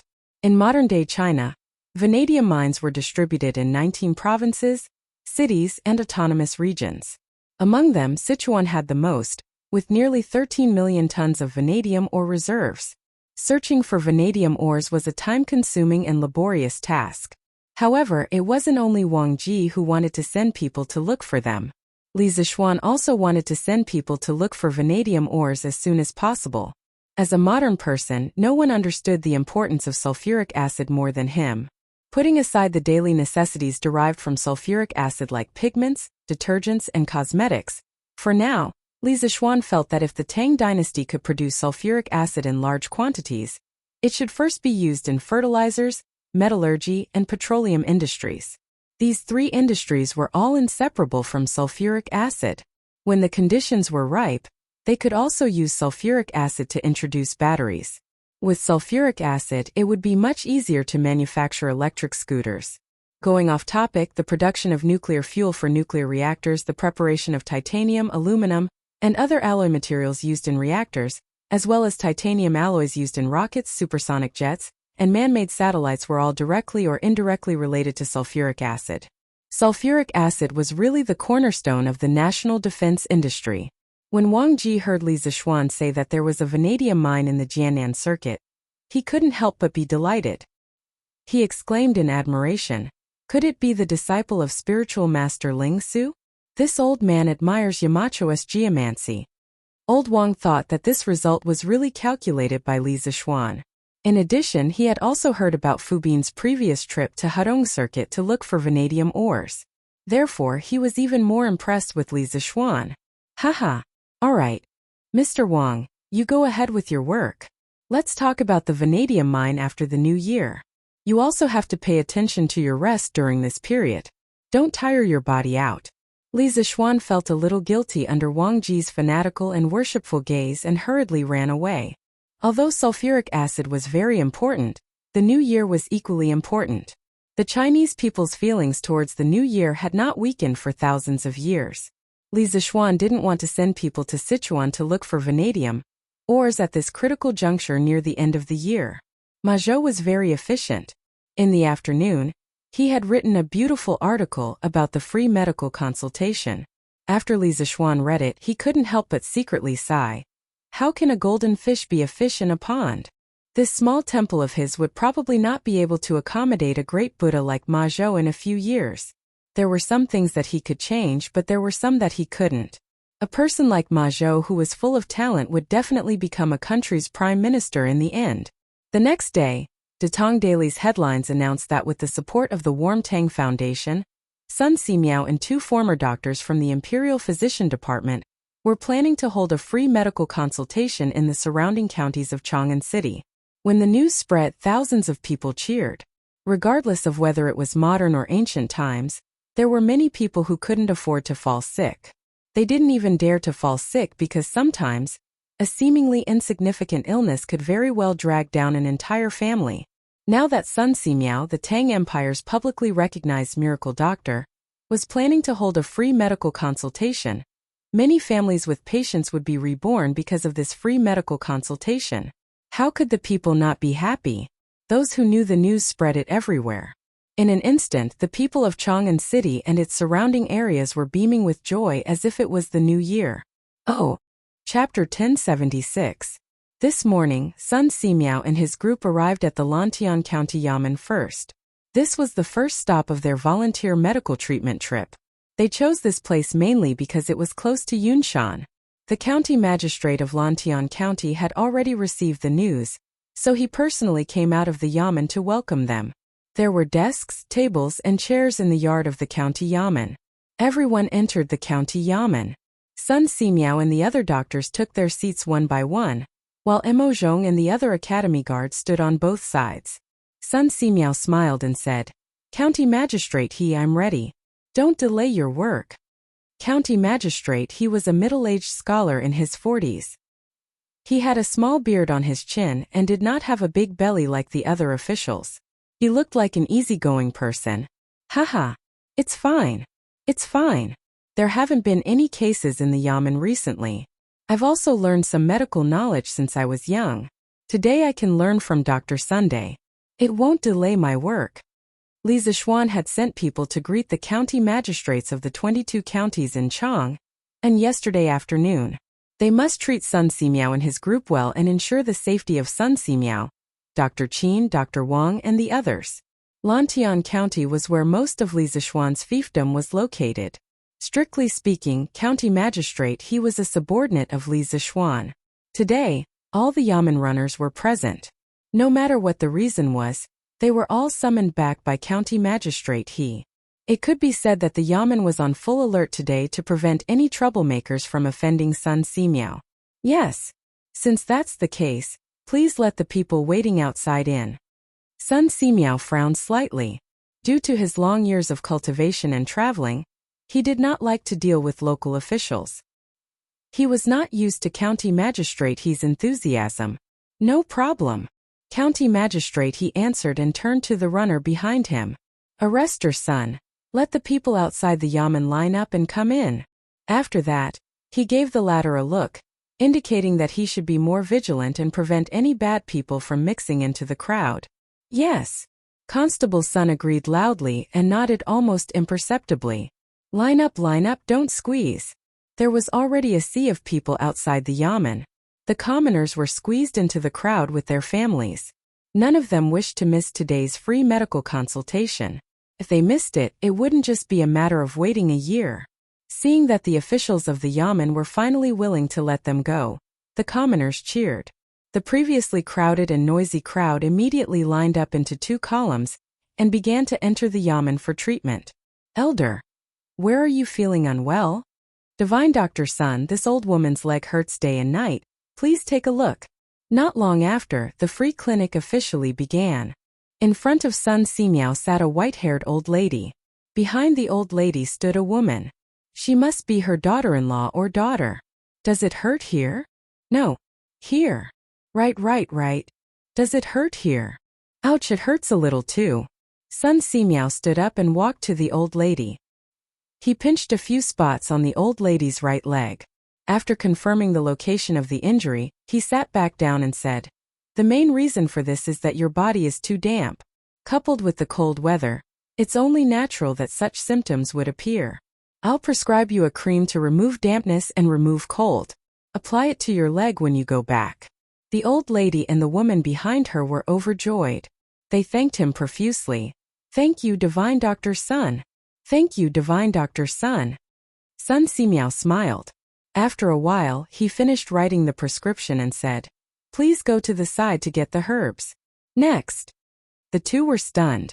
After looking at Hu Jing and the pile of herbs behind him, they finally understood that Sun Simiao was not only treating them and writing prescriptions, he was also giving them herbs for free.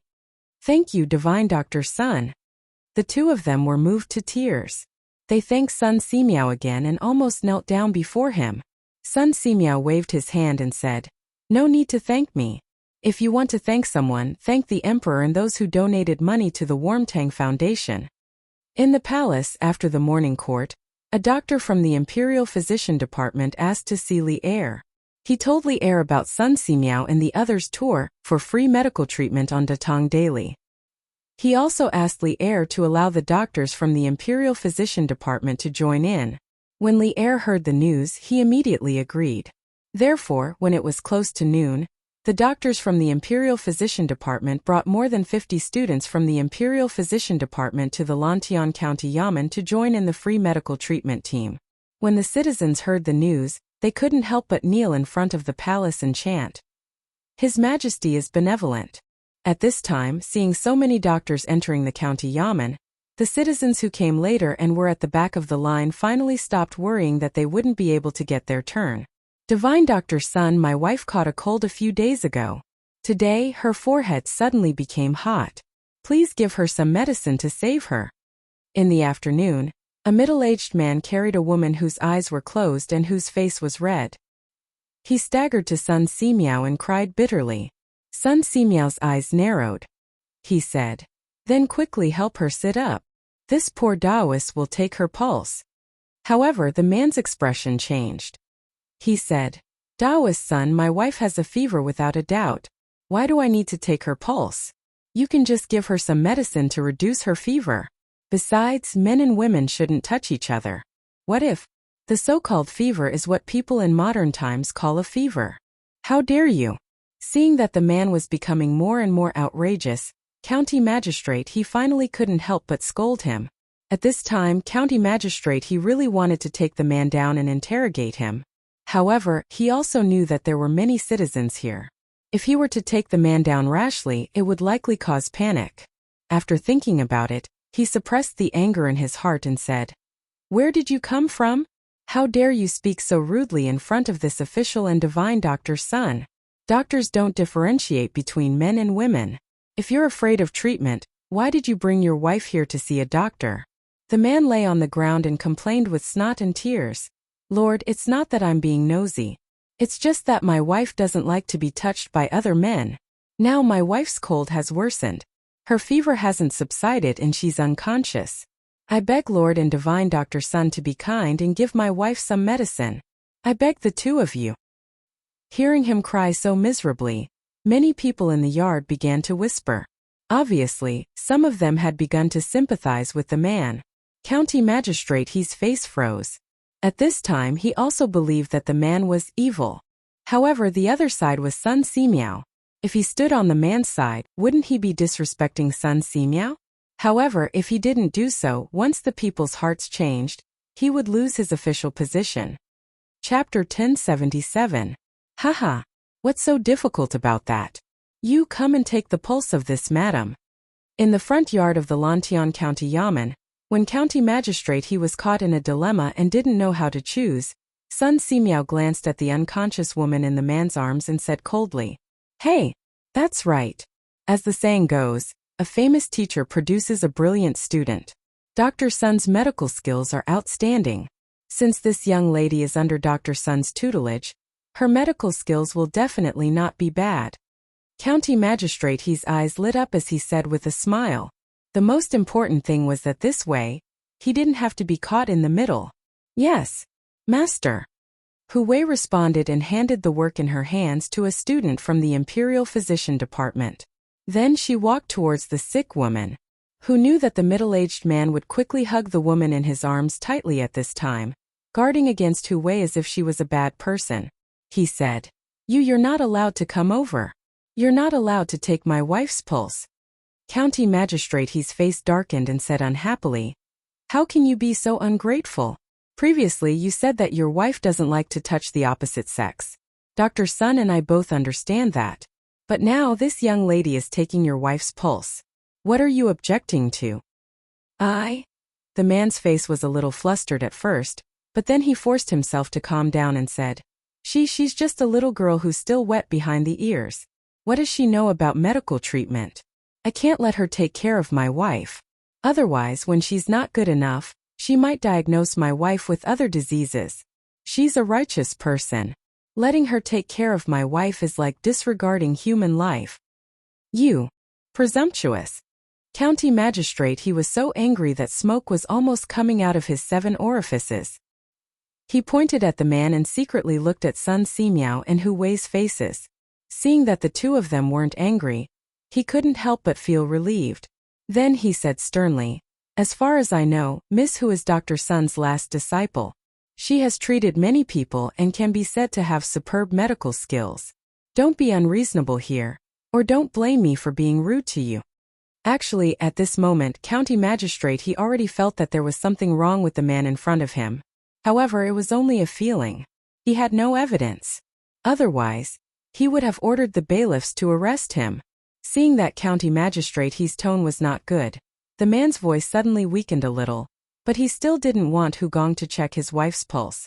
He argued even if she is Dr. Sun's disciple, she is only in her teens. How can her medical skills be so good?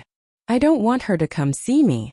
Divine Dr. Sun, if you really have the heart of a bodhisattva, then please give me some antipyretic medicine. If you don't want to give me the medicine, I'll take my wife to the doctor in Chang'an City. Sun Simiao narrowed his eyes and remained unmoved.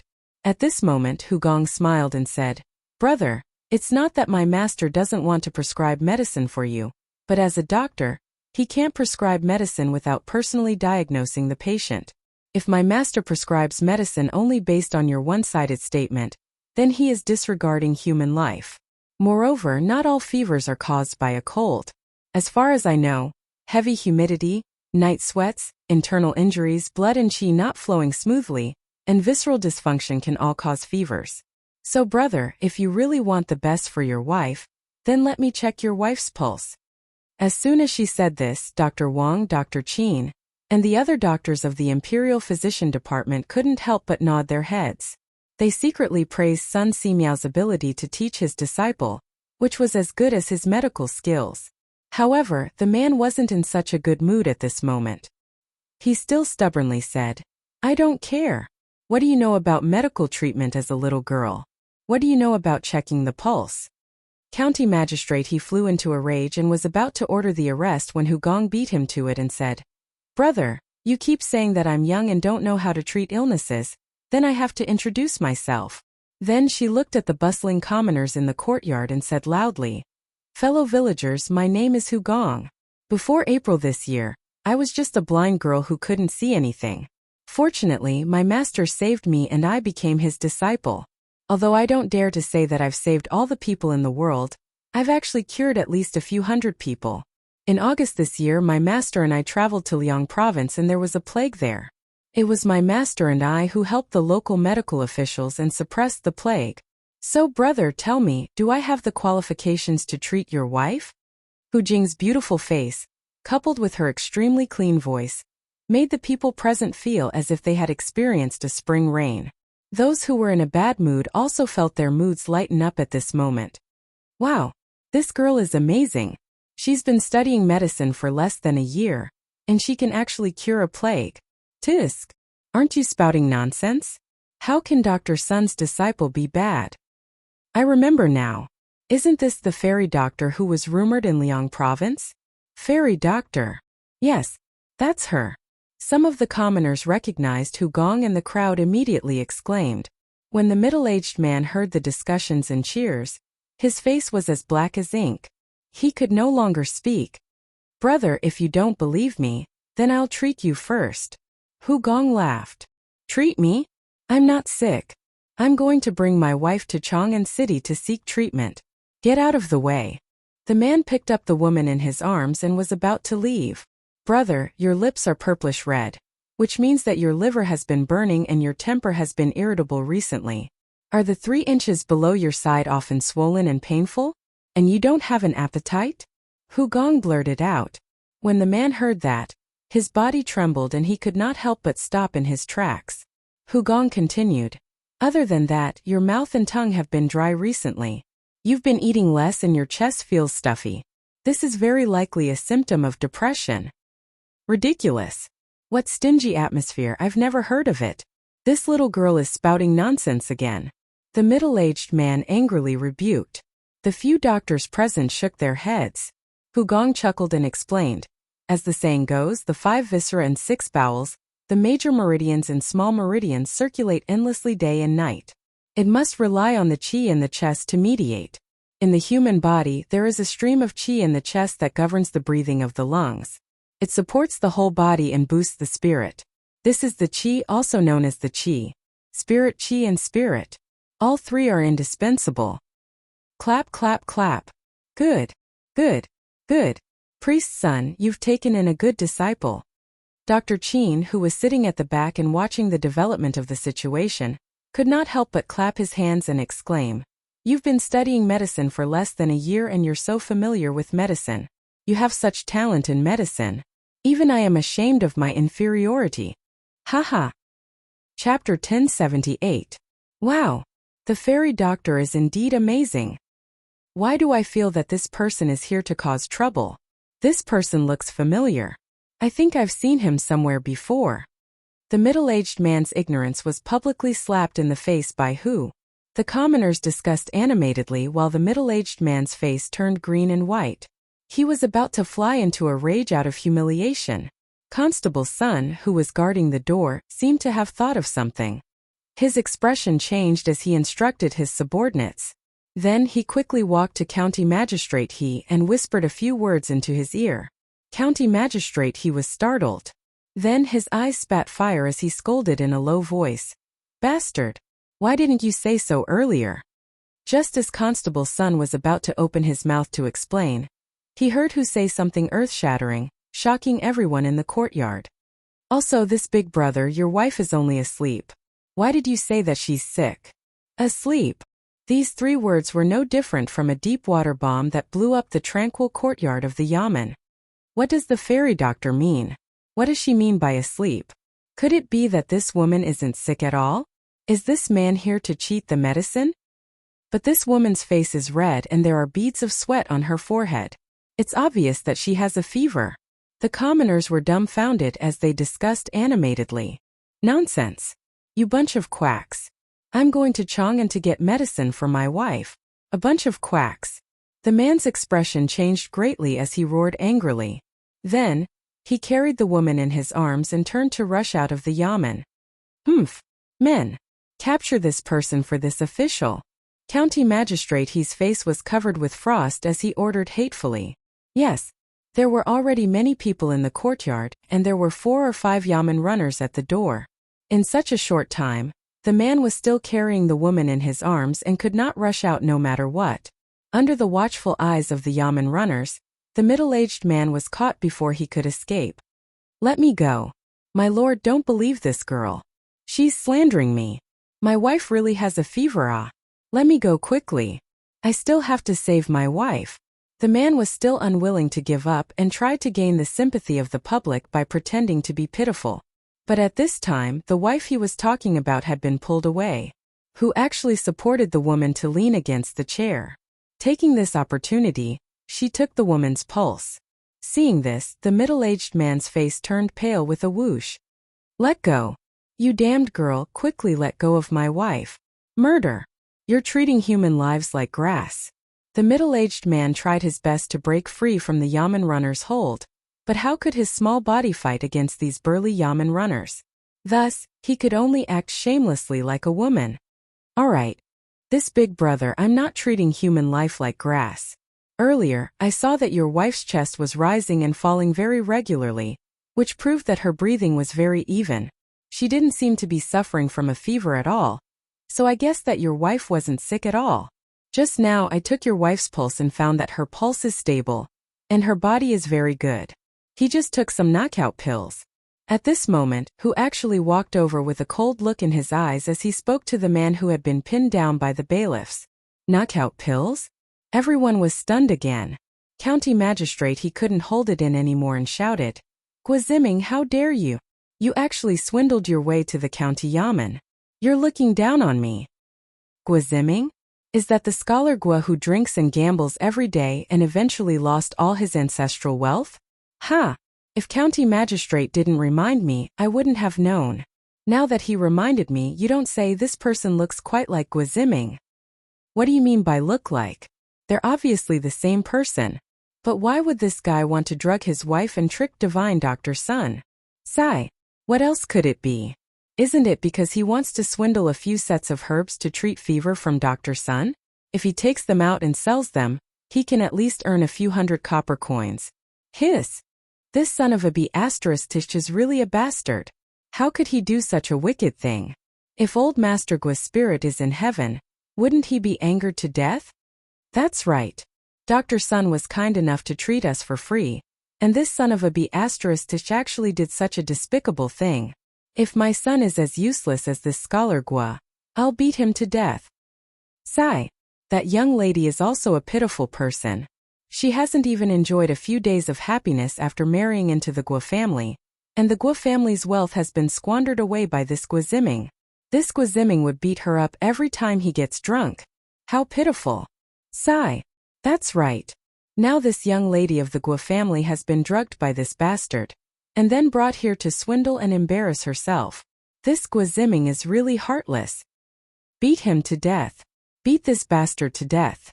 County magistrate he only knew the true identity of this middle-aged man after Constable Sun's report. His scolding caused many of the commoners in the crowd to recognize Guiziming. After a series of discussions, Guiziming's dark history was instantly exposed. The commoners were even more enraged, and each of them wanted to rush up and beat Guiziming to death. The atmosphere in the county office was a little tense. County magistrate he saw the situation and quickly shouted, Everyone stop! Men, take this Guiziming to the prison and wait for trial. Yes. The bailiffs lifted Guiziming from the ground and escorted him to the back door of the county office. In fact, these bailiffs wanted to beat Guiziming up even more than the commoners, but they knew that even if they wanted to beat him up, they couldn't do it in front of so many commoners. Otherwise, if the commoners came over and beat him up, he would definitely be beaten to death. If that happened, they wouldn't be able to bear the consequences. Dr. Sun, I'm really sorry. I was careless and almost fell into this unruly commoner's trap. After Guiziming was taken away, county magistrate he coughed twice and bowed apologetically to Sun Simiao. No worries. As long as you didn't waste the Nguyen Foundation's donation for no reason. Sun Simiao waved his hand and said. Seeing that Sun Simiao didn't have any intention of blaming him, county magistrate he sighed in relief and said, I heard from Constable Sun that Guiziming was originally from a scholarly family. However, he later got addicted to alcohol and gambling. After his father passed away, he became even more uncontrollable and quickly squandered away all the family's wealth. Who knew that after squandering away all the family's wealth, he still didn't know how to restrain himself.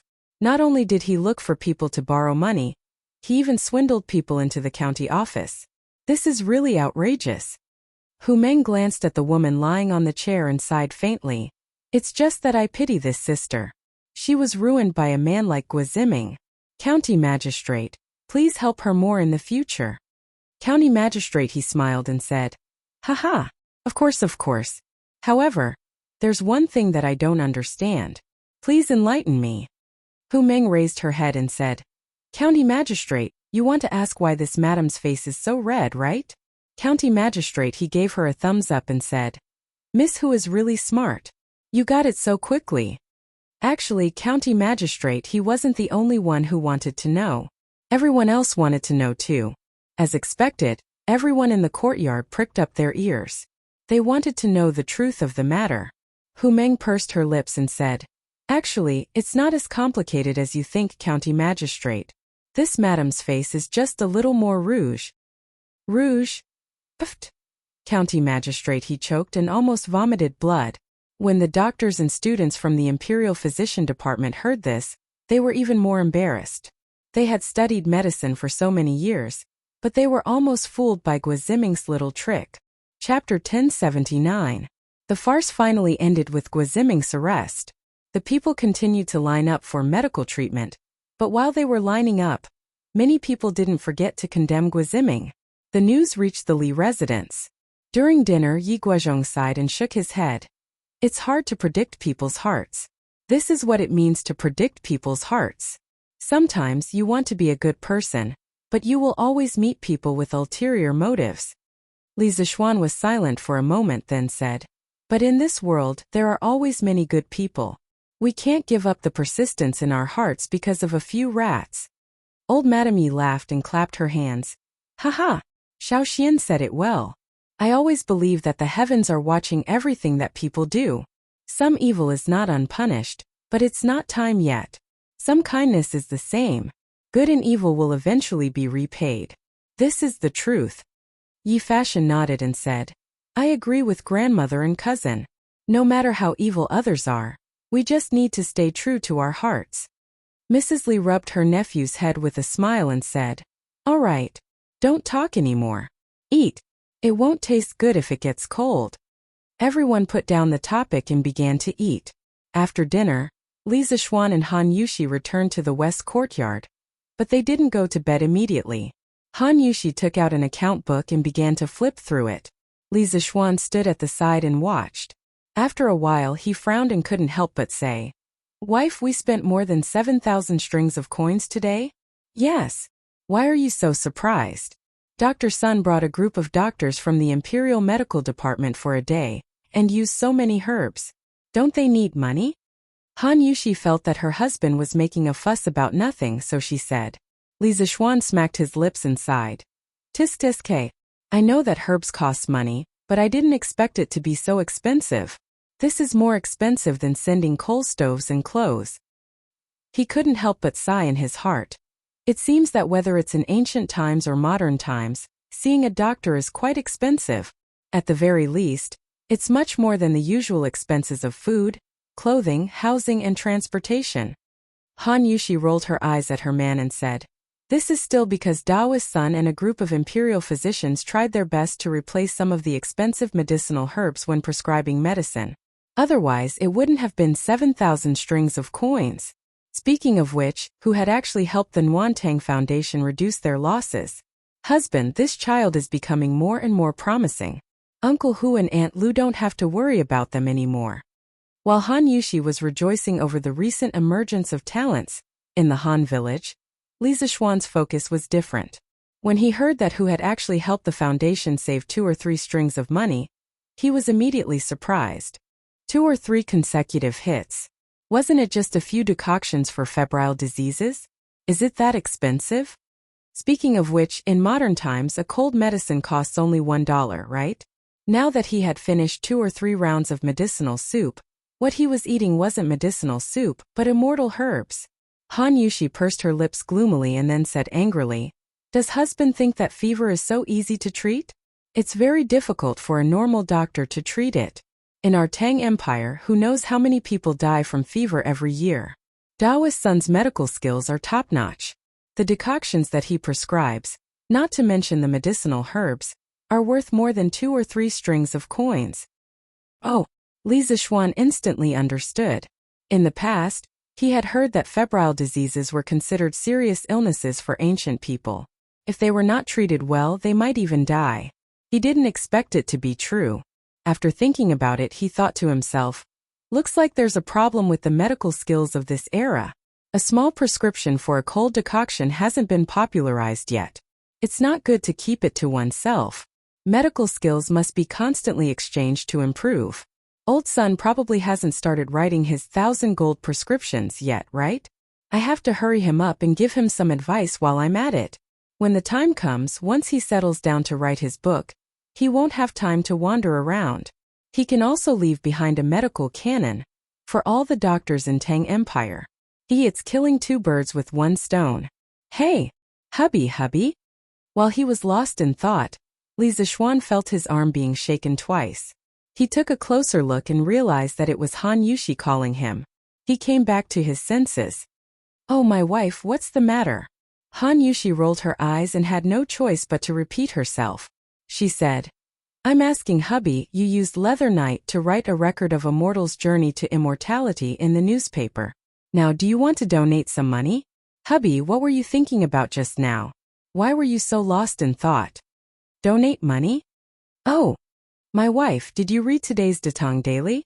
When Li Zixuan heard this, he knew that Han Yushi had read the notice on Datang Daily, Dahua Jianghu, about the author donating money to the editorial department. He didn't know whether to laugh or cry. Was his wife addicted to doing charity? She was asking him for money instead. But when he thought about it, it was quite interesting. He had two identities now. Han Yushi was asking Leather Knight for money. Logically speaking, there was nothing wrong with that. "Wife, those authors are donating the rewards they received this month or next month. Your hubby has finished writing the novel, but I haven't received any rewards. How should I donate?" The main reason was that he felt that the foundation wasn't short of money now. Otherwise, he would definitely donate all the rewards he received. When Han Yushi heard this, she snorted. "Who said there's no more? I heard from Steward Ma that although hubby's novel was finished last month, there were still many people who gave hubby rewards this month. Up until now, there were already a few thousand strings of coins." Li Zixuan was slightly surprised. Then he looked at Han Yushi's cute wrinkled nose and couldn't help but scratch her nose. He said dotingly, Okay. I'll do as you say. My wife, you can tell Steward Ma yourself. Sigh. My wife, you're really a little money grubber. The Nguyen Tang Foundation hired you as the vice president. They really picked up a treasure. Haha. Didn't they pick up a treasure? How could the manager of a charity foundation use his own family's money for charity? Han Yushi grabbed Li Zixuan's hand and said unhappily, "Hubby, aren't I just accumulating merit for our future children?" Li Zixuan shuddered. His head moved closer to Han Yushi's face and he said nervously, "My wife, you're pregnant?" He remembered that the safety measures had been done quite well recently. That shouldn't be. Han Yushi was stunned. When she came to her senses, she was instantly embarrassed and said, "Hubby, I'm talking about the future." What are you talking about? What's there and not there?" Li Zixuan let out a big sigh of relief and said, "Phew, that's good." When Han Yushi heard this, she glanced at Li Zixuan faintly and sighed softly in her heart. Chapter 1080. In the West Garden of the Imperial Palace, Li Er had just finished reviewing memorials from the Sweet Nectar Hall. He saw that Zhang Sun was wrapped in thick clothes and that there were two stoves burning in the room. He guessed that Li Changqian or Li Tai had told her about the need to open the windows for ventilation. The west window was half open. When Li Er pushed open the door and entered, the air on both sides formed convection. The cold wind blew past Empress Zhangsuan's ears with a whoosh, causing her to shiver uncontrollably. Seeing this, Li Er couldn't help but laugh. Haha. After tomorrow, the heating in this bedroom will be finished. At that time, Maid Guanyin won't feel cold anymore. Your Majesty, the heating that Changqian and Qingke mentioned 2 days ago, is it really that amazing? Empress Zhangsun resisted the cold and stood up to help Li Er take off his cloak as she asked. Li Er helped Zhangsun sit down on the couch and said with a smile, Changqian and Qingke both personally experienced it at Li Zixuan's home. How could it be fake? If I hadn't been so busy recently, I would definitely have gone to that kid's home to experience it. Empress Zhangsun covered her mouth and laughed. Your Majesty is joking again. However, I have discovered that Your Majesty seems to be especially close to the Marquis of Yong. Li Er was startled and speechless for a moment. He retorted, Is that so? Mei Guanyin, you said it the other way around, right? Who in the imperial court doesn't know that I often reprimand that brat? Empress Zhangsun laughed softly and didn't refute. She thought in her heart, only when you close the door deeply will you reprimand him. Just based on your attitude toward the Marquis of Yong, and only Chang Jijie, Qin Qiong, and the other founding generals can compare to you. Li Er saw that although Empress Zhangsun didn't refute, it was clear that she didn't believe him. He smiled helplessly and didn't make any more excuses. Instead, he skipped the topic and continued, Haha, Let's not talk about anything else. The hot pot we ate tonight was truly delicious. Haha. Li Changqian and Li Tai not only did they introduce heating into the imperial palace, they also introduced hot pot. Compared to heating, which required time to produce, hot pot was something that could be made easily. Ever since Li Changqian returned to the palace with the secret recipe for the hot pot yesterday afternoon, Li Er had actually eaten 3 hot pot meals. In other words, old Li's 3 meals a day were all hot pot. This was simply insane. This hot pot is indeed extraordinary. Moreover, this method of cooking the vegetables before dipping them in the sauce not only retains the freshness of the ingredients, but also allows the ingredients to be infused with flavor. Changle had never eaten mutton before. She didn't expect that because of the hot pot, she had eaten a lot in the past 2 days. In this concubine's view, the Marquis of Yong'an's skill in gourmet cuisine is truly unmatched in the entire Great Tang. Speaking of hot pot, Empress Zhongsun couldn't help but sigh with emotion. The taste was only one aspect. The liveliness of eating hot pot with the whole family was what she missed the most. When Li Er heard that, his mood was great. It was only to hear him laugh loudly and say, "Haha! Then tell the imperial chef to prepare the ingredients every day. In the future, I will accompany Maid Guanyin to eat hot pot every day." When Empress Zhongsun heard that, she was secretly delighted. Suddenly, she opened her mouth and said, "But in this way, won't Steward Zhao be burdened?" Hearing her say that, it seemed that the great Grandmaster Zhao Song was actually doing as Li Zishuan had predicted. He was actually doing the work of cutting mutton. Li Er thought for a moment and said, "Aren't there still 2 imperial concubines? When the time comes, they will take turns with Zhao Song." When Zhongsun heard that, she was speechless. In the entire world, only Li Er could be so extravagant to have a Grandmaster Master as a chef. Sun Simiao's tour of free medical treatment had improved the people's impression of the Warmtang Foundation.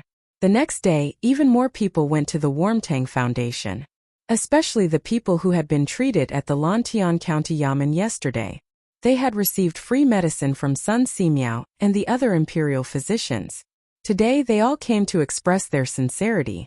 In the past, when the people in the family fell ill, they would usually go to the temple to pray to the gods. If the family recovered, they would go to the temple to fulfill their vows. What they were doing now was similar to praying for blessings and fulfilling vows. The only difference was that they were not doing it at the temple, but at the Warmtang Foundation. The people could not afford to donate large amounts of money, but they were a group of people who knew how to be grateful. Sun Simiao and the others were treating them for free. Even if they could not afford to donate tens or hundreds of strings of coins, they would still donate tens or hundreds of coins to ease their hearts. Moreover, they felt that donating here was more meaningful and genuine than going to the temple to fulfill their vows. In terms of treating illnesses, Sun Simiao seemed to be more powerful and effective than the gods and Buddhas. As a result, the temples in and around Chang'an City received less money from incense offerings. The monks guarded the gates all day long, hoping for a few big customers. Did you guys notice? On the Merit Monument, all the famous families in Chang'an City have come to donate money, but why didn't I see the Chui family donating? In front of the Warmtang Foundation, someone pointed at the huge monument and asked in confusion. Back then, not long after the Warmtang Foundation was established, Li Zishuan ordered the craftsmen to build a huge monument in front of the gate. It was called the Merit Monument, and it was used to record the names of those who had donated more than 1,000 strings of coins to the Warmtang Foundation. The person had only said it casually, but as soon as he said it, many people subconsciously searched for the Chui family's name on the monument. After a few minutes, the people were not surprised to find that there was no one related to the Chui family on the monument. Therefore, they were instantly enraged. Even poor people like them were willing to donate money to the Warmtang Foundation, but why was a top family like the Chui family doing nothing? There really is no Chui family. The Chui family is one of the 5 families, the role model of all scholars in the world, but they are so heartless and cold-blooded. This is so disappointing. A down-and-out scholar could not help but beat his chest and stomp his feet after looking at the monument. Originally, the 5 surnames and 7 hopes had a very high reputation in the minds of scholars. However, the scene today made many people recognize the reality of the situation. The Chui family was also stingy, cold-blooded, and heartless. What bullsh asterisk T Chui family? They are one of the 5 families. How stingy? That's right. The Chui family's young masters and young mistresses have hundreds of servants. They live a luxurious life, and they can't even bear to donate 1,000 strings of coins. His Majesty and Her Majesty have already donated a few thousand strings of coins. Bah! After donating, I will go to the Chui family's gate and spit on them. I want to go too. The Chui family is rich but heartless. They will suffer retribution. Originally it was just a curious question, but in the end it quickly turned into a public rage. Moreover, this rage would soon burn the Chui clan's headquarters in the capital. Chapter 1081. Most of the people who came to donate money today came from Lantian County. They should have gone back from Yanqing Gate in the east of Chang'an City, but they did not do so. After they donated money, they did not go to the East Gate. Instead, they went south. A group of people went straight to Dunhua Square. Dunhua Square was where the Chui family's stronghold in the capital was located. Bah! The Chui family is rich but heartless. Bah! The Chui family is cold-blooded and heartless. Bah! The Chui family is heartless. Bah! The Chui family is shameless. Usually, people would often hear jokes about how one spit from each person could drown you. The Chui family now had a real experience of being baptized by the people's spit. Although the Chui family's threshold was high, and even if all the people in Chang'an City spit at them, the Chui family had been standing for thousands of years. When had they ever suffered such humiliation? A 1,000-year-old family was also very concerned about their reputation. Unruly people. A bunch of unruly people. Men. Chase all those unruly people away. If they don't want to leave, beat them up. In the backyard of the Chui family, Chui Shanfu's wife Wang Shi roared angrily. Her husband Chui Shanfu had been sent to Lingnan by Li Er. She was not in a good mood this month. Now those unruly people in her eyes were causing trouble in front of the Chui family. How could she not be angry? Madam, do you want to wait for grandfather to come back? The butler of the Chui family asked carefully. His surname was Wang, and he had married with Wang Shi. He was considered Madame Wang's direct descendant. The Chui family's grandfather, Chui Junchuo, had gone to a manor in the south of Chang'an City to recuperate because of the cold weather in Chang'an City. Although it was cold there was a natural hot spring there. No need. Even if grandfather is at home, he will not allow these unruly people to cause trouble in front of the Chui family. Wang Shi's eyes flashed with a trace of ruthlessness. Yes, madam. The butler took the order and left. A moment later, a group of servants holding a stick suddenly rushed out of the Chui family's main gate. They ran like wolves and tigers to the people who came to spit and shouted. Where did these unruly people come from? Why don't you open your eyes and see where you are? Is this something you can come and make trouble for? If you don't scram, don't blame me for being rude. Yes. Get lost. Look at your poor appearance, don't dirty our Chui family street. The servants were all fierce and arrogant. As the servants of a top aristocratic family, they indeed had the qualifications to be arrogant. However, their arrogance was used in the wrong place today. Heh, a bunch of lackeys who only know how to rely on their master's power. Under the feet of the emperor, could it be that you still dare to hit people? I will stand here today and see if you dare to hit me. A young man who looked like a scholar took a step forward and scolded arrogantly. His name was Yu Deheng, and he came from a farmer's family in Lantian County. Yesterday, he accompanied his mother to the county office to participate in the free clinic. Today, he also came to the city to fulfill his vow. In the past, his dream was the same as most people's. First, he wanted to pass the imperial examination, then marry a woman with 5 surnames. But today's incident made him a little disappointed in the legendary 5 surnames 7 sex. The dignified 5 surnames prominent family was nothing more than this. Their hearts were also black. The arrogance and despotism of these evil servants made his heart burn with fury. Thinking back to the Li family's courteous attitude at the Warmtang Foundation, he started to hate the Chui family more than anything else. Wow, Xiaojing, you've done well today. Even though your uncle Zhong used to laugh at you for not being able to pass the county-level examinations, But based on your tough attitude today, you will always be a county-level scholar in your Uncle Zhong's heart. No, you will be the top scholar. A burly man came up to Yu Dehang and laughed loudly. Uncle Zhong. Yu Dehang's small face reddened as he looked at the burly man in annoyance. After being yelled at by you, everyone here knows that I won't be able to pass the county-level examinations. Scholar Yu is right. You dare to hit people under the feet of the emperor? What does our spitting on the street have to do with the Cui family? Does this street belong to the Cui family? Seeing that someone had stepped forward, the people behind did not back down and started to jeer as well. Refusing a toast only to be forced to drink a forfeit. Madam has ordered that if these unruly people don't leave, take a stick and beat them away. The leader of the servants shouted angrily, and then took the lead to hit Yu Dehang with the stick. Io! F***ck. You bunch of dog slaves, how dare you hurt people on the street? See if I don't fight with you. Go. Fight with them. Yongla Lane Li Mansion. Young master, this is what happened. Sanbao did not expect that the people would notice that the Cui family's name was not on the merit monument. The group of people in front of the Warmtang Foundation's entrance was quickly noticed. Sanbao hurried back to inform Li Zishuan.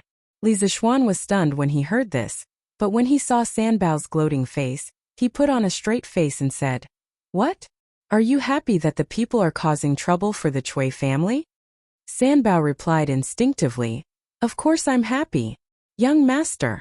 Previously, that old fart from the Cui family kept causing trouble for you and now finally... Young master." Sanbao was halfway through her sentence when she suddenly realized that Li Zishuan's tone was not right, so she quickly shut up. Li Zishuan snorted and flicked his sleeves. It's true that I have a grudge against the Cui family, but I never thought of letting these poor people stand up for me. They don't even care about the food and clothing of their own families. Do you think they can go against the Cui family? In the end, it won't be a lose-lose situation. Instead, they will be completely wiped out. For their families, it will be one disaster after another. Li Zishuan's purpose in establishing the Warmtang Foundation was to help the poor. However, if the people were to fight against the Cui family, the ones who would be hurt would be the poor people like them. In that case, wouldn't he be helping the poor for nothing? If it were a transmigrator, they would definitely be secretly happy at this moment and might even be secretly adding fuel to the fire. This was because smart people love to kill with a borrowed knife, eliminate dissidents, and reap the benefits of others. However, Li Zishuan, as a transmigrator, did not want to be such a smart person. He did not want to use the weak knife of the people to fight against the giant rock that was the Cui family. Some people often said that a general's success was built on thousands of bones. However, Li Zishuan knew that he could not be so cold-blooded. Clap, clap, clap. Good. Xiao Xian, I am very happy that you can think this way. Yi Guozhong, the crazy eavesdropper, suddenly appeared out of nowhere. He clapped his hands and sighed. The grudges between the Cui family and the Li family are all between them. In this matter, no matter what, we cannot drag the people into it. Chapter 1082. Sanbao, get the horse ready. I want to go to the Cui family. Yongla Lane Li family. After understanding the situation, Li Zishuan shouted at Sanbao. Sanbao became nervous and said worriedly, "Young master, it's dangerous for you to go alone. Sanbao, get the rest of the family to go with you." Li Zishuan said crossly, "When I, the young master, am in danger, what can you all do if you go? Stop talking nonsense and get big white out." Young master, Sanbao's martial arts may not be as good as yours, but Sanbao has thick skin and a lot of meat. He can block arrows for you. Sanbao said unwillingly. Get lost. I'll beat you up if you keep talking nonsense. Li Zishuan was touched, but he still scolded him mercilessly. Sanbao had no choice but to leave. Yi Guozhong sighed and said, Xiao Xian, I won't stop you if you want to go to the Cui family. But don't act rashly. The Cui family has been standing strong for thousands of years. Their background and hidden strength is not something you and I can imagine. So don't fall out with the Cui family unless you have no other choice. Li Zishuan frowned and said, Grandfather, don't worry. I know the severity of the situation. Just as he finished speaking, Sanbao brought the horses over. Peng Feiji walked over and cupped his fists. Marquis, let me accompany you. Li Zixuan waved his hand and said, No need. I'm just going to take a look. You stay here. After he finished speaking, he mounted his horse and rode out of the mansion. Behind him was Li Jingma and his wife, who had rushed over after hearing the news. The two of them asked Di Guozhong about Li Zixuan's whereabouts. Peng Feiji saw that there was nothing else for him to do and left to patrol. However, what no one noticed was that after this fellow patrolled around the Li residence twice, he quietly slipped away. As for where he went, only the heavens knew. Dunhua Square, in front of the Cui family. This small skirmish had developed into a full-scale conflict. The poor commoners who had been fighting with the Cui family's guards could only retreat as they fought. However, not long after, they received wave after wave of reinforcements. Those were the commoners from the other counties who had come from the Warmtang Foundation to support them. As a result, the Cui family's servants were not enough. The servant who shouted the loudest quickly asked the rest to hold the fort while he went in to get reinforcements. Cui Shanfu's wife, Wang Shi, was furious when she heard this. She sent out all the servants in the residence and swore to chase away all these unruly people. However, most of the servants of the Cui clan were used to living a comfortable life in the Cui clan. How could they be a match for these villagers who had been through hardships every day? Not long after, the Cui family's servants were all wounded. Of course, many of the commoners were injured as well. Fortunately, the people on both sides did not kill them. Thus, although they were injured, they were far from being seriously injured to the point of dying. What a bunch of trash. Zhao Quan, Madam is not satisfied with your performance. She wants you to scram. Just as the Cui manor servant was about to lose, a big man wearing a blood-red cloak suddenly walked out from the Cui manor. That big man was carrying a large saber, and there was a long scar on the right side of his face, looking extremely terrifying and sinister. Behind him, there were more than 10 martial artists in martial arts attire. Every one of them was holding a sword.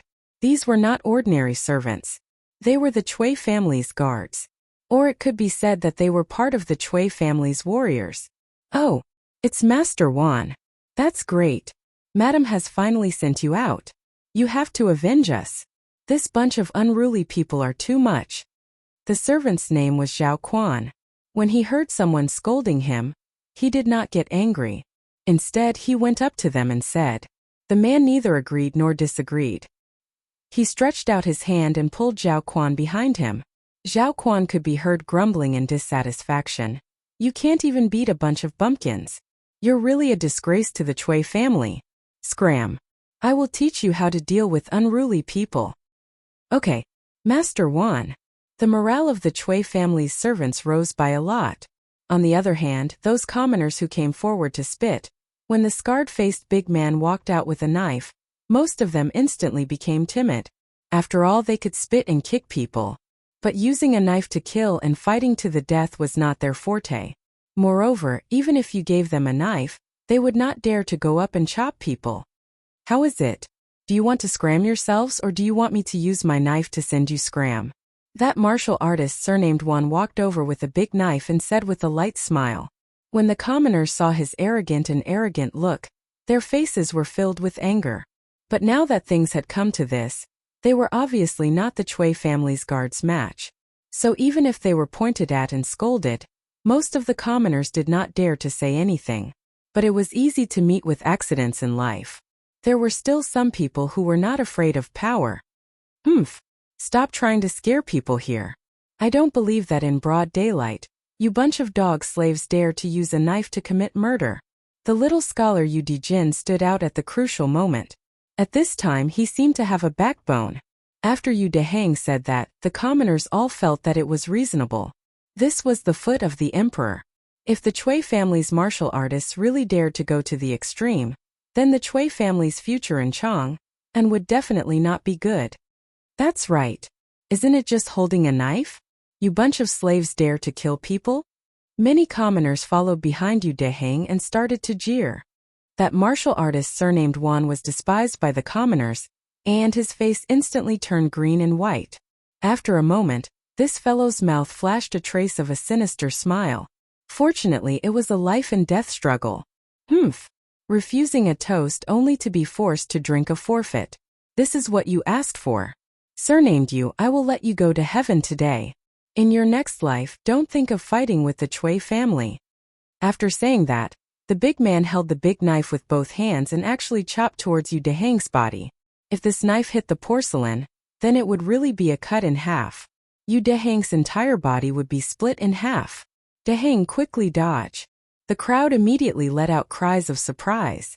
Some of the commoners even closed their eyes, waiting for the screams of the big knife piercing into the flesh.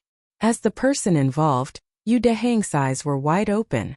At this moment he wanted to run, but he knew that he could not run away.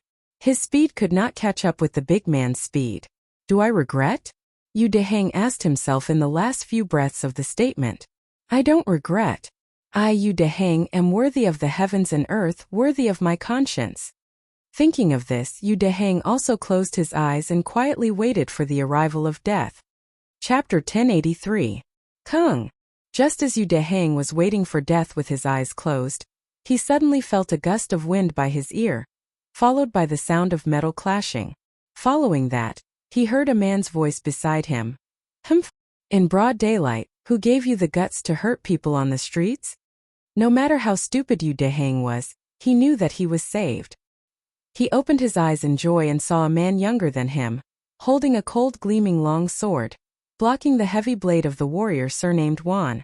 Following that, the man lightly waved the long sword and the warrior surnamed Wan was sent flying far away.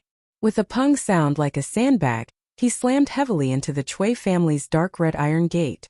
Master Wan! Master Wan! Are you all right? The Chui family servants and warriors were shocked as they surrounded him and asked with concern. Hey, I'm fine. The warrior surnamed Wan pushed away the surrounding people who were trying to help him and walked in front of Li Zishuan. With a ferocious face he said, Where did this little kid come from? How dare you meddle in the Chui family's business? Are you tired of living? If you know what's good for you, kneel down and kowtow to me. Maybe I'll let you die with dignity. Noisy. The young man frowned. No one saw how he made his move and the warrior surnamed Wan was sent flying again. Pung. No one knew if the young man did it intentionally or not, but the warrior surnamed Wan crashed into the same spot again. The Chui family's main gate suffered 2 consecutive heavy blows and finally could not take it anymore. With a loud boom, the Chui family, which had been glorious for close to 1,000 years, was smashed down for the first time. In front of the Chui family's gate, the people who were watching the show, the people who participated in the fight, the Chui family servants and warriors were all stunned. Everyone only had one thought at this moment. Crazy. Crazy. The Chui family's main gate was smashed down by someone. This was a slap to the Chui family's face. Marking. He's Marking. What? You said this young man is Markyongan? How is that possible? It's really Markyong. I've seen him many times. I can't be wrong. Oh my god. The Marquis of Yong. And actually smashed the Chui family's main gate. Bullshit. Don't you know how to F***king talk? It was clearly that warrior surnamed Wan who smashed the Chui family's door. What does it have to do with the Marquis of Yongan? These words were spoken by Yu Dehang. Being in the eye of the storm, no one could understand the shock in his heart at this moment. Originally, he thought that he was going to die, but at the critical moment, he was saved by a young man who fell from the sky. Especially when he found out that the young man who saved his life was Li Zishuan, one of the most popular nobles in the imperial court. He felt his soul tremble. Because the name Marquis Yong, and was even greater than the heavens in Lantian City. There were tens of thousands of people in Lantian City, and no one had not received Li Zishuan's kindness. But when he heard that Li Zishuan had smashed the Chui family's main gate, he subconsciously quivered. Although he worshipped Li Zishuan, but he knew that with Li Zishuan's current power, he was definitely not the Chui family's match. Hence, he came up with an idea to help Li Zishuan get off the hook. This idea seemed very childish, but Yu Dehang could only think of such a childish idea in a short period of time. Because he was anxious to correct others, he couldn't help but swear. Hey, Dehang is right. It was obviously the Chui family's own people who smashed the main gate, and it has nothing to do with the Marquis of Yong. That burly man surnamed Zhong was first stunned, but immediately followed up with a loud voice to echo. That's right, it was the Cui family who smashed it. And it has nothing to do with the Marquis of Yong'an. No matter how stupid the commoners were, they knew what they should say. In a moment, the voices of the crowd gradually became unified, and there was no second voice to be found. All the servants and warriors of the Cui manor were shocked and angry at this moment. They were shocked because this young man in front of them was actually the recently famous Marquis Yong'an. They were angry because this group of commoners actually dared to lie with their eyes wide open, treating them as if they were blind or played with. Marquis Yong'an? Even if you are Marquis Yong'an, you cannot knowingly break the law. Warrior Wan spat out 2 mouthfuls of blood, climbed up from the ground, and walked to Li Zixuan about 3 feet away, and said angrily. It was just that his tone of voice was already much better than before. Clearly, he was scared of being beaten up by Li Zixuan. Ask your master to come out. You are not fit to speak to this marquis. Li Zixuan glanced at him and said indifferently. It wasn't that he was acting like a big shot, but he really couldn't be bothered to speak to this kind of brute who only knew how to be used as a tool. You! The warrior surnamed Wan was instantly humiliated. His face alternated between green and white. However, Li Zixuan mercilessly interrupted him. What? You don't accept it? Then pick up your sword and come forward to fight. Otherwise, quickly go back and ask your master to come out. Finally, Warrior Wan's face changed, and he didn't dare to say anything else, and immediately ran back to the Cui family in a sorry state. What is your name? Where do you live? Li Zixuan turned around, looked at Yu Deheng, who he saved earlier, and asked with a smile. Yu Deheng was taken aback, because the current enthusiastic Li Zixuan was like a completely different person from before. Oh, Marquis, my name is Yu Deheng, and I live in Lantian County's Yu family village. Just now I am indebted to Marquis for saving me, and I am extremely grateful. Yu Deheng, who recovered from her shock, cupped her hands towards Li Zixuan. Yu family village? If she didn't remember wrongly, Yu family village should be more than 10 miles north of Lu family village, which was the northernmost part of Lantian County. This village just happened to not belong to Li Zixuan's fief, so it was no wonder that Li Zixuan found this young man unfamiliar. Yu Deheng, why didn't you dodge when that burly man tried to chop you? Li Zixuan smiled and asked. Yu Deheng's mouth twitched and she bitterly smiled. To tell you the truth, Marquis, I didn't expect that guy to be so lawless, daring to kill someone on the street. I was caught off guard, and couldn't escape even if I wanted to. When she said this, some of the commoners not far from them suddenly burst into laughter. Li Zixuan also couldn't help but laugh. Haha, you are quite honest. There was one thing he didn't say, and that was that the warrior from before didn't really want to chop Yu Deheng, and was only testing her. When his wind-chasing sword caught the warrior's blade, he understood, and it was because of this that he spared the warrior's life. I was wondering who it was. So it's the Marquis of Yong. But even if you are a marquis personally conferred by the emperor, you still shouldn't smash my Cui family's door, right? While the two were talking, an upper-class lady wearing a purple fur coat walked out from the Cui family. She had a pair of phoenix eyes, and that upper-class lady came in front of Li Zixuan, and said in a cold voice. Li Zixuan patted Yu Deheng's shoulder, indicating for him to leave, and then turned around to look at the upper-class lady.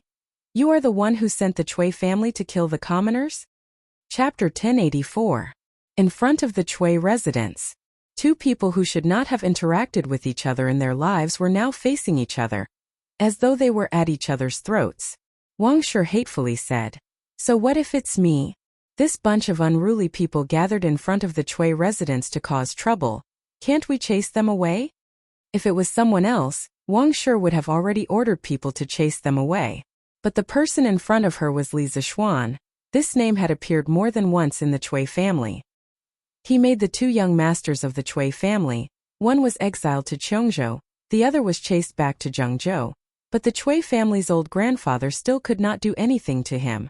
As such, Wang Shi had no choice but to deal with him carefully. Gathering people to cause trouble? What trouble did they cause? Li Zixuan crossed his arms in front of his chest, and asked while knowing the answer. Wang Shi snappily said, What good things did they do, Marquis Yong, and can just ask them? Why ask me? Li Zixuan laughed and casually said, It's just spitting on this street. How big of a deal can it be? This street doesn't belong to the Cui family, right? Besides, if Madame Cui is really angry, just let the people from Wuhou government come and take them away. Why did you instigate your servants to maliciously harm people? If I was a step late, there would be people's blood splattered on the spot. The current emperor is ruling the country with benevolence, but your Cui family is so blatantly harming people's lives. You are not putting the emperor in your eyes. How should you be punished? Wang Shi frowned. Her face was so gloomy that water was about to drip out. She softly scolded. Wan Jinggang, what did I tell you before? You can only chase people away, you can't intentionally harm people. What did you do? The warrior surnamed Wan had a pig's face. He hurriedly explained to Wang Shi. Madam, I'm innocent. This subordinate was just trying to scare that scholar. I didn't mean to take his life. Clap, clap, clap. Wan Jingang's voice fell, but Li Zixuan clapped his hands, only to hear him say, haha, act. Good acting. Madame Cui, in front of so many people, can you not act like this? Under the watchful eyes of so many people, can't you tell right from wrong? Although he knew in his heart that Wan Jinggang really did not have the intention to kill Yu Deheng, he had to put the blame on Wan Jinggang, because this was the only way to reduce the scope of the war and avoid completely falling out with the Cui family. Look, I'm helping you by beating up your men. Otherwise, if someone dies, your Cui family will have to go to court, and it won't end well with the emperor. Therefore, today's matter should end here. That was what it meant. Right now, Li Zixuan really didn't want to start a war with the Cui family. Yes, Wan Jinggang was spouting nonsense. Just now, his knife was about to chop Yu Deheng's head. How could it be just to scare her? That's right. That one fellow is trying to kill someone. The commoners cooperated and shouted behind Li Zixuan. Wang Shi clenched her teeth, secretly hating that Wan Jinggang really didn't know how to do things. If you want to kill someone, just do it secretly. But now, he actually did it openly in front of the Cui family and was caught by Li Zixuan. This made the Cui family, who was originally in the right, instantly fall into a passive position. Audacious! You actually dare to gather in Chang'an City to cause trouble, quickly stop. Just as Wang Shi was unable to vent her anger, a large group of martial marquis suddenly appeared on the streets. The one leading them was actually Yuqi Jingda. The dignified right martial marquis General Wei had personally come. Before he arrived, his voice was heard. Yuqi Jingda shouted loudly.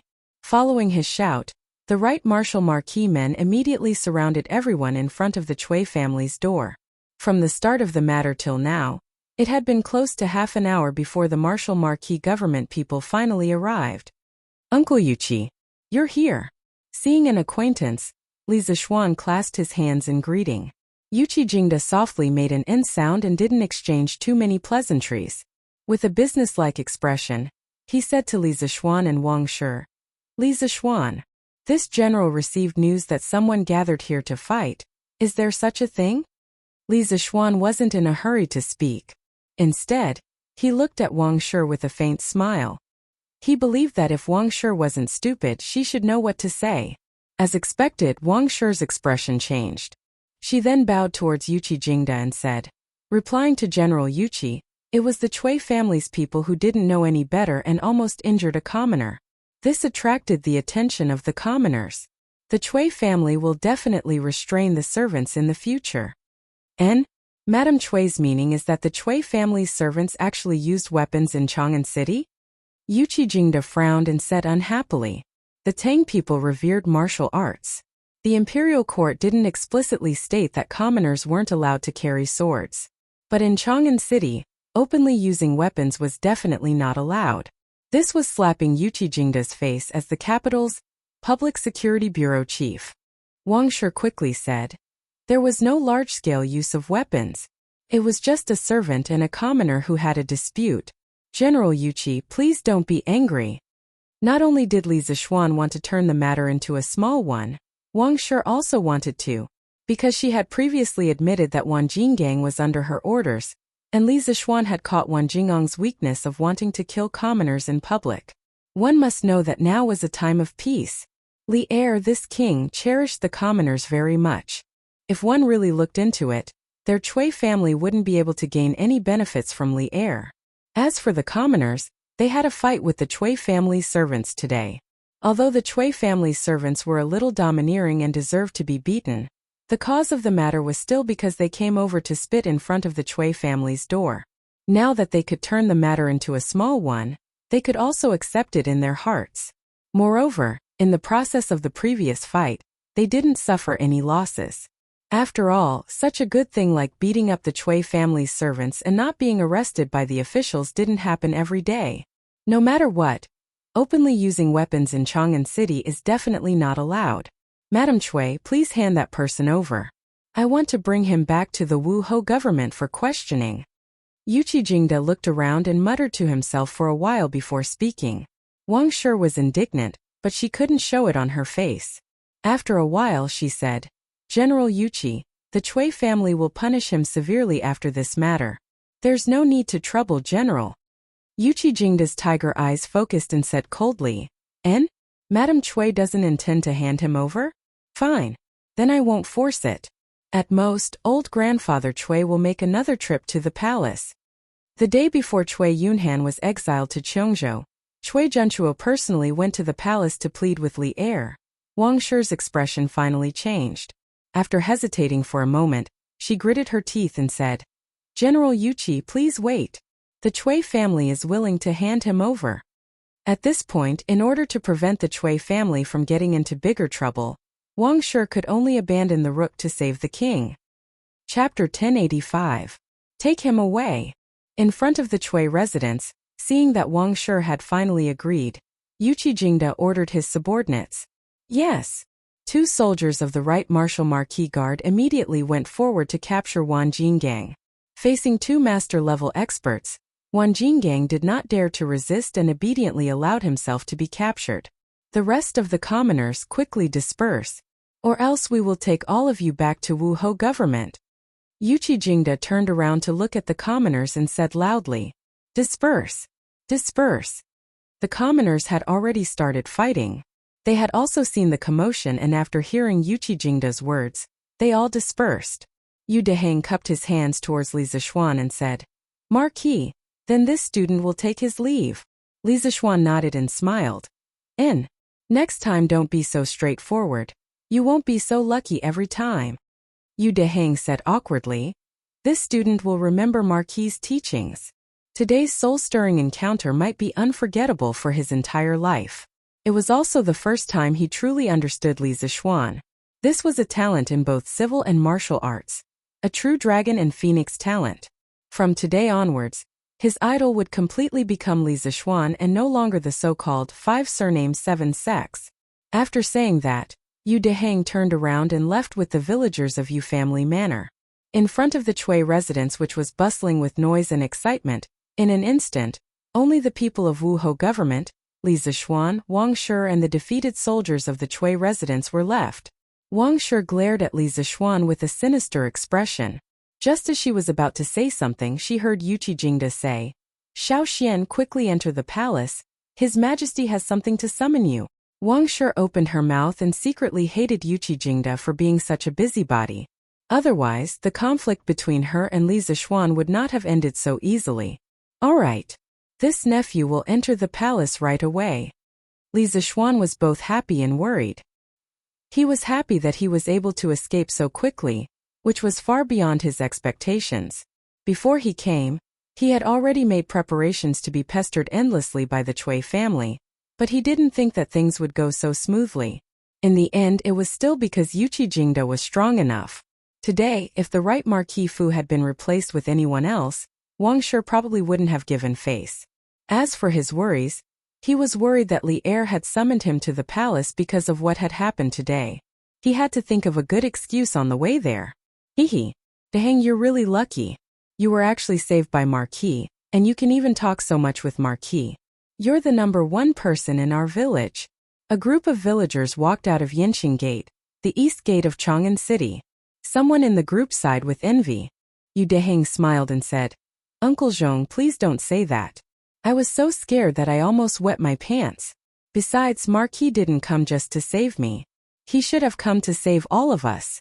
If Marquis didn't come to intervene today, Uncle Zhong, Do you think that Madame Cui of the Cui family would spare us? After she finished speaking, the commoners fell into silence. After a while, the burly man surnamed Zhong sighed and said, "Ai, Marquis is a good person. I, old Zhong, have lived for decades and have seen many officials, but no matter if it's the previous dynasty or now, there is no official who loves the people as much as Marquis. The only pity is that our Yu family manor is too far north. Otherwise, it would have become Marquis fief long ago."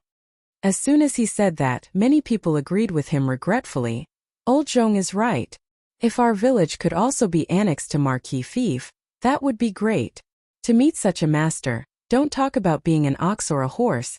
Even if he wants me to go through water and tread on fire, I will do it. Hey, why would Marquis want you to be an ox or a horse?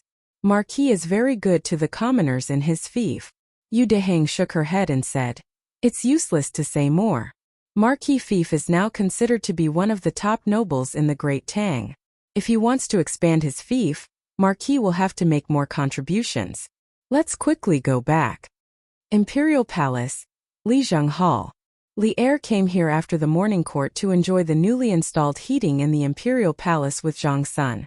In the end, someone came to report that a large group of commoners had started fighting with the Cui family's servants in front of the Cui residence. He frowned slightly and didn't say anything because he believed that Yuqi Jingda would be able to handle it himself. But not long after, the Imperial Guards came with another piece of news, saying that Li Zishuan had gone to the Cui residence and injured the Cui residence's guards. Only then did Li Er order Yuqi Jingda to think of a way to resolve the conflict and summon Li Zishuan to the palace. "Your Majesty, this concubine is thinking that the commoners suddenly went to the Cui residence to cause trouble. Was it because someone was secretly instigating them?" Empress Zhongsun frowned and asked, "Is Guanyin trying to say that Li Zishuan was secretly instigating the commoners to cause trouble in the Cui residence?" Empress Zhongsun nodded lightly and said, "This concubine did suspect that. After all, the Duke of Yong'an's attitude towards the aristocratic families has never been good. Previously, the Snake King's assassination was directed at the Cui family. If not for your Majesty's mediation, I think he would have already killed his way to the Cui residence." Li Er held his chin and thought for a moment before shaking his head and saying, "No. If this kid really wanted to use the commoners to deal with the Cui family, he definitely wouldn't have rushed to the Cui residence alone. Sigh. This kid sometimes has a heart of steel, but sometimes he's indecisive. This is a taboo for a commander." As intelligent as Li Er was, he immediately understood the crux of the problem. However, towards Li Zishuan's foolish action of not retreating behind the scenes and taking advantage of the situation, instead taking the lead and rushing to the front to confront the Cui family head-on, Li Er felt resentful towards Li Zishuan for not living up to his expectations. Although he did not intend to touch the Cui family at this juncture, he was still very happy to borrow the strength of the commoners to cause some trouble for the Cui family and reduce the Cui family's reputation among the commoners. However, because of Li Zishuan's momentary soft-heartedness and worry that the commoners would be injured, he rashly acted. Everything was ruined. If he wanted to form such an advantage in public opinion next time, it would not be easy. "Haha, Your Majesty, humans are not saints. How can they be perfect?" This concubine feels that this flaw of the Duke of Yong and is his true nature. It also shows that he values relationships and righteousness. Only such an upright official cannot be used by foreign countries and can achieve great things for the Great Tang. After hearing Li Er's words, Empress Zhongsun pondered for a moment and quickly understood the crux of the matter. She smiled faintly and said, "Your Majesty, the Duke of Yong'an has arrived at the Sweet Dew Hall." At this moment, an eunuch entered the hall and cupped his hands towards Li Er. He's finally here." Li Er's spirit jolted. He said to Empress Zhongsun, "Guanyin servant, please take a seat here. Zhen will go and teach that fellow a lesson. This official pays his respects to your Majesty." Within the Sweet Dew Hall, Li Zishuan was dressed in casual clothes and bowed towards Li Er. Yuqi Jingda had spoken to him in a hurry, so Li Zishuan did not return home to change into his court attire. Instead, he rushed straight to the palace. "Dispense with the formalities." Li Er's emotionless voice came from above. Li Zishuan straightened his body and raised his head. He saw Li Er sitting on the seat of honor, glaring at him like a tiger watching its prey. You're getting more and more daring. You actually dared to smash the Cui family's door. If Cui Junchuo joins forces with the Shandong landowning households to deal with you, let's see how you deal with it. Li Er's face was expressionless, but Li Zishuan could hear a hint of blame in his words.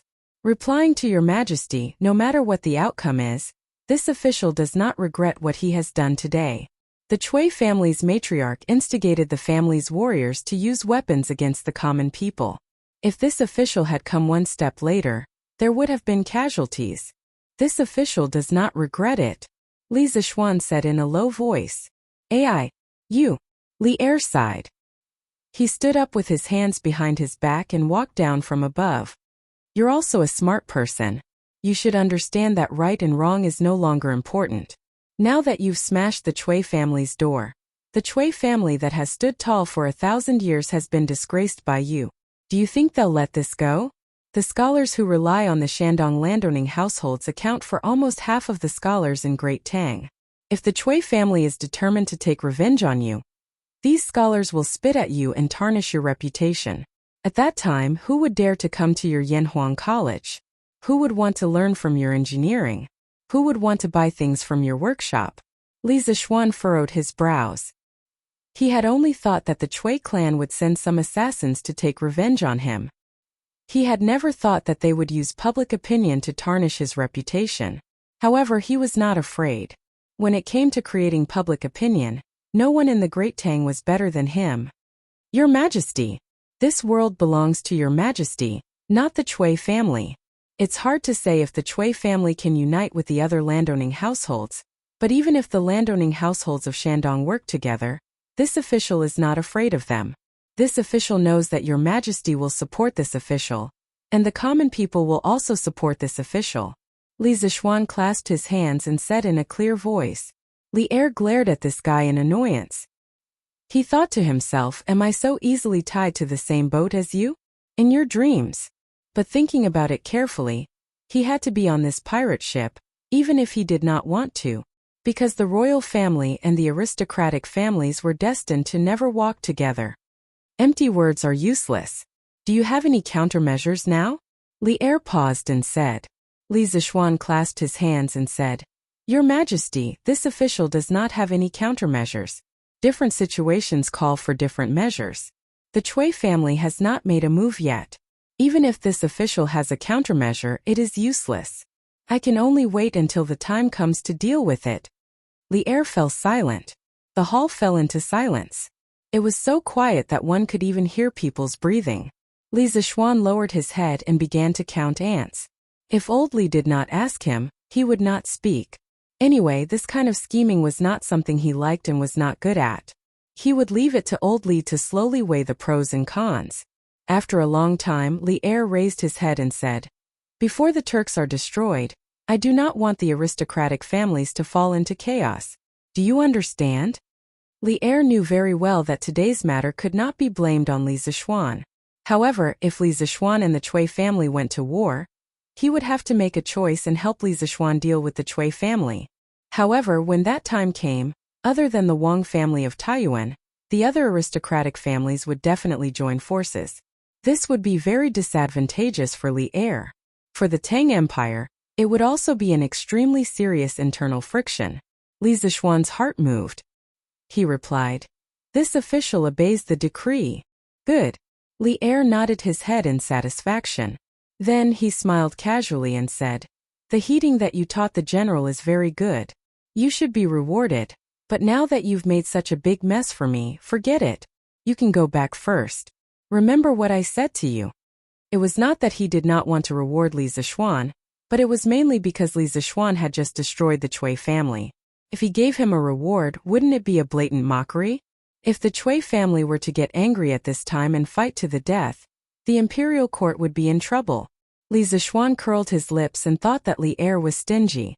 However, after thinking carefully, he could understand Li Er's difficulties. Thus, he did not say anything and left.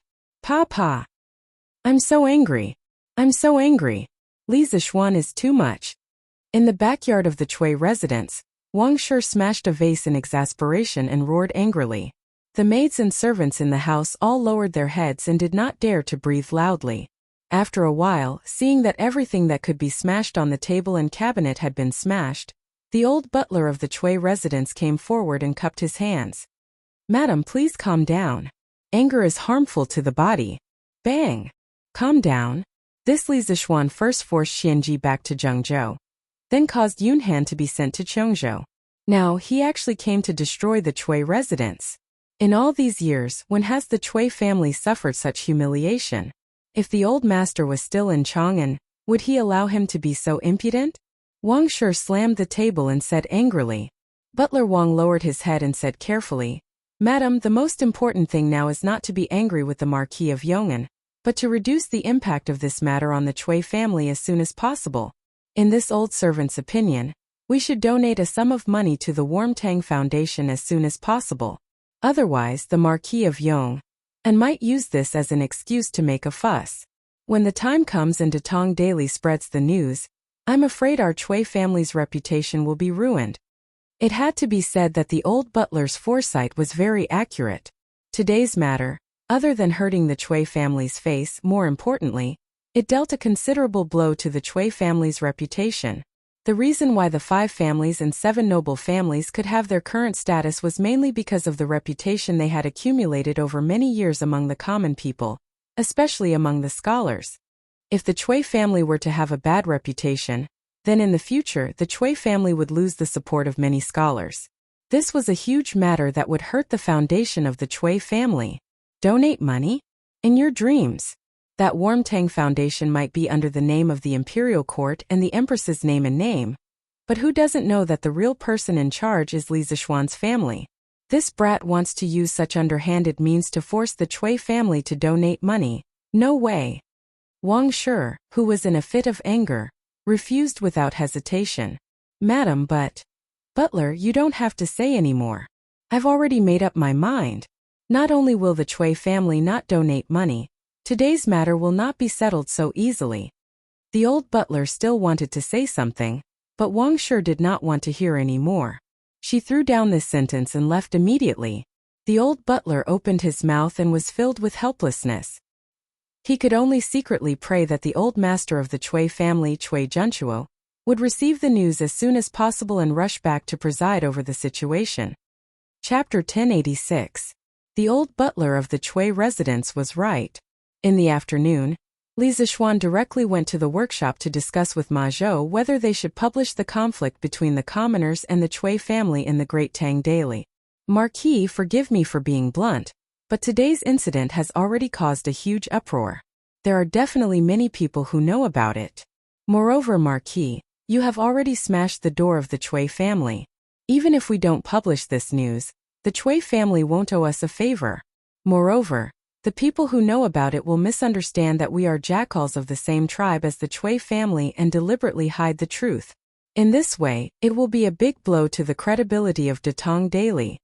After Ma Zhou listened to Li Zixuan's explanation seriously, he pondered for a moment and said, "That's right." Li Zixuan nodded and said, "Brother Ma's words make sense. If that's the case, then tomorrow's Datong Daily will publish the news of the Chui family's donation and being attacked by the people." Ma Zhou's eyes flashed with excitement. He was born in a poor family and didn't have a good impression of the aristocratic families. If Li Zixuan wanted to fall out with the aristocratic families, he would definitely support it from the bottom of his heart. Hearing this, he hurriedly said, "Yes, Marquis." Li Zixuan thought for a while and added, "But there's one thing you have to pay attention to. The news has to be realistic. We only need to report the facts and not exaggerate." Li Zixuan had listened to Li Er's previous words.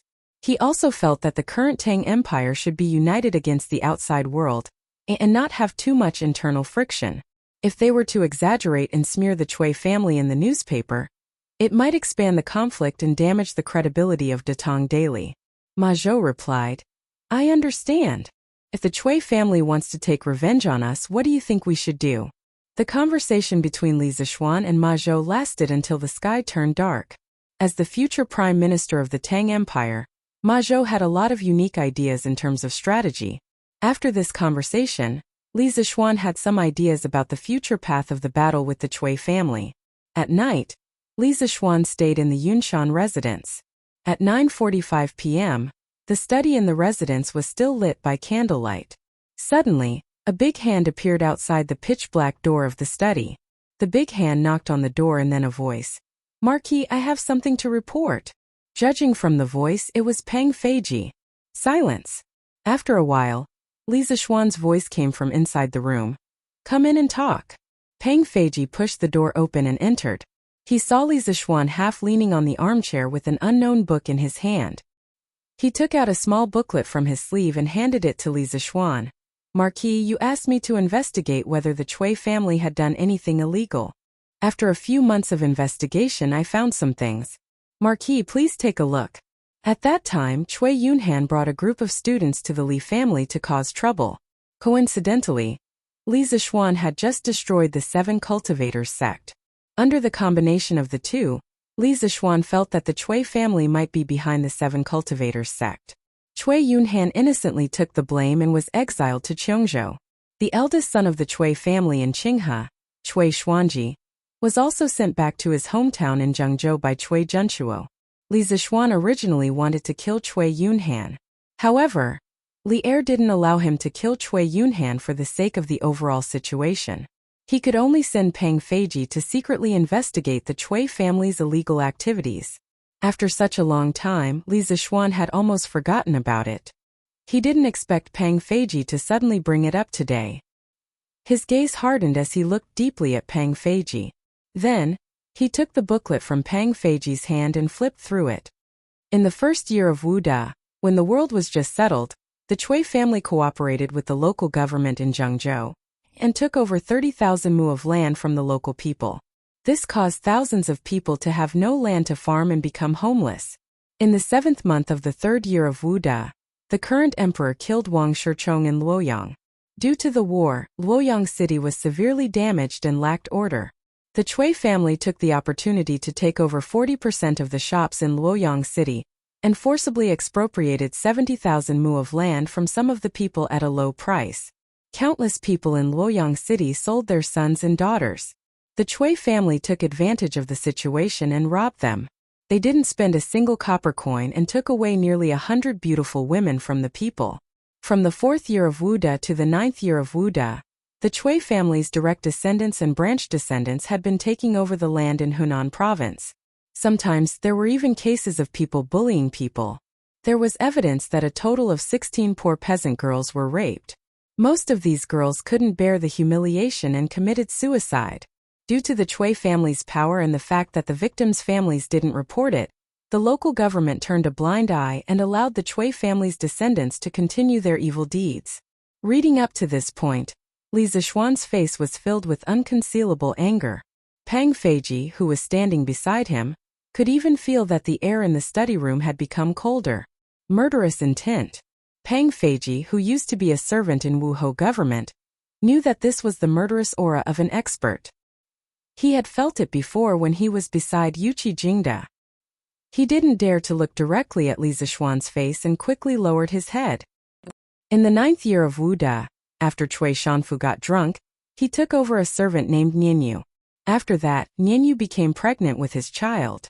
When Cui Shanfu found out, he wanted to take her as his concubine. When Wang Shi heard the news, she was furious and ordered people to tie up the servant, Nianyu, and torture her to death.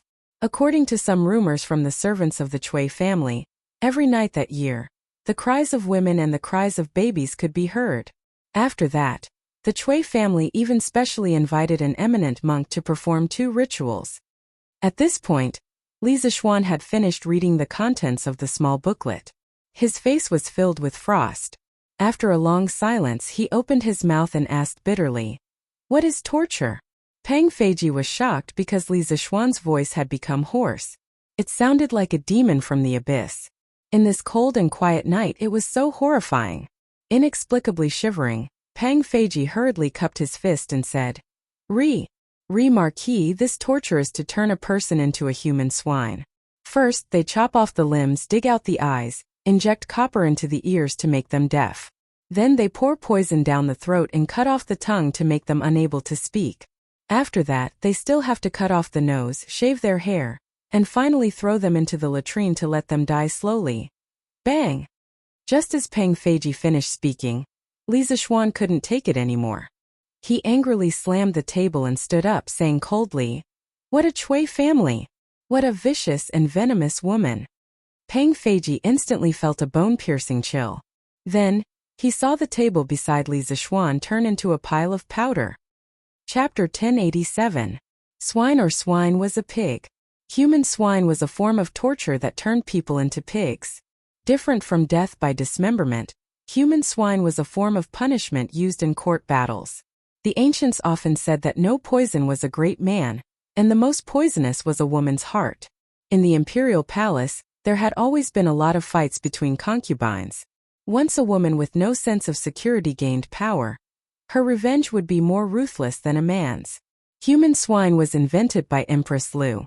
When Liu Bang became the emperor, he gradually stopped favoring the old Empress Lu and started favoring the peerless beauty Madame Qi. Empress Lu didn't dare to do anything because Liu Bang was in power. After Liu Bang passed away, Empress Lu took power. Her jealousy couldn't be erased, so she sent people to catch Madame Qi, beat her severely, dug out her eyes, cut off her limbs, shaved her hair, and finally threw her into the toilet. Even so, Empress Lu was still not satisfied. In the end, she called her son, the Hui Emperor, to see the human swine. The Hui Emperor had never heard of the name human swine. He was very curious, so he followed the eunuch out of the palace and went to see it. The eunuch took him to a toilet, opened the door, and said to the Hui Emperor, "The human swine is in the toilet." The Hui Emperor looked into the toilet and saw a human body. It had no hands, no feet, and no eyeballs. There were only 2 bloody holes. The body could still move a little. It opened its mouth wide, but no sound could be heard. After looking at it, he was shocked and scared. He couldn't help but shrink his body and asked the eunuch, "What is it?" The eunuch didn't dare to say. When the Hui Emperor returned to the palace and forced the eunuch to say it, the eunuch said, "Madame Qi." Before the eunuch could say anything, the Hui Emperor was so scared that he almost fainted. Not long after, he passed away. Marquis, calm down. In the study room of the Yunshan residence, Peng Feiji looked at the wooden table that had turned into sawdust. His pupils could not help but shrink. Ever since he had followed Li Zixuan, he had never seen Li Zixuan so angry. Peng Feiji, who was trembling with fear, hurriedly cupped his fists and comforted him. "Humph! Calm down, calm down." Ask the mother and son who were tortured to death whether they could calm down or not. People say that the big families are the most ruthless, but I didn't expect the Cui family to be so ruthless and dirty. They were born as human beings, yet they are human beings in vain. Li Zixuan's face was full of anger. At this moment, he really regretted not killing Wang Shi earlier in the day. That servant girl named Nianyu was originally a victim, but in the end, she still had to suffer a second persecution from Wang Shi. Moreover, this kind of persecution was really not something a human could do. It was too light to describe Wang Shi as a venomous woman. Earlier in the day, Li Er had told him to bear with it and wait for the Great Tang to resolve its external threat before dealing with the aristocratic clans. But at this time, Li Zixuan really couldn't take it anymore.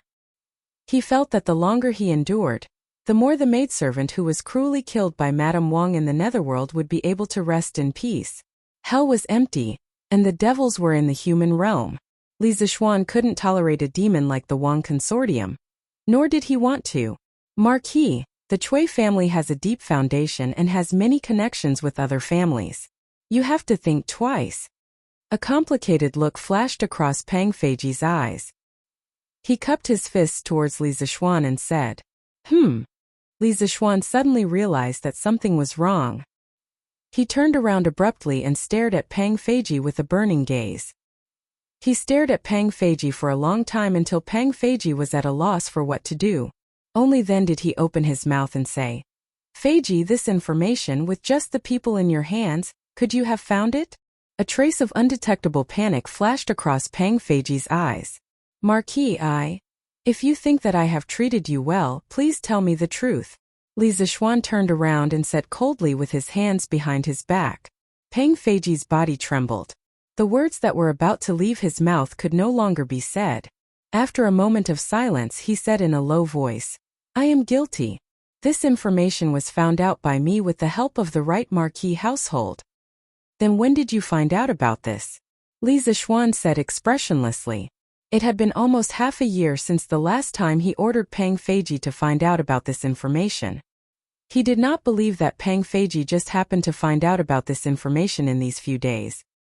I found out about this 3 months ago.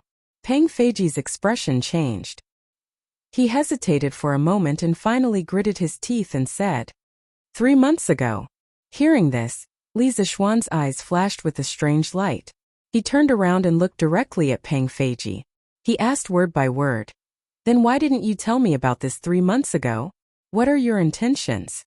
Pang Feiji's face instantly turned pale. He hurriedly knelt down on one knee and said, Marquis, I am guilty. I am asking you why you didn't tell me about this earlier. Don't have King kowtow and beg for forgiveness and pretend to be pitiful. Li Zixuan was in a fit of anger. Seeing Pang Feiji like this, he was burning with rage.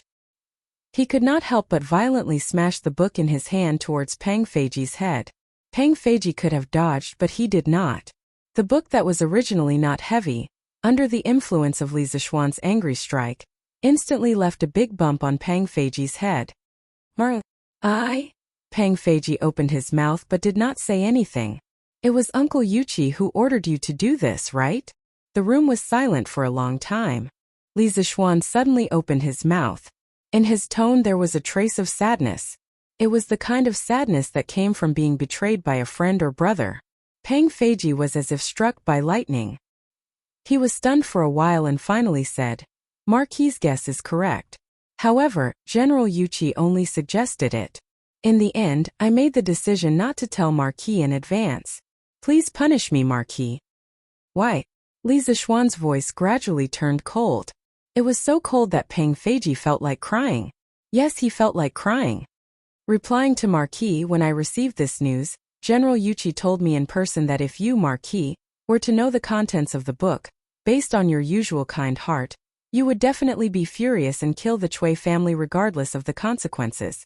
At that time, Marquis, your wings were not fully grown. Moreover, you had just established Yanhuang College. I'm afraid that your position in the Emperor's heart was not stable. If the Cui family were to fight back with all their strength, it would very likely cause you, Marquis, to suffer a great loss. Moreover, at that time, Marquis would not have the time to take care of Yanhuang College. Therefore, General Yuqi advised me to wait until the time was right to pass this news to Marquis. Ever since Feiji had followed Marquis, everyone knew that Marquis treated his brothers well. Marquis treated his brothers as family. This kindness, even if Feiji were to die 1,000 times, he would not be able to repay it. From the beginning to the end, Feiji only hoped that Marquis and his family would be safe and prosperous for generations to come. He had never been disloyal to Marquis. Feiji also knew that Yanhuang College was a foundation that Marquis valued greatly. In order to prevent Marquis from recklessly attacking the Cui family, and also to allow Marquis to focus on developing the college, Feiji acted on his own initiative and suppressed this information until today. Feiji, please punish me for not reporting it. Chapter 1088. You mean to say that now is the right time to make a move on the Cui family? Pang Feiji's words of loyalty touched Li Zixuan, but at the same time he was also a little angry. Superiors didn't like their subordinates to make decisions on their own. Although Li Zixuan came from the modern world and received the education of everyone is equal, he still didn't like others making decisions for him. It could be said that if Pang Feiji's actions were placed in other big families, he would have been sentenced to death by the head of the family, although he was also considering the long-term interests of the family. Li Zixuan couldn't be so cold-blooded. But he was also very unhappy with Pang Feiji's decision. The main thing was that when he thought of the servant girl who was turned into a human swine by Wang Shi, his heart was filled with anger. Marquis, it's the people who offended the Cui family today that made me feel that the Cui family is currently divided. On Marquis' side, the people's hearts can be used. Compared to the past, Marquis' chances of winning are definitely much higher now. Pang Feiji knelt on the ground and cupped his fists. Li Zixuan laughed lightly and said, "This is also what your General Yuqi told you, right?" He called him General Yuqi, and not Uncle Yuqi like before. Obviously, He was very uncomfortable with Yuqi Jingda's arrangement of Pang Feiji behind his back. Pang Feiji understood the meaning behind Li Zixuan's words. He said with a bitter face, "Marquis, these words were indeed said by General Yuqi to me. The general also said that if Marquis and the Cui family were to start a war, the Yuqi family is willing to live and die with Marquis, advance and retreat together." Yuqi Jingda was just a blacksmith in his early years. He didn't have a good impression of the aristocratic families. Moreover, he had always thought highly of Li Zixuan, a junior with limitless potential. Therefore, on this matter, Yuqi Jingda would unconditionally stand on Li Zixuan's side. When Li Zixuan heard that Yuqi Jingda was willing to live and die together, advance and retreat together, his expression finally loosened a little. When Pang Feiji saw that Li Zixuan did not say anything, he quickly added, "Marquis, regarding this matter, your subordinate acted on his own initiative and is indeed guilty. However, this has nothing to do with General Yuqi. When I learned of the Cui family's actions over the years, your subordinate also hesitated whether or not to inform Marquis." "Enough. I know everything." Li Zixuan waved his hand and interrupted Pang Feiji. He paused and said expressionlessly, "You have participated in the military training of the academy. You should know that it is the duty of a soldier to obey orders. Regardless of whether your intentions were good or bad, your actions make you unfit to be a good soldier. From today onwards, you are no longer this Marquis personal guard. Captain. The position of captain is temporarily vacant. If you make the same mistake again in the future, this Marquis will not tolerate it. Do you understand?" Li Zixuan's words took a huge turn. Pang Feiji thought that Li Zixuan was going to expel him from the personal guard. He was so scared that a layer of cold sweat appeared on his back. His face turned pale in an instant. When he heard the second half of the sentence, he could not help but sigh in relief. He could accept any form of punishment, but he did not want to leave the Li family. "Thank you, Marquis, for your mercy. Your subordinate will definitely not make the same mistake again." Pang Feiji cupped his fists and said loudly. His tone was filled with the joy of surviving a disaster. "Enough. You may leave." "Yes, sir." After Pang Feiji left, Li Zixuan sat alone in the study room. He closed his eyes and pondered. After a long time, he heard a long sigh from the room. "The tree wants to be quiet, but the wind will not stop. I did not want to make a big deal out of this, but the spirits of hell did not agree, nor did the people of the world. This time I really have to defy the decree." The next day, the headlines on Datong Daily became a hot topic among the people of Chang'an. The Cui family of Qinghe County did not donate. Angry citizens blocked their door and almost lost their lives. "Hiss! The Cui family was blocked? When did this happen? Why didn't I know about it?" "TSK. Wang Huaihua. Didn't you know about the huge commotion yesterday?" "What commotion? I went out of the city yesterday." "Hey, what commotion? Don't you know how to read the newspapers? It's written clearly on there." "Yo, so the Cui family never donated money to the Nwantang Foundation. Isn't that too stingy? Although I'm not rich, I still donated 500 copper coins. No wonder the Cui family was blocked. If I was in the city yesterday, I would have spat in front of the Cui family's door." "Don't brag. Didn't you see that a scholar was almost hacked to death by the Cui family's guards yesterday? This Cui family is too much. Not only did they not donate money, they even dared to hack people in public. Thank goodness the Duke of Yong'an arrived in time. Rich but not benevolent, two-faced. That's exactly what the Cui family is like. What kind of family is this? They're even worse than us commoners who have never read the books of the saints. That brat of mine is always thinking about how he can rely on the Cui family and marry a girl of the 5 surnames to bring glory to his ancestors. What the hell? I'm going to beat him up when I get back. Rely on the Cui family? Marry a girl of the 5 surnames? How can it compare to the glory of getting into Yanhuang College and becoming a student of the Duke of Yong'an?" "Old Wang, you're right. I heard that Mu Lao San from Stone Village used to be so poor that he didn't even have a good meal. But after his son got into Yanhuang College, the landlord in his village even wanted to marry his daughter to his son. Unknowingly, the commoners' values had changed slightly. The status of the 5 surnames and 7 great clans in the past was now plummeting in their hearts. Silent nourishment. Not only did it refer to the spring rain, but it also referred to human kindness. Li Zishuan's good deeds for the commoners this year were engraved in everyone's hearts. Compared to the Cui family, Li Zishuan represented justice and the people's will more.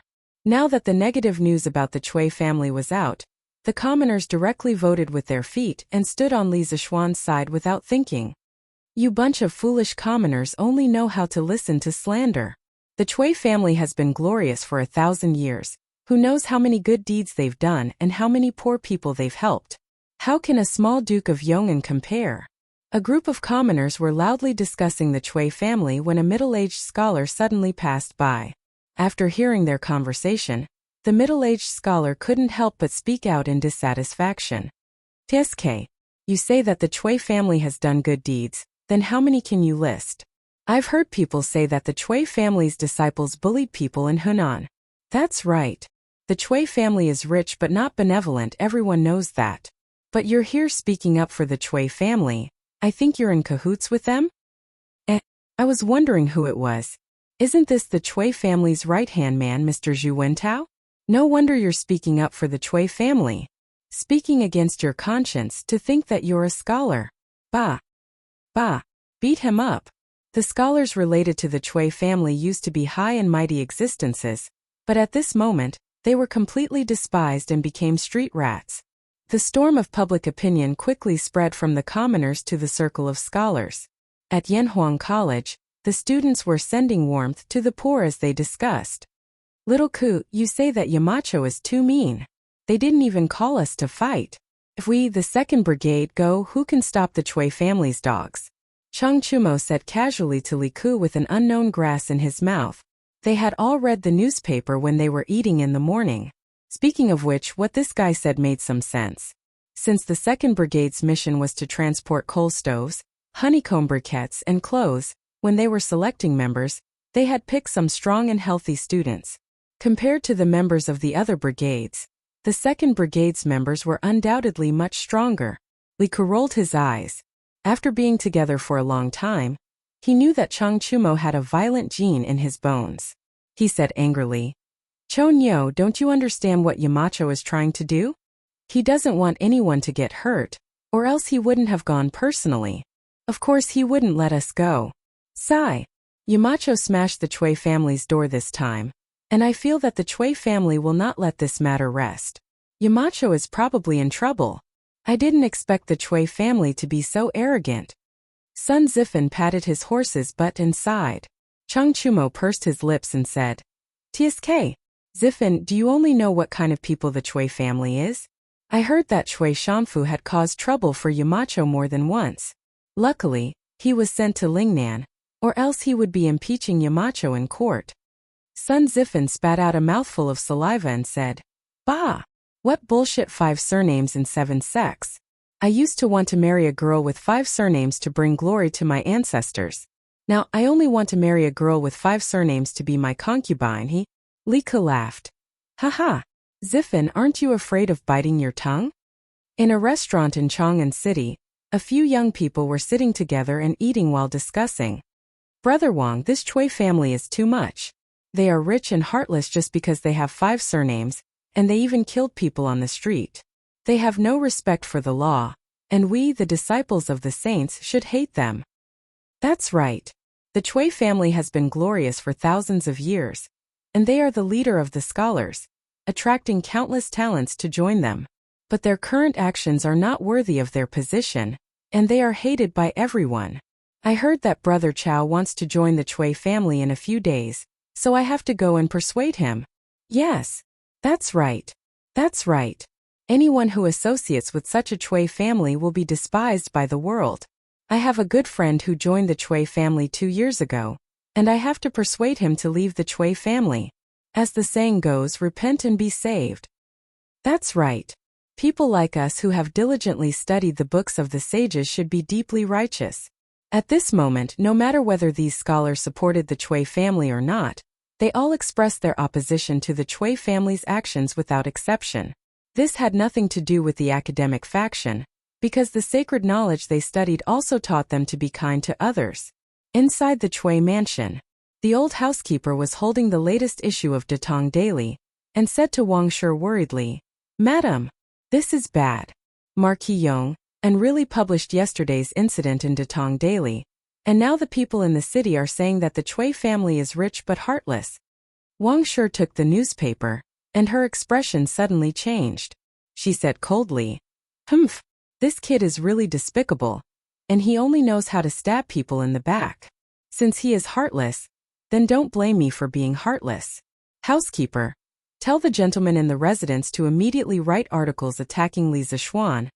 I want to completely ruin this kid's reputation." The old housekeeper said anxiously, "Madam, this old servant thinks that the best thing to do now is to donate some money to the Wormtang Foundation, so that we can stop the people's mouths. Otherwise, the Chui family's 1,000 years of reputation will be destroyed." "Shut up." Wang Shi's expression suddenly became ferocious and she roared, "Shut up. Let the Chui family give money to that kid? Don't even think about it. Last time, the Chui family was tricked by that kid. And until now, we still haven't earned back the capital of 3,000 strings of coins. You want me to donate money? No way." "Humph. In my opinion, you should be the one to shut up." At this moment, an old but energetic voice came from outside the house. Wang Shi's face turned pale, but the old housekeeper's eyes lit up with joy. He quickly turned around and bowed. "Greetings, old master." "Greetings, father." Wang Shi took a few deep breaths and bowed as well. That's right, the person outside was the Chui family's old master, Chui Junchuo. The old man received the news and rushed back from the manor outside the city early in the morning. "Humph, if I didn't come back, would the Chui family have been ruined by you?" Chui Junchuo walked into the house, and with the help of a maid, he sat on the sandalwood chair at the head of the table. Then, he glared at Wang Shi and said angrily. Wang Shi quickly bowed and said, "Father, please calm down. This is all because of Li Zishuan. It has nothing to do with me." Bang! Chui Junchuo slammed the table. Although he was old, he slammed it hard. Wang Shi was so scared that she didn't dare to say another word. "Then let me ask you, why did you order Wan Jingang and the others to kill the people yesterday? The capital is under the feet of the emperor. Who gave you the courage to use your weapons? Do you think the Chui family is still the Chui family from 10 years ago? Also, why didn't you send someone to donate money to the Nwantang Foundation after the people left yesterday? Is that money more important? Or is the Chui family's reputation more important? Why don't you ask around and see if the other families are secretly laughing at us? You short-sighted thing. Shanfu marrying you is really a misfortune for the Chui family." These words were a bit harsh. Wang Shi could order people around all these years because she was the Chui family's legal wife. Now that she heard Chui Junchuo's words, her face immediately turned pale. "Father, I know my mistake. I know my mistake. Please calm down." "Humph." Chui Junchuo snorted and hurriedly took 2 deep breaths. It was obvious that he was tired after saying so much. At this time, he ignored Wang Shi and looked at the old housekeeper. "Wang Yong, go to the accounts room and withdraw 2,000 strings of coins. Donate it to the Nwantang Foundation now." The old housekeeper hurriedly replied, "Yes, grandfather." Chui Junchuo looked at Wang Shi and was silent for a while. Then he said, "Let's put aside the grudge between the Chui family and Li Zishuan for now. When the storm calms down, I will settle the score with him. You stay at home obediently and don't ruin things." "Yes, father." Chapter 1089. Marquis, this person's mouth is very tight. From yesterday until now, he hasn't said anything. General Yuchi said that he would be sent to the Supreme Court tomorrow. In a dark little room in the Right Marshal Marquis mansion, Wan Jingang's hands and feet were tied and he was hung on a beam. His hair was disheveled and he was in a very sorry state. A soldier of the Right Marshal Marquis mansion was currently explaining the situation to Li Zishuan in a low voice. The Right Marshal Marquis mansion did not have a prison, so Wan Jingang could only be temporarily locked up in this little room. The Supreme Court of the Tang Dynasty as well as the various prefectures and counties all had prisons. The Ministry of Justice, the Supreme Court and the Imperial Censorate were the 3 major judicial organs of the Tang Dynasty. The Supreme Court was the central judicial organ of the Tang Dynasty. It was responsible for investigating the crimes committed by the central officials, as well as cases of imprisonment in the capital. The Supreme Court's trials usually took the form of a direct trial. Therefore, the Tang dynasty followed the tradition of the northern and southern dynasties and set up the Supreme Court prison as a place to detain criminals. As the central prison, the Supreme Court prison was mainly used to detain officials who committed crimes and important crimes in the capital. Therefore, Wang Jinggang would ultimately be sent to the Supreme Court. Apart from the Supreme Court, the imperial censorate of the Tang dynasty also had a prison.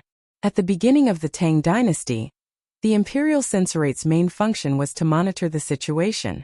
But sometimes, according to the emperor's edict, they would carry out a trial of a criminal official and directly participate in the trial. On the other hand, the Ministry of Justice, as one of the three departments, was not an independent judicial organ. It did not set up a prison nor did it set up a warden. But the Ministry of Justice was the highest authority to manage and monitor the prison affairs of the entire country. No matter if it was the Supreme Court or the imperial censorate, they all had to report to the Ministry of Justice before the 25th day of every month. Li Zixuan frowned and said, "Is there any torture?" Asking this kind of question showed that he had watched too many period dramas in his previous life. As expected, the soldier's expression changed and he hurriedly looked around. After seeing that there was no one else, he hurriedly said, "Marquis, our Right Marshal Marquis Mansion does not have the right to use torture. Every time we hand a criminal over to the Supreme Court, they will check if there are any traces of torture. If they discover that we use torture, they will definitely find trouble with General Yuqi." Wang Jinggang, who was hung on the beam, had a mocking smile on his face. It was obvious that this fellow had nothing to fear. "Humph. Go get a wooden bucket. Then send someone to fetch a syringe from this marquis's estate. Just tell Steward Wang directly. He will definitely understand." Li Zixuan's face turned cold as he instructed the soldier. The soldier did not understand and asked, "Marquis, what do you want the wooden bucket and the needle for?" Li Zixuan smiled coldly and said, "Since I can't torture him, then I'll give him acupuncture. Don't worry, this wound is smaller than an ant. The people of the Supreme Court won't be able to see it." The soldier still didn't understand. "Marquis, why are you giving this guy acupuncture?" A devilish smile appeared on Li Zixuan's face as he said, "This person's body has blood vessels everywhere, and these blood vessels carry the blood of the human body. In a while, this marquis will insert this needle into his blood vessels, and the blood in his body will flow drop by drop into the barrel. When the barrel is full, he will only have one breath left, and no one will be able to detect the wound. Don't you think it's very satisfying?" "Woo!" The soldier couldn't help but shiver, and then subconsciously retreated 2 steps, maintaining a safe distance from Li Zixuan. He then cupped his fist and said, "Ho! Marquis, this little one will go and find you a wooden bucket and syringe." Finishing, he left as if he was escaping, because Yuqi Jingda had instructed them yesterday that Li Zixuan was here. No matter what he instructed them, they must do it, as long as they don't tear down the marquis government. Wang Jinggang, who was hung on the beam, his face was filled with fear. The scene that Li Zixuan described was too terrifying. He opened his eyes wide and shook his head vigorously. No, Marquis Yong'an, you are a marquis personally conferred by the emperor. You using private punishment is against the law. When the time comes, the Cui family will not let you off." "Cui family?" Li Zixuan sneered and looked at Wang Jinggang with ridicule. "You are now just an abandoned son of the Cui family. Do you think the Cui family will care about your life and death? Oh no, it should be said that the Cui family only wants you dead, not alive. You must know that only dead people can keep secrets the best." Wang Jinggang refused to believe. "No. I was recruited into the Cui family by the old grandfather. When he returns to Chang'an, he will definitely think of a way to save me." "Old grandfather? You mean Cui Junchuo? Where is he now?" Li Zixuan's gaze congealed as he asked. Wang Jinggang suddenly came to his senses. He seemed to have confessed without being pressed. He immediately shut his mouth and did not say another word. Li Zixuan saw the situation and sneered. "Humph! Looks like you still haven't recognized the reality. In a while I will let you bleed to wake you up." Wang Jinggang clenched his teeth. "Humph! Let me bleed then." Do you think the amount of blood I, Wan Jinggang, have bled these few years is not enough? He was obviously strong in appearance but weak in reality. Li Zixuan was too lazy to talk nonsense with him. After a while, the soldier from earlier brought a wooden bucket and placed it next to Wan Jinggang. Li Zixuan ordered, "Use a black cloth to cover his eyes. I am afraid that he will not be able to take it and will scare himself to death." "Yes, Marquis." The soldier and Wan Jinggang shuddered. They secretly thought that Li Zixuan was really ruthless. After a while, the soldier pulled a piece of black cloth out of nowhere and covered Wan Jingang's eyes. Li Zixuan personally cut. Oh no, it was a needle. Fortunately, he was tall and could stand on the ground and directly insert the needle into Wan Jingang's arm. Facing Li Zixuan, a martial arts master, Wan Jinggang did not make any unnecessary struggle. This was because he knew that Li Zixuan had thousands of ways to make him lose the ability to struggle. At this time he only felt that his arm was stung by a bug. It was not painful, so he sneered. "Humph. I thought it would hurt a lot. This is just scratching an itch for me, Wan Jinggang." Li Zixuan was not angry. He said with a smile, "This Marquis goal is not to make you feel pain. This Marquis wants you to experience the loss of life unknowingly. In the end, you won't even have the strength to open your eyes. During this process, you can't do anything. You can only wait for death slowly." Wan Jinggang trembled. It was obvious that he had begun to feel fear in his heart. The soldier next to him saw that the light yellow rubber hose was instantly dyed dark red. Immediately after, there was a drip sound, and blood slid into the wooden bucket. "Go and get a few Datong daily for this Marquis. This Marquis will read the newspaper here today while admiring how this Wan Jinggang is drained dry." Li Zixuan forcefully endured the disgust in his heart and ordered. In fact, he himself was a little scared when he heard such deliberately scary perverted words. But in order to make Wan Jinggang speak the truth, he could only suffer himself. Roar! "Markyung, kill me if you dare. What kind of hero are you to use such despicable means?" Wan Jinggang couldn't help but feel a chill run down his spine when he thought of how all the blood in his body was about to be drained dry, and how there was a person admiring the process at the side. He only wished for a quick death now. The soldier of the right Marquis household looked at Li Zixuan as if he was looking at a monster and thought, "Is this still the great philanthropist Marquis Yong, and that everyone praises? Why does he look like a demon that just came out of hell?" Just as the soldier was about to give Li Zixuan the newspaper, he suddenly felt his sleeve being pulled by someone. He lowered his head and saw that it was Li Zixuan who had pulled him. He was bewildered and was about to ask when he saw Li Zixuan shove a ball of paper into his hand with lightning speed and make a shushing gesture. The soldier was also a quick-witted person. He quickly nodded and retreated. "Commandant Zhou Marquis, what's written on it? Tell me quickly."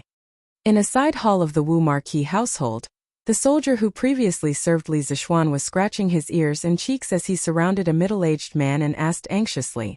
Looking at him, he was obviously illiterate. The note Li Zixuan passed to him earlier was really a waste. The general usually tells us to read more books when we have time. Shun Sigi, you just don't listen." The middle-aged man surnamed Zhou pointed at the soldier and grumbled. But grumbling was grumbling. He still started to help Shun Sigi read the contents of the note. "A jug of water, a funnel, and 2 soldiers? Shun Sigi, are you sure this is the note Marquis gave you?" The content of the note was very simple. Commandant Zhou finished reading it very quickly, but he didn't quite understand the contents of the note. Shun Sigi frowned and thought for a while, then said excitedly, "I understand. Thank you, Commandant Zhou." With that he ran off like a wisp of smoke. Drip, drip, drip, drip. In a dark room, the sound of water dripping could be heard from time to time. A young man sat at the door, calmly flipping through the latest issues of Datong Daily. His face would occasionally reveal a smile.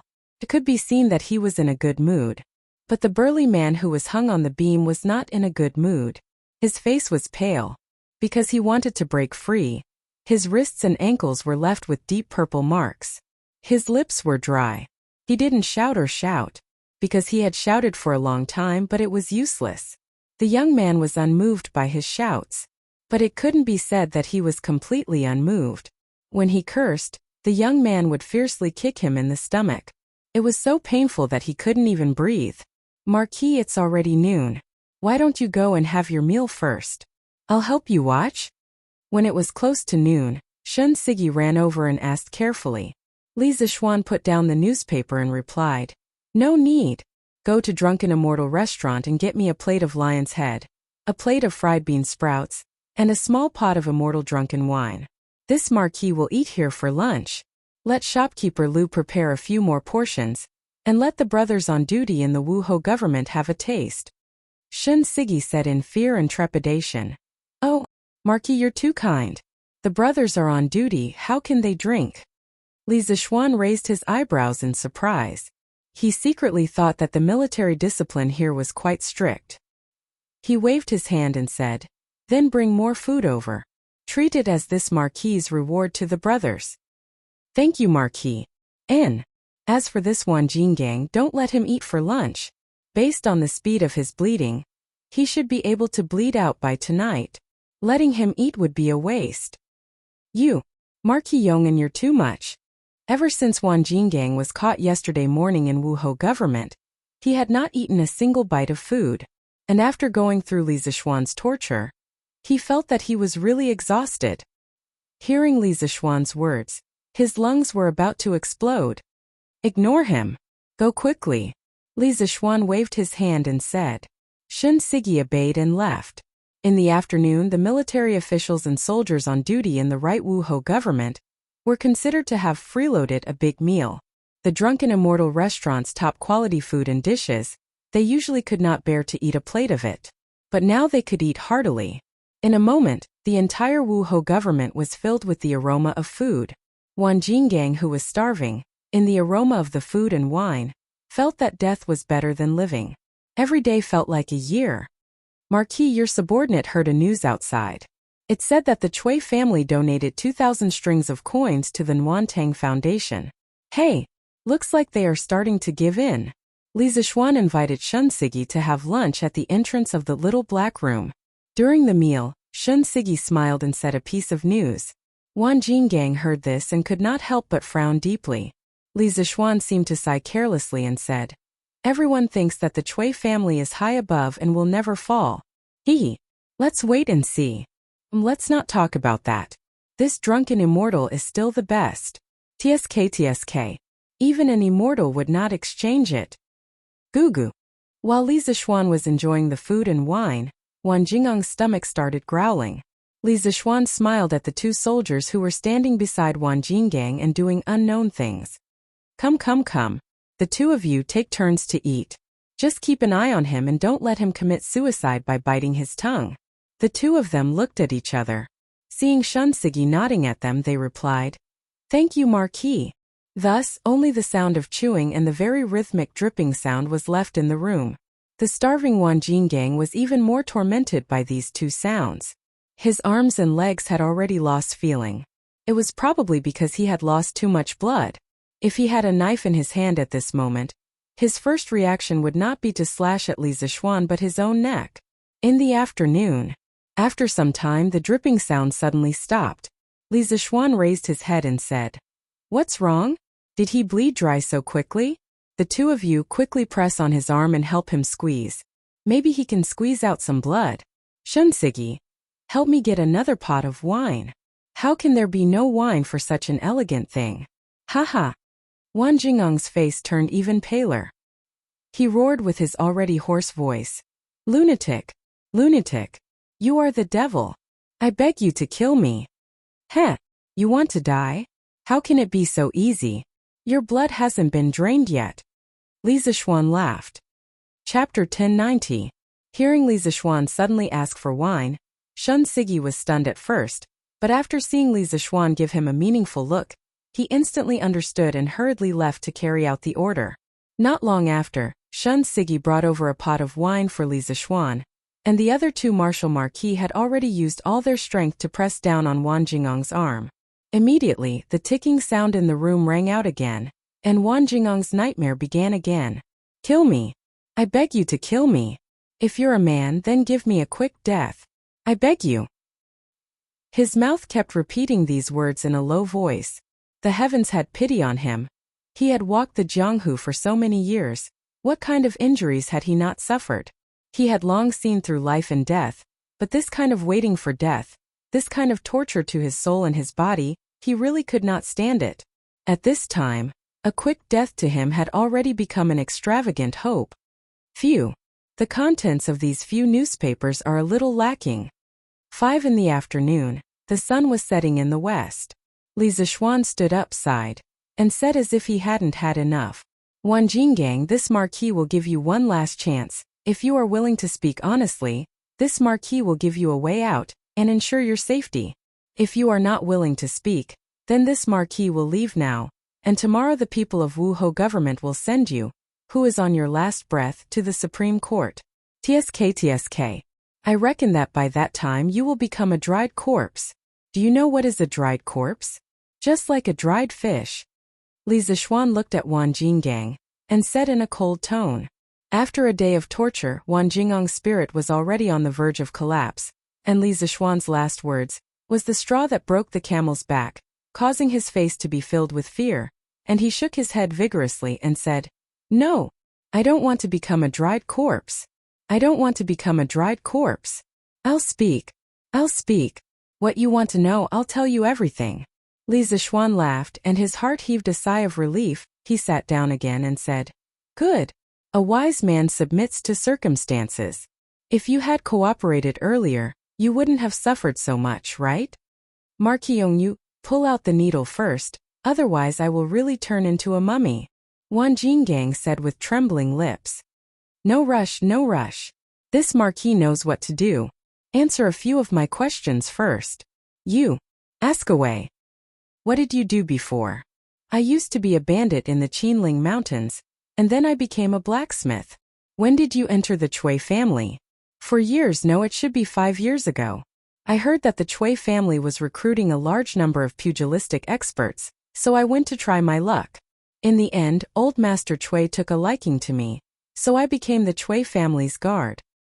Then have you heard of a maidservant named Nianyu? Hearing this question, Wan Jinggang was stunned. His face was once again filled with fear, and he said in a trembling voice, "You? How do you know her name? Could it be that the female ghost is still lingering around?" Cut the crap. Let me ask you, how did Nianyu die? Li Zixuan scolded coldly. She was raised into a human swine by Madame, and she was tortured to death. Wan Jinggang said the answer with a trembling voice. Sure enough, Li Zixuan heard, and the cup in his hand was crushed into pieces with a bang. Then tell me, why didn't Nianyu's parents report it to the authorities? Li Zixuan asked again. Wan Jinggang thought for a moment and replied, as far as I know, Nianyu's parents sold her to the Cui family a long time ago, and they rarely had contact with each other. After Nianyu's death, the family had ordered people to send 100 strings of cash to Nianyu's parents. It was said that their daughter was pregnant with the Cui family's flesh and blood, but she unfortunately died in childbirth and was buried in the Cui family's cemetery. Nianyu's parents didn't suspect much, and accepted the fact that Nianyu had passed away. Humph! 100 strings of cash? Madame Cui is a good-for-nothing. This Cui Shanfu is also a good-for-nothing. Wan Jinggang, you're loyal to such a master. I don't know if you'll feel ashamed after you die. Li Zixuan heard and sneered. Wan Jinggang couldn't help but lower his head at this moment, and kept silent.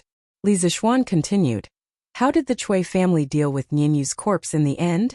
I presume that with the couple's behavior, they definitely wouldn't bury her in the Cui family's cemetery, right? There was no answer to this question in the information provided by Pang Feiji. Marquis guessed correctly. Nianyu's corpse was buried in the 10-mile slope outside the city. Wan Jinggang replied. Are you sure?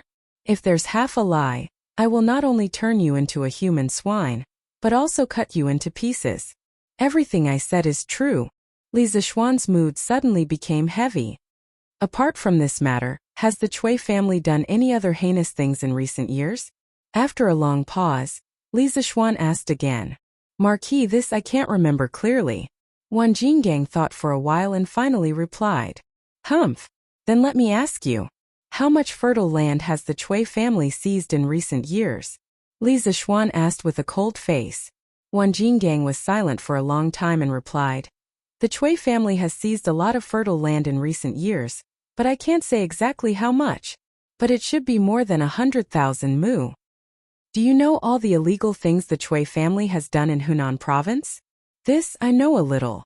"Tell me everything you know. Don't leave out a single thing." The interrogation went on until the third quarter of the evening. The Cui family's old debts were gradually dug out. Although these were not all of the Cui family's evil deeds, but what Wang Jinggang said was enough to shock everyone. Encroaching on land, kidnapping women, forcing women into prostitution, oppressing the poor, and even robbing and killing people.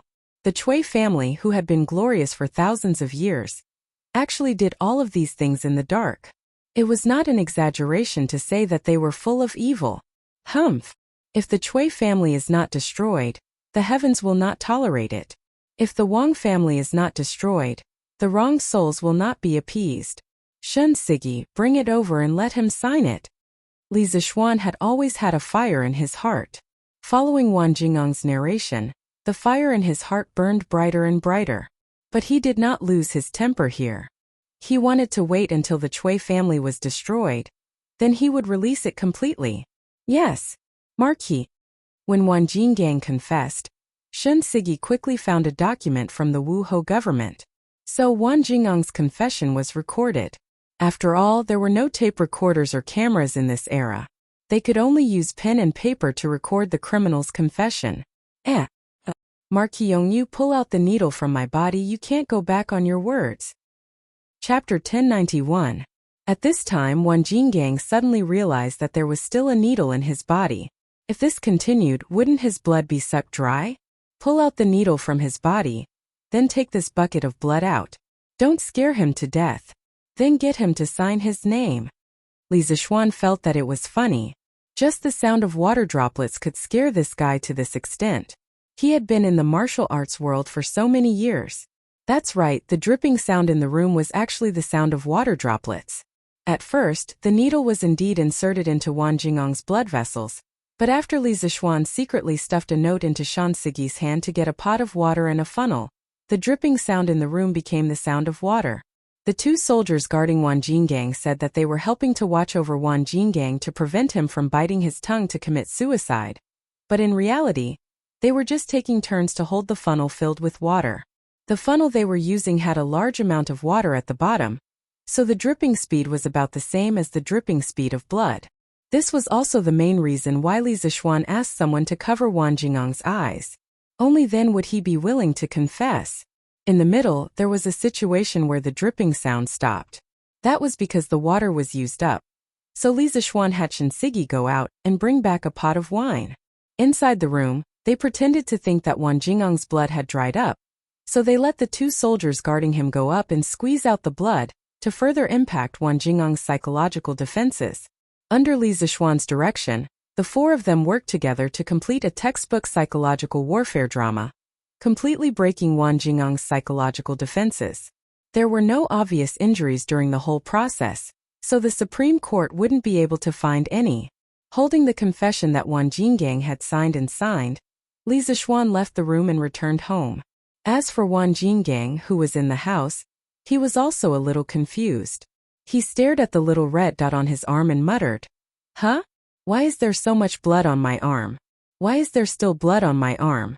Strange, did Mark Yongan show mercy?" Shun Sigi and the other two soldiers knew the truth of the matter. Hearing this, they tried their best to hold back their laughter and quickly left this temporary prison cell. They were afraid that if they stayed here for too long, they wouldn't be able to hold it in anymore. As for the outside world, it was actually quite lively. The Cui family brought 2 carts of copper coins to donate to the Warm Tang Foundation, causing a huge commotion.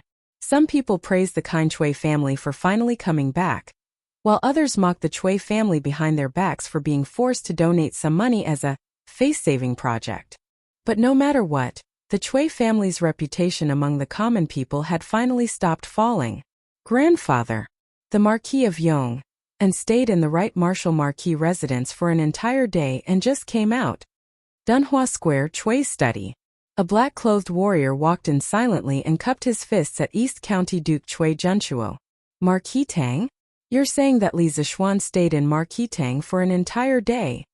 Cui Junchuo's squinted eyes immediately widened. He stared at the warrior and asked, "It's absolutely true, grandfather. Right, Marquis Tang? If I'm not wrong, that kid should have gone to interrogate Wang Jinggang, right? With his relationship with Yuqi Jingda, he should be able to move freely in the right Marquis Tang. Humph. Wang Sure, this stupid woman. She actually allowed Yuqi Jingda to bring Wang Jinggang away. So stupid." Cui Junchuo's face showed a trace of anger. If he was present yesterday, he would not have allowed things to develop to such a stage. At the very least, he would not have allowed Yuqi Gong to bring a living Wang Jinggang away. Wasn't this giving people something to hold against him? Grandfather is worried that Marquis Yong and will torture Wang Jinggang and get hold of the Cui family's weakness? The black-robed warrior said in a deep voice. Cui Junchuo shook his head and said, "Right, Marquis Tang only has the power to capture people and not the power to interrogate. No matter how good Yuqi Jingda's relationship with Li Zixuan is, he will not agree to torture Wang Jinggang. I'm only worried that after Wang Jinggang is handed over to the Supreme Court in 2 days, he might say something that should not be said. At this critical juncture, if such a situation occurs, the Cui family will most likely be consigned to eternal damnation." The black-robed warrior was silent. Obviously he knew that the Cui family's disciples had done many dirty things in the dark. "Grandfather, Qi Li is willing to make a trip to Marquis Tang tonight to shut Wang Jinggang up." After a long silence in the house, the black-robed warrior cupped his fist and said. A cold light flashed past Cui Junchuo's eyes. Following that he muttered, "Qi Li, your movement technique is outstanding. Logically speaking, sneaking into Marquis Tang shouldn't be a problem. But just in case, bring Mei Lian along as well. But remember, if there is an ambush in Marquis Tang, retreat immediately. Do you understand?" Qi Li obeys. After the black-robed warrior left, Cui Junchuo squinted his eyes. Half leaning on the couch, he pondered for a long time. Suddenly he opened his mouth. "Wang Yong, this old servant is here." The Cui family's old housekeeper walked in from outside the door. It could be seen that Cui Junchuo valued him highly. Otherwise, he would not let him serve by his side. "Tomorrow, inform all the retainers in the residence to start writing articles to defame Li Zixuan. No matter if the content is true or not, write it first," Cui Junchuo said in a low voice. He could send people to assassinate Wang Jinggang, but he could not send people to assassinate Li Zixuan. Because if he did that, the Cui family would become the enemy of the entire kingdom. By then, the group of people in the capital would definitely not be able to leave Chang'an City. So, towards Li Zixuan, he could only use the literary method to settle it. The Cui family had been in control of the world for thousands of years. There were hundreds and thousands of scholars who relied on the Cui family. In Cui Junchuo's opinion, if he wanted to defame a person, it would be very easy. He originally planned to carry out this plan in 2 days. However, Li Zixuan's actions today made him feel a sense of crisis. So he had to bring forward the plan. "Taigong, this old servant has something to say." Wang Yong hesitated for a moment before he said, "Speak." The old housekeeper cupped his hands and said slowly, "Recently, the people have been spurning the Cui family. The public opinion is fierce. Many retainers in the residence have thought of leaving the Cui family. Taigong, what do you think we should do?" Cui Junchuo's face was frosty. He snorted coldly, "Humph, a group of ingrates. The Cui family has raised them for so many years. How can they leave just because they want to? Tell them that if they leave the Cui family, this old man will not let them have the chance to stand out in this lifetime." Aristocratic families were merciless. They were even more merciless to those who betrayed them. At this moment, Cui Junchuo finally tore off his hypocritical mask in front of the world, revealing the ferocious fangs under the mask. "Yes, Taigong." Chapter 1092. Haha. I didn't expect Xiaoxian to be so talented in interrogating criminals. I'm really curious now, is there anything in this world that can stump him? Yuqi Manor. Yuqi Jingda listened to his subordinate's report on Wu Hou Manor's situation during the day. He stroked his beard and laughed. In the morning, after Yuqi Jingda finished his morning court, he went straight home. He didn't go to Wuhou Manor in the afternoon because he wanted to give Li Zixuan enough time to interrogate Wang Jinggang. On the matter of Peng Feiji concealing information, Yuqi Jingde knew that Li Zixuan would have a knot in his heart. He wanted to give Li Zixuan some time to resolve the knot in his heart. So even though he knew that Li Zixuan was in the right Wuhou Manor today, he didn't show his face. I thought that Marquis was really going to drain Wang Jingang's blood. I didn't expect Marquis to use such a brilliant method. This subordinate prostrates himself in admiration. Shun Sigi couldn't help but sigh. Haha, this is why Xiao Xian can become a Marquis at such a young age, while you Shunyi are still a small Sigi at your age. Yuqi Jingde had just learned a new interrogation method and was in a good mood. He made a small joke with his subordinate. Haha, that is Marquis Yong and is the literary and martial star of the heavens. How can I compare? But this move of Marquis, I've learned it. In the future, when I meet a disobedient criminal, I'll scare him like this. Anyway, the people from the Supreme Court won't be able to find any flaws. Shunyi scratched his head and chuckled. Yuqi Jingde smiled and didn't care much. He walked 2 steps with his hands behind his back and suddenly said in a serious tone, Shun Sigi, listen to my order. Shunyi quivered and quickly cupped his fist. I'm here. Yuqi Jingde said expressionlessly. Inform General Song, order all the soldiers of the right Wuhou Manor to be on high alert tonight. They must be loose on the outside and tight on the inside. Also, prepare 300 archers for an ambush, in case experts attack at night. Shunyi was shocked. Even though he was full of questions, this wasn't the time to ask. He quickly said, I've received your order. Go. Yuqi Jingde waved his hand, and Shunyi accepted the order and left. He had a faint intuition in his heart that this night would absolutely not be peaceful. Cui Junshuo, I hope you won't disappoint me. Yuqi Jingde raised his head to look out the window and muttered, Li Zixuan, did you manage to interrogate him at the right Martial Marquis mansion today? It wasn't just Cui Junshuo and Yuqi Jingde who were paying attention to Li Zixuan's movements. Li Er was also paying attention at all times. The main thing was that he was afraid that Li Zixuan didn't know the severity of the situation and really completely fell out with the Cui family. Imperial Palace, Suite Du Hall. After Li Er finished his dinner, he came here to work overtime. Zhao Song came over and told Li Er about Li Zixuan's movements that night. Li Er frowned and asked. Zhao Song bowed and said, Your Majesty, this old servant does not know. According to the information, there were a total of 3 soldiers who accompanied the Marquis Yong, and for interrogation. After the interrogation, they left the Martial Marquis mansion and returned home. Li Er frowned and after a moment he ordered, Tomorrow, bring one of the soldiers present into the palace. After the morning assembly, I want to see him. This old servant obeys. Marquis, this subordinate has already sent the letter to General Dugu. Yongle Lane Li Mansion West Courtyard. In the study, Peng Feiji cupped his fist towards Li Zixuan. What did Dugu Xian say? Li Zixuan asked. Peng Feiji cupped his fist and said, General Dugu said that he and Feiying will arrive at the place that Marquis mentioned on time.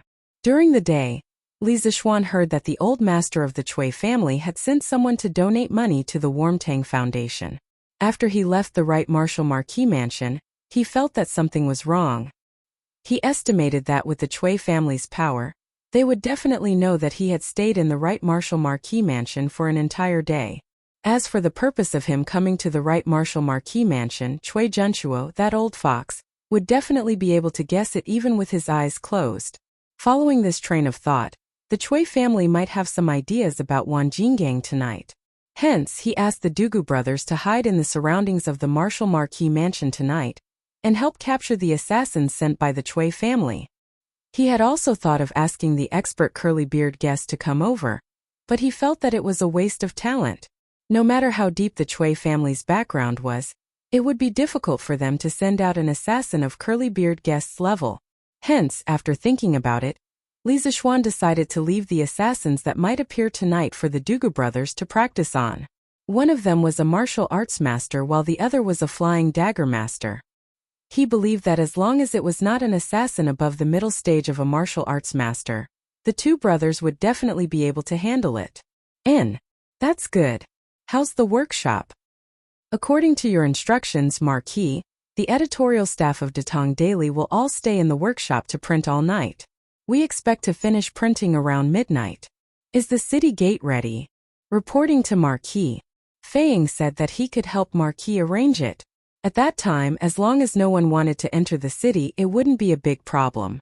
They could use some hanging baskets to transport things into the city. All right. You may leave. This subordinate will take his leave. After Peng Feiji left, Li Zixuan looked out of the window and said coldly, "Tonight, the show is about to start." Translator.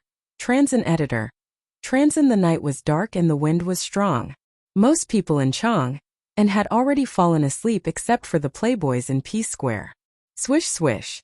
Two black shadows dashed out from Dunhua Square. They ran along the roofs of rows of houses, avoiding the patrolling Wu Ho mansion while dashing towards the right Marquis mansion.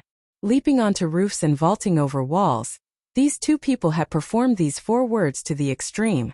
6 minutes later, on a roof opposite the Wu Ho mansion, there were 2 black-clothed men. One of the shorter black-clothed men glanced at the situation in the Wu Ho mansion and said softly, "Big brother, with just these few Wu Ho mansion with our skills, it would be easy to sneak in without anyone noticing. Isn't Taigong being too cautious? It's obvious that any one of us can do it. Why must he send us all at once?" His words were filled with contempt for the enemy and confidence in himself. The other man frowned and reprimanded, "Second brother, don't let your guard down.